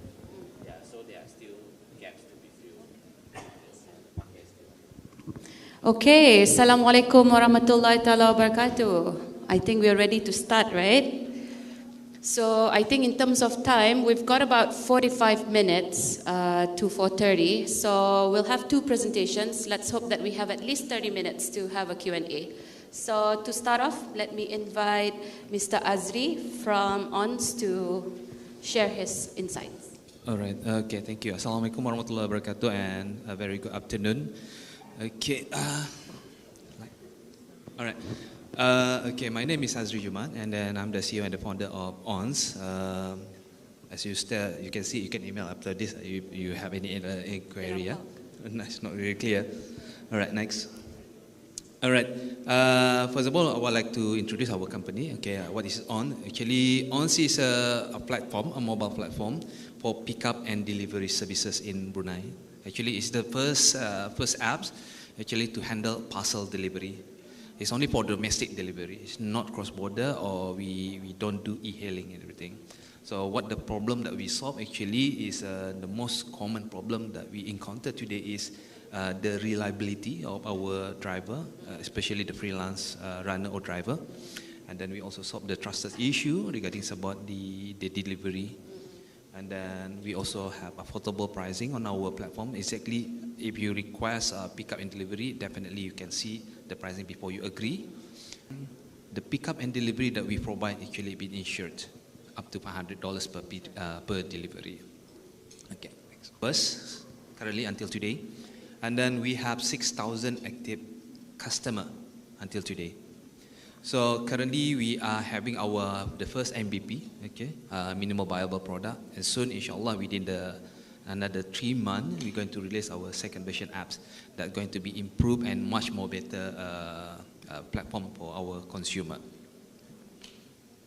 Okay, let's talk about what is data analytic and e-commerce supporting function toward a cashless society. All right. Today we're going to discuss about the importance and the uses of data analytic and how this could be used to entice e-consumer. And then secondly, how are you using data analytic for your businesses and how critical is this data? So before we dig in actually what is data analytic, let's talk about a simple basic knowledge first. Okay, what is data actually? Data actually is a useless information, all right? It haven't yet been processed or converted into information. I'll explain later after this. So, what is data? All right, data is just simply a raw fact, all right? Okay, let me take example. Okay, so here I show some data, all right? I'll show you 9,000, and then I put lambak kanan, and then I put 10%, and then I put a curry over there. All right. So this is a data. It's a raw fact, a data. So it's very useless for anybody, especially outsider, especially the business entity.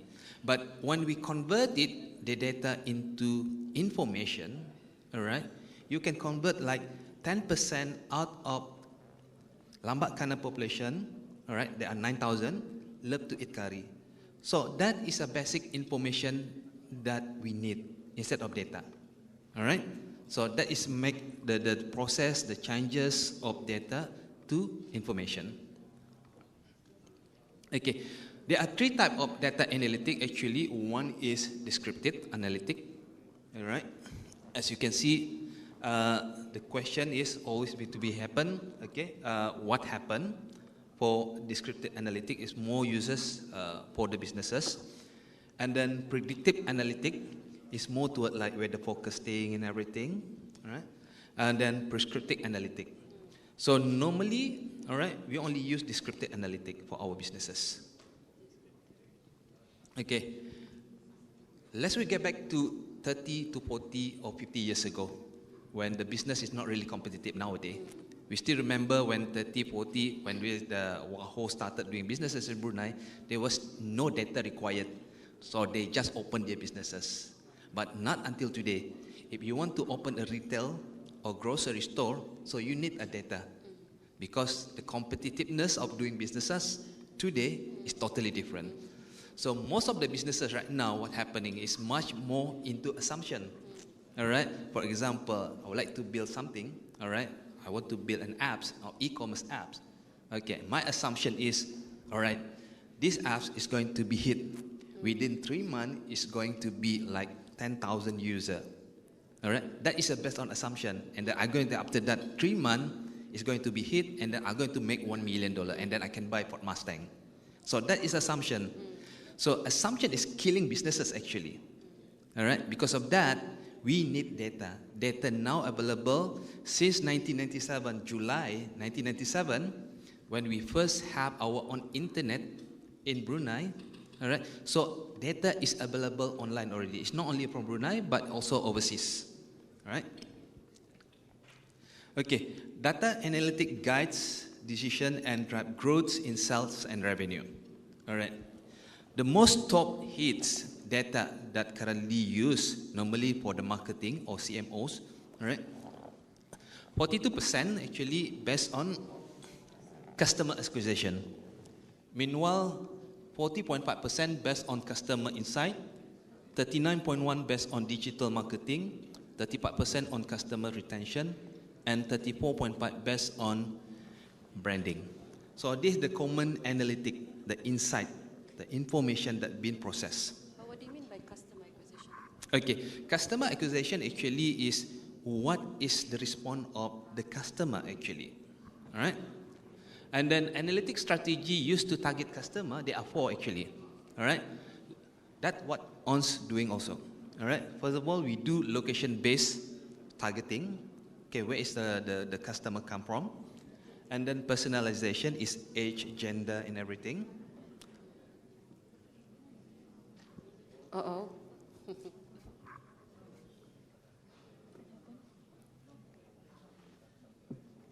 Is it time's up?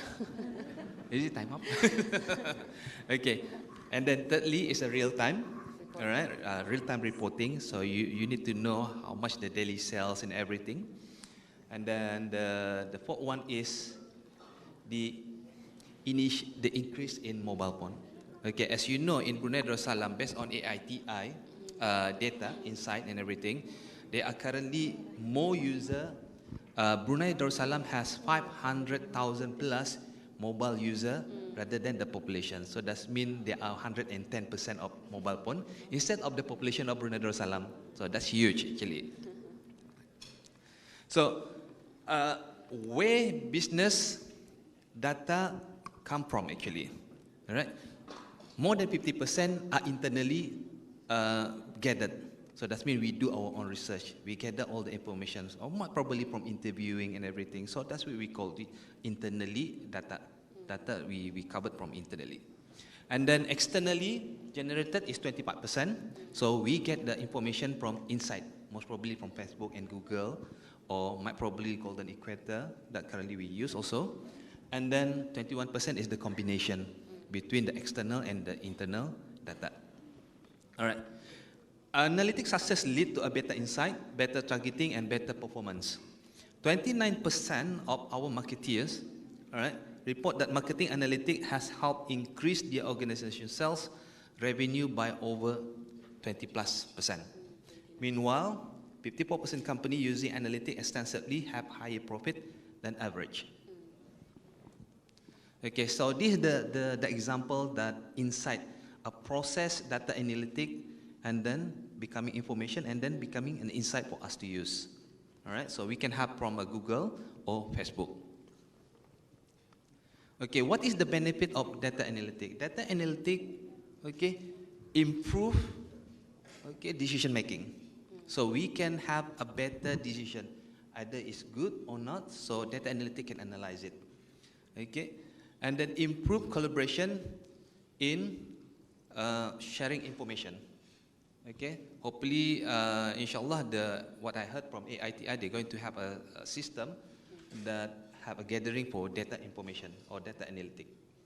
And then lastly, improve customer satisfaction or retention. So that means if you have a good data, you know what the consumer want. So that means you know what you're going to sell to your consumer. So that is the best, the basic knowledge or the basic information about what is data analytics that you need to know actually how you to entice your e-consumer. Before you selling a curry to a Malay people, make sure they love to eat curry. And the type of curry. Yes, correct. Okay, thank you very much, Mr. Azri. Now we move on to Hey Domo with Mr. Darren Liu on data and insight in Hey Domo.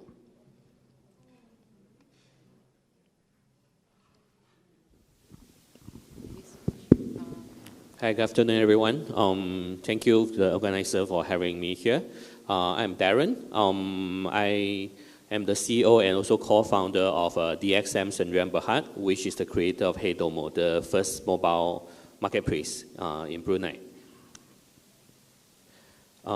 Next slide, please.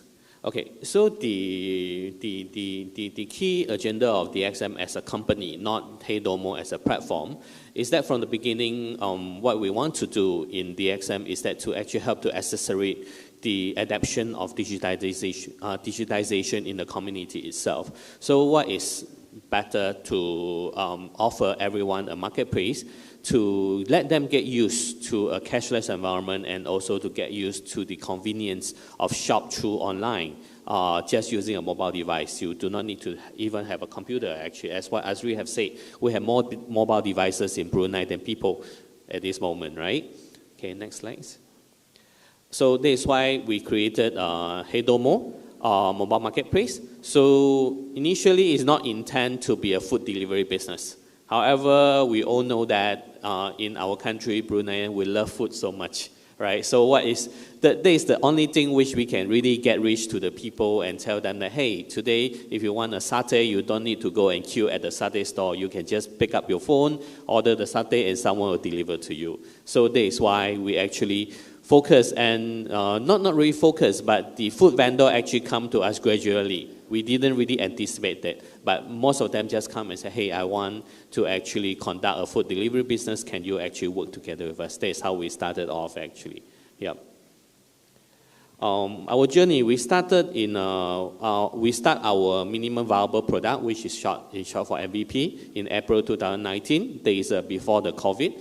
While we launched in August 2019, where in March 2020, we hit the COVID surge, actually. So there is the time where we have cases in Brunei, the government encouraged people to stay at home, and that is when we start to see our business pick up. So as of today, we have about 30,000 plus users. We have 400 over vendor on our Hey Domo platform. And it has been an interesting journey where we start to work with all the vendor where there is not really a homegrown so-called food delivery business in Brunei when we start.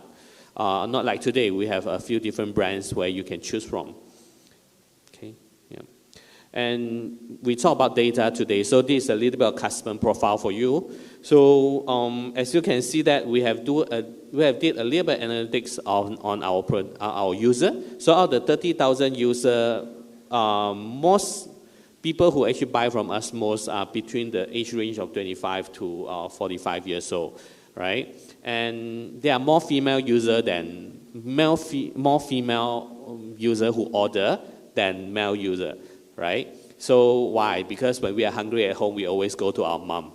We always say, hey, mom, I want to eat. We never go to our dad and say, hey, I'm hungry. Dad will say, go and look for your mom. So the female user are the one who really place the order. Okay? And in terms of device and operating system-wise, our app are quite balanced. We have both iOS and Android user, while average spending on our platform is about $30. So we have also come to a conclusion that our users who are on Hey Domo platform are mid-range to high-range income user, actually. So and young people who are actually having like maybe 4 children or 2 children and things like that. And they are mostly living in Bandar area.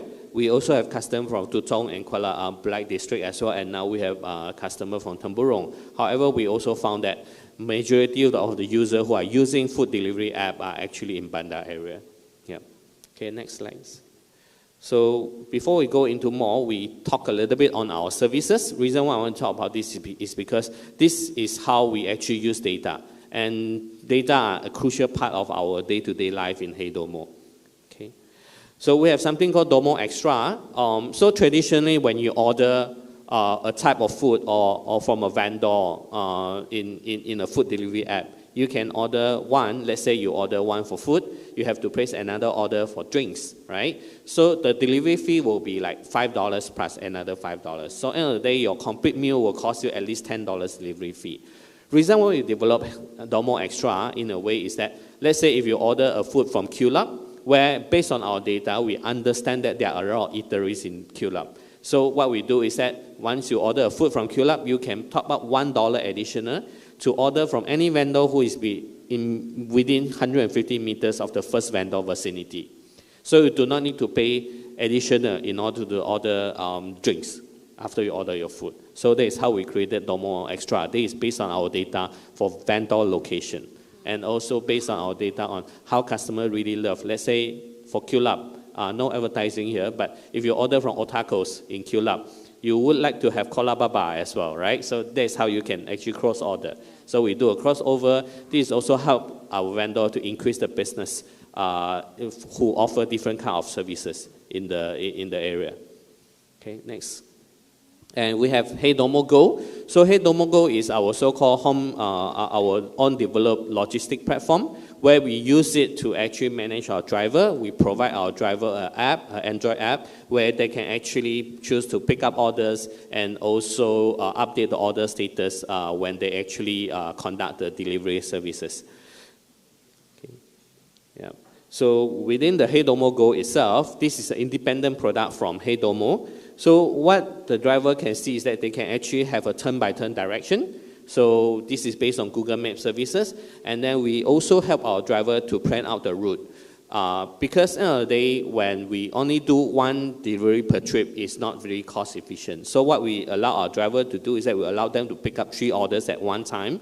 But as long as the route which they take is the shortest based on our recommendation, so they can do that. So that means that for one single trip, they can make at least 3 orders. So they can make more money as well and more time efficient for us. Okay. And we have something called Hey Domo Monitoring. I'll show you a little bit more on this later. So this is our dashboard where we use it every single day. So everything is extracting from the data. It covers the entire ordering process from the time where customer come on board, place their first order, they pay, and how does the process flow go from ordering to the food vendor hand over to our dispatcher. So it actually updates every single status on this particular dashboard. And Hey Domo Insight is our own developed data analytic tools in-house as well. It helps us to understand more on how our business is doing, what time to what time we have more orders, what time to what time each single individual customer would like to order, and what day they normally order more, and which vendor have more business during what time and what day, and we can encourage them to do some promotion on those what we so-called down day actually, where they have not much business. So those are the insights which we share with our vendor, and also we share across internally as well with our marketing people. So what we collect in our system, actually, our data is pretty open. So we have delivery location, we have dispatch partner pickup location as well. We have vendor offering, so what the vendor is offering, because every single restaurant have more than 10 items, definitely. Some of them even have 100 items. So all of that are actually on our system. We have customer preference. So what do you like? You like Japanese food, you like Asian cuisine, you like Western food and things like that. So what is your spending habit? So what time do you order mostly from what vendor, and what kind of food do you like, and how much roughly is your average spending? So we collect all those kind of data. And And at the end of the day, with all those data, we use it to monitor our performance. So our internal performance, our dispatcher performance, our vendor performance, and all these things. And we share data across to everyone, so everyone have a better understanding of their business. So operational dashboard, as I mentioned, you can see that it's pretty colorful, but if you read down into it, you will see that it's actually the traffic light pattern where we see in every data analytic tools. So red means is need a lot of attention, orange means it's still okay, but better take a look at it, and green means everything is good, right? So we apply that into our day-to-day operation. So you see that when there is 3 phases on there. So the first phase with the blue color heading, that is when the order first come in. So when the order first came in, it tells our people which vendor is that and what they are ordering and which customer is ordering. Okay, so and also the payment status. So after the vendor have already confirmed the order, it will move into the second phase, which is the one with the orange actually. So the orange will tell us whether the order is available for pickup and whether any dispatcher have already committed to make the delivery, right? So we also have a time specific, because internally we have a KPI, so every order have to be completed within 45 minutes from the time of order. So when it exceeded, let's say within 30 minutes, the vendor have not get the order ready, the dashboard will turn into red. So our operation will need to check with the vendor, hey, what happened to the order? Do you need more time to prepare, so we can inform the customer immediately? So this will improve the satisfaction and also to cut down the time of our dispatcher waiting at the location rather than move on to another orders, right? And after everything is done, it will pass on to the third phase, which is the dispatcher phase. So dispatcher will confirm or will confirm whether the order has been delivered within the KPI time, which is 45 minutes, or not actually. So if it's not been completed within 45 minutes, we need to do a full refund for the customer. Okay? Yep. Next one. And we utilize all our data, so there's a lot of bar chart within our organization. So we look at how our performance are based on the days, based on the time of the day, and then from there we will, most of the time we will have marketing meeting to understand. So we doesn't have that much order today, so what do we want to do? How do we respond to market demand? What should we do actually to improve the customer or to entice the customer to order more from particular vendor or from HeyDomo platform itself? And we also have what we so-called delivery heat map. So this actually helps us to understand which is the hot zone for collection and what are the hot zone for delivery actually. So as I mentioned earlier, we can see that all across Bandar area, from Gadong Kulap down to Jerodong and Mora, there are people who orders from us most of the time actually. So with this, we can proper position where our dispatcher should wait for their orders. So they can actually reach to the pickup location in the shortest time possible. And we adopt a customer behavior. So this is a bar chart and behavior of a single customer. So you can see that throughout the month, actually from the 1st until the 30th. So how often does he orders actually cumulatively over the last year? And then what time normally he orders. So for example, this customer, he normally order breakfast and dinner from us. So lunch, maybe he will go out with his colleague and things like that. So we also understand what food he's like, which vendor he order most from, how much he spend with the vendor in a monthly basis actually. Yeah.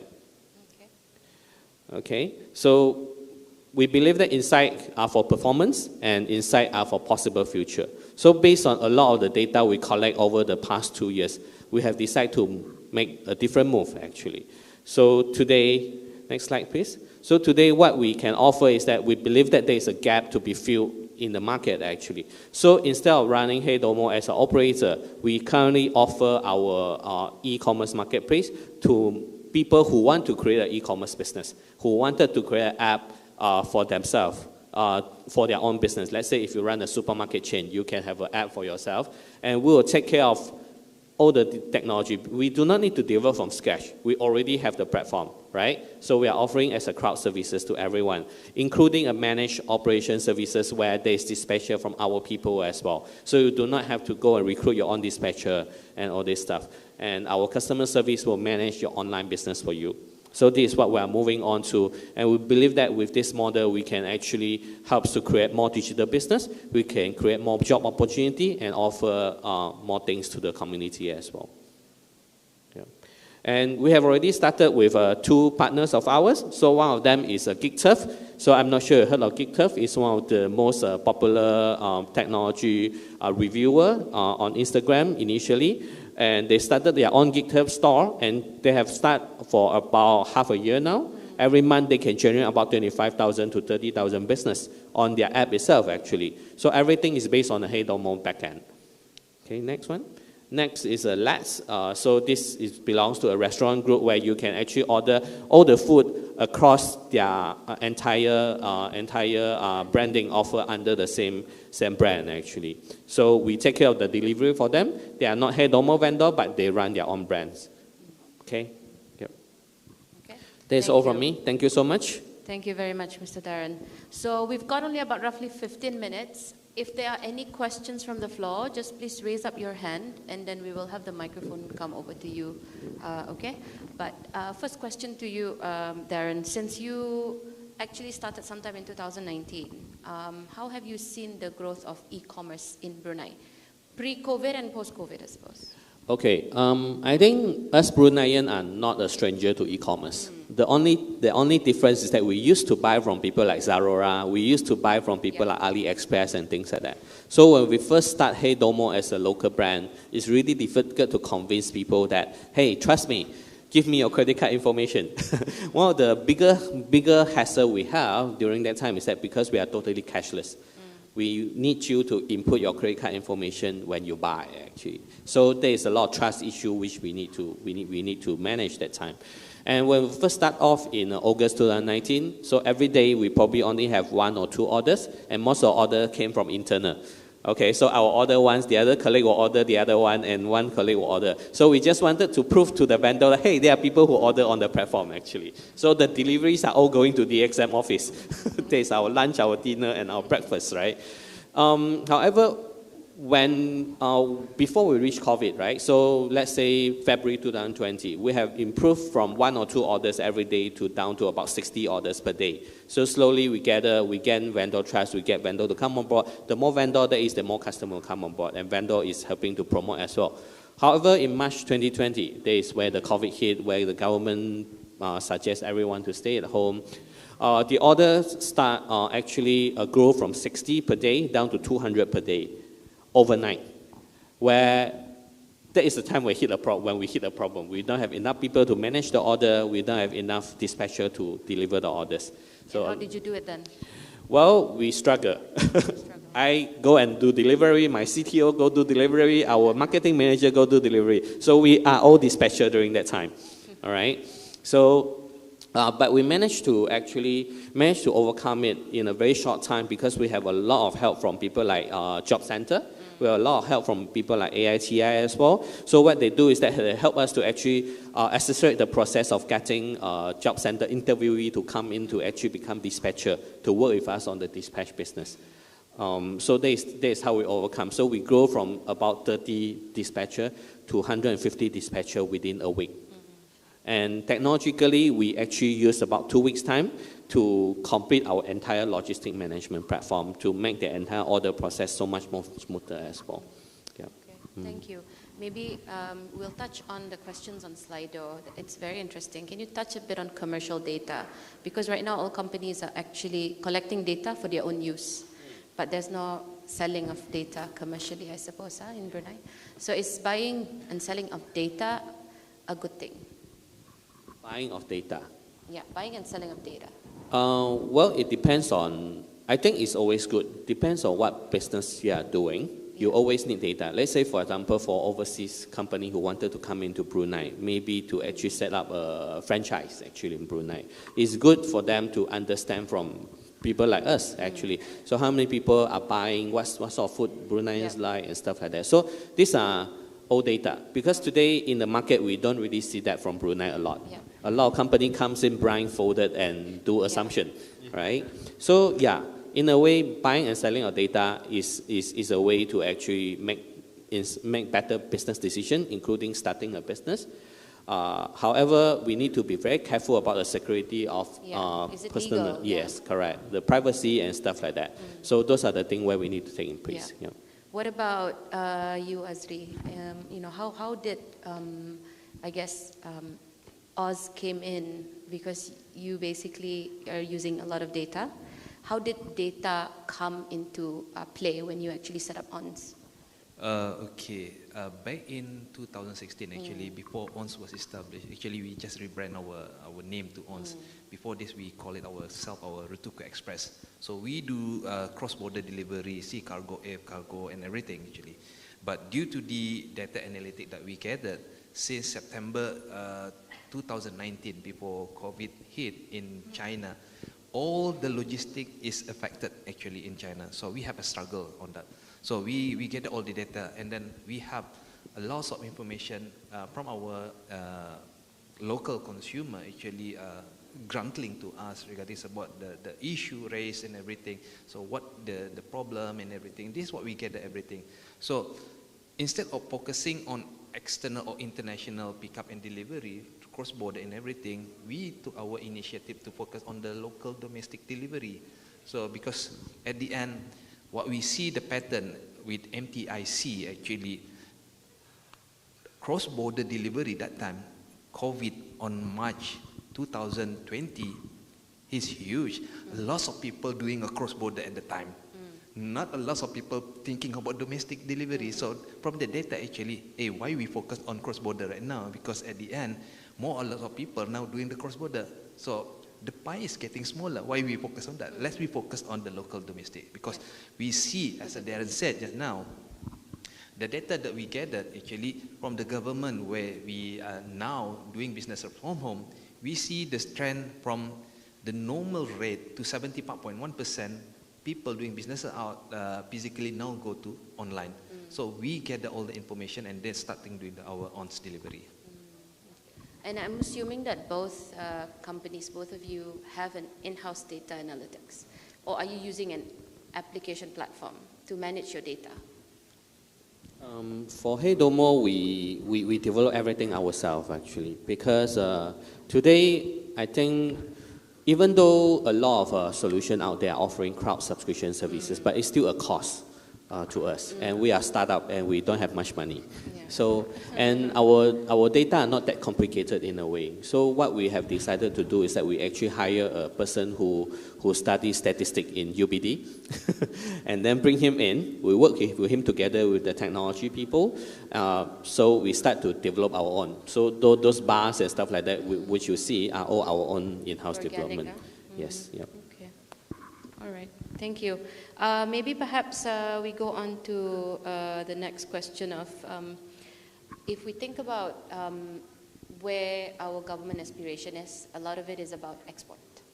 At the moment, there's a lot of, only within the country. Do you see that the use of e-commerce potentially going, just like right now, we buy from Zalora, we buy from Lazada and all the likes, and it's all coming in, but it's not really going out. Do you see that, developing in the next few years for Brunei, as we are now becoming more fluent with e-commerce within the country? Is that, in your data, does that seem like it's okay. going to happen? Based on our past 2 year experience, e-commerce is definitely something which we can grow a lot within in-country itself, right? However, the offer have to be there. I think the challenge today is that most of the so-called e-commerce in Brunei are really focused on food delivery, just like us. So out of the 450 vendors which we have, almost up to 90% of them are food vendors, right? We have people who sell tudongs and stuff like that on our platform as well. However, those things are items where people prefer to buy in store, right? So even though the data are encouraging, so we have about 500 orders going all over Brunei for food delivery today. However, for items which are daily use, it's not that much yet. So we believe that we can start to actually talk to people like supermarkets. So this is the first step to buy daily usage product and stuff like that to actually begin with. Then slowly we can move to other items and things like that. While another challenge which we face is that the customer front end are ready. However, the back end is not that ready yet. So backend, I mean, what I mean is that from storefront down to distributor, down to retailer. So those are not that ready So yet. the value chain isn't Yeah, the value chain is not there yet. Yeah, because when we talk about e-commerce business like Lazada, Alibaba, or Taobao and things like that, so they have entire value chain, right? So when the customer click an order from the website, immediately the guys who are in the store already know that, okay, this item need to be dispatched within the next 2 hours. So these are the things which we are short in Brunei at this moment. Yeah. What about you, Azri? I mean, you are from Rotoku at the end of the day. You help companies to export. Yeah, to be honest with you, Brunei e-commerce actually is far, far behind from the other. All right. I agree with Darren just now. The most major industry in Brunei Darussalam is food and beverages. Because of that, we are the highest obesity in Brunei. I see lots of, because of Brunei, and people love to eat. All right. So to export the food and beverages from Brunei is to external country like international brand is a very complicated issue. So we currently right now working collaborate with Darussalam Enterprise to help the local Bruneian product, Brunei made, to put into our second version of our own developed platform, ONS Marketplace we call it, and then integrate with our platform, and then hopefully from there, so we can penetrate the not only local but also international. Because of that, we also partnering with our partner, our investor, also Beep Digital. So we are currently tapping on our local product, how we going to help, and then export to international for the international buyer. Do you see that our businesses are ready to export? To be honest, inshallah, when we have a proper platform, when we have a proper guidance, when we have a proper SOP and everything, especially from the government, how to improve our product to be standardized in everything, inshallah, there's a demand actually from our side. So we need to have enablers in place. Yeah. Thank you. Any questions from the floor, guys? Nada? Okay, thank you. Okay, I saw 2 questions just now from Slido about data privacy. So how are you both protecting data? Because data is, at the end of the day, a responsibility for companies. So what's the policy that you have in terms of data protection? Well, for us, I think as at the very foundation, we need to properly host our system with a reputable vendor. So we are quite lucky that we have been selected as one of the IBM ASEAN Cloud Startup. So our data have been resided at IBM with the highest security possible. And every single data are highly encrypted as well, 128-bit encryption on the IBM Cloud itself. And of course, that is on the technology end. And our people needs to all sign a data integrity policy within our company itself as well, because we have access to people addresses and things like that. So those are carefully be managed. Yep. Is that the same for you as well? For us, actually, even though we have our own AWS, actually using our AWS, so we have a separate server for our own privacy policy and everything. So we do agree with that. So we have signing an agreement with our consumer, with our internal people, so to protect the data privacy, especially for the consumer. So you do manage that pretty well. That's an important aspect yes, it's of your very, business. very important. Okay. And I think we all know that, and it's been talked about as well in the last 2 sessions as well just now, that COVID has brought a surge in the rise of e-commerce, not just in Brunei, but also globally in the region and all that. And I guess like in the United States as well, they are also challenging the brick and mortar business. Do you see that, that is the case in Brunei? Because if you look at our construction, we are seeing a lot more malls popping up. Do you see our e-commerce moving from food to retail and other types of services? I think we won't see ourselves as a challenger to the brick and mortar business, in a way that we wanted to achieve an ecosystem, in a way that, let's imagine today if you go to a mall, you buy stuff and things like that, and you can integrate with the app which you have been using day in and day out with all your payment information in there. And after you have made your purchases, normally, let's say if we go to supermarket to buy, to do our weekly shopping, right? We have like rice and all these things, really heavy stuff to carry back. Let's say if all the malls can work with ONS or Hedomo, where after your purchases, leave it at the counter and we will deliver it home for you actually. So at the end of the day, I think we are actually correlated in a way, rather than challenging each other. Same as well with you? For ONS, actually, we provide as a platform, as an aggregator. So what we currently do right now is provide our API, especially for our partner like pasarpbg.com. Actually, we provide our API. So any order from pasarpbg.com, actually pasar malam, all right? So any last mile delivery will be triggered to us. So currently what we do right now, we also integrating our API with, inshallah, with Rimba Point for the grocery and all the Rimba people over there. So that is what we currently do right now. From moving from not only like Darren are focused on food and delivery, we are focusing on another sector actually. So that's what we currently as aggregator. I think Darren also agree with me. Aggregator is another way how we to encourage people doing online businesses. Okay.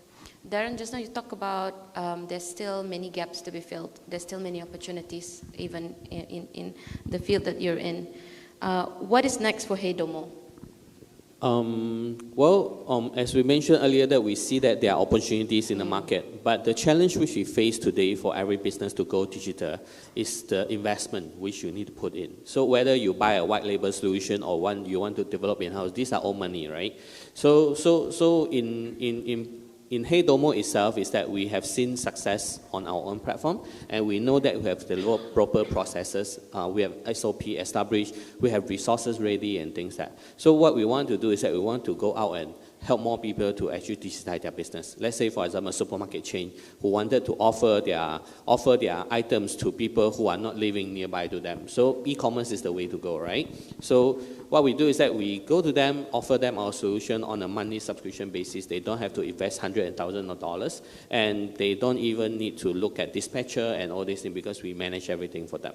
So we use the same group of Hey Domo dispatcher to dispatch for that supermarket. So that is how we do it. Yeah. So that's where we are moving to a shared services model.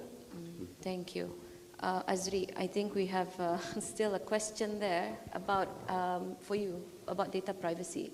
Since your data is hosted on another entity, who actually owns the software you're using? Okay, even though we using our white label software actually is not to be hosted by them actually, it's hosted by us. So we have our own privacy policy set that we own by ourselves and hosted by ourselves.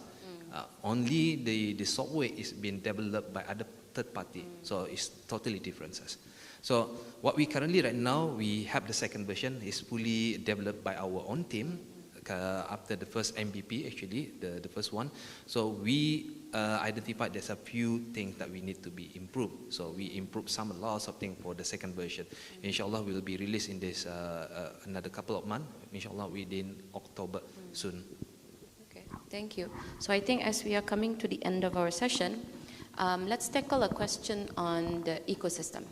I think as startups, maybe perhaps you could share with us what are your wish lists for ecosystem development here in Brunei, especially as Brunei aspires to become a smart nation. What's your wish list as a startup? Okay, I think on our context, we can't speak too much for the government. However, I believe that today the government have get in touch with a lot of the startup and also the industry as well. But I would like to actually get some help to really go down to the roots of the entire what we so-called trading mechanism, right? So trading mechanism, there will be an importer and exporter who bring the item into Brunei. There will be a distributor who distribute to all the retailers, right? So ONS and Hey Domo, I think we have get in touch with the retailer. But the distributor and the importer and exporter are still very traditional business. So it's very difficult to actually develop a so-called e-commerce ecosystem, streamline the whole thing when the supply chain is not ready. Unlike oil and gas, the supply chain are very, very advanced already. But in terms of trading-wise, it's not that yet. So we go to a lot of kedai rujit, we still see them using a kind of a register, right? So cash register. Those are the things where we can improve. So in order, when we start to improve those things, let's say give them an intelligent POS and things like that, we can start to actually bring everyone online. We can start to properly manage the entire country resources as well. let's say canned food. So how much are we selling from every single Kedai Runjit, supermarkets and things? Do we really need to import that much and things like that? So those are the things where we can really look at the foundation of the e-commerce itself, the commerce itself actually. Awesome, thank you. What about you, Azri? Okay, I still remember when we, this year, puasa time, when we started doing with our partner for Pasar Malam. So aligned with our topic, Smart Nation, actually, this is the government want to highlight actually to our local businesses to implement the technology, the usage of technology on their businesses. So far as we can see, even though the technology is there, they're a little bit reluctant on using it. So I think the transfer knowledge of the technology transfer knowledge actually is another crucial thing for our young generation, or especially the businesses, to adapt that the Smart Nation can be achieved for the next wawasan. Thank you. So since we've run out of time, is there any one last question that you would like to actually respond to? So there's this question on what sector you see data analytics will be used more. Would you consider to open up your data for sharing within the industry? That's another privacy. Okay, I would like to respond to, would you consider to open your data for sharing with the industry? Yes, we would love to share our data, especially to the government. So we would like to help the other businesses to grow in Brunei Darussalam. Even though in Brunei Darussalam we don't have any set of policy of buying and selling data like other country, like Not yet developed. not yet. We don't have the set of policy. But inshallah, when we have a proper set of guidance or any rules from the government or another sector, so might probably we can do. But currently, right now, what we have right now, the data, so we can provide our data using our API. So, for instance, like AITI now need more data to be input for the public usage. Yes, we can provide that one, inshallah. Okay, thank you. What about you, Darren? I think the question about how do we fast track to develop the analytic development. I think data are data, analytics are technology which we adapt to, right? It's really based on how your company is going to use it and what is needed within your company itself. Like us, because this is our bread and butter. If we do not know our customer, if we do not know our vendor offering, the business won't be there. So data is crucial to us. Data analytics is a must to us, actually, in a way. So if you have that kind of desire, there are a lot of tools out there for you to choose from. You can do, of course, you can do in-house delivery. As simple as using Excel itself, you can actually do data analytics, right? So you don't need expensive tools itself. So explore the possibility of how you can actually use your data in-house and how it can help your organization in a way. When you want to do that, definitely there's a tools for you. So sometimes you don't really need to go through any development at all. Thank you very much. So to end the session, let's play a word association game. I'm going to say one word or two. You can say what comes to your mind. Okay? So we'll do about a couple of rounds. So data. What comes to your mind? Okay, data is just a raw fact for me. Raw fact. Raw Okay. fact. All right. Darren? To me, data is insight. Insight. Okay. E-commerce. Maybe Darren first. Well, hey domo. Hey Domo. Okay. Soon, on marketplace. On marketplace. Okay. Community. Well, community to me in Brunei, food. Reason why is it food links us all together, right? So when we meet each other, we will definitely say, hey, what food do you like? Yeah. Azri? I do agree with Darren. That's it? Yeah, I love food. Okay. So lastly, Smart Nation. Azri first. Okay, Smart Nation. Okay, what I'm expecting from the Smart Nation within this couple of years, we can see it's not only the growth of mobile phone usage in Brunei Darussalam. I know most of us not only having one mobile phone, but some of them has one tablet, two smartphone and everything, instead of 400,000 users, the population in Brunei. So what we need to know is, it's not only about having a smart mobile phone and everything, to leverage the usage of the technology and then how we're going to benefit from it. That's it. Thank you. Darren? Brew Health. Brew Health, okay. Okay, Brew Health is the most exciting thing I really see in Brunei over the past couple of years, because this is the first time I can really see data transparency in Brunei, where we know day in, day out where everyone is going. Because my first company, Lighthouse, we were trying to do something like a Bluetooth technology thing to actually do target-based marketing. But nobody turned on their Bluetooth 5 years ago. But today, everyone have to turn on their Bluetooth. So when we start to establish the kind of connectivity across the entire nation, that is when we can actually take the next step. All right. Thank you. Thank you very much to Darren and Mr. Azri for Thank you. joining us today. So with that, we end the session today. Thank you very much. Over to the MC. Alhamdulillah, ladies and gentlemen, we thank you very much for your participation and attendance in this conference. We hope you enjoyed today's program and events organized throughout the week. With that, we end with wabillahi taufiq wal hidayah. Wassalamualaikum warahmatullahi wabarakatuh.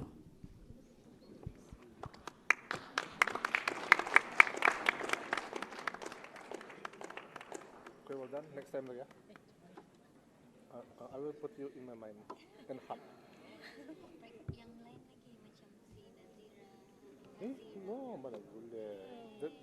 Tunggu dulu. Tunggu dulu. Ani dulu. Ani dulu. Pakah dulu bisa. Well done. Well done.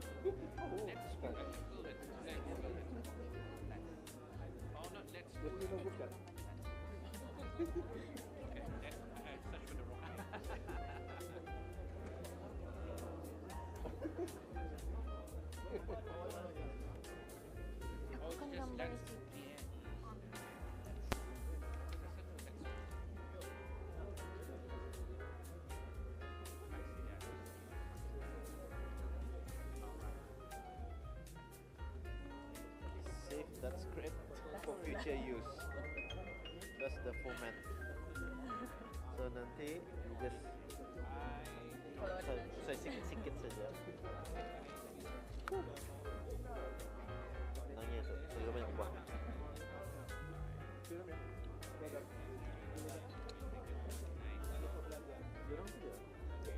You always well done. You always well done.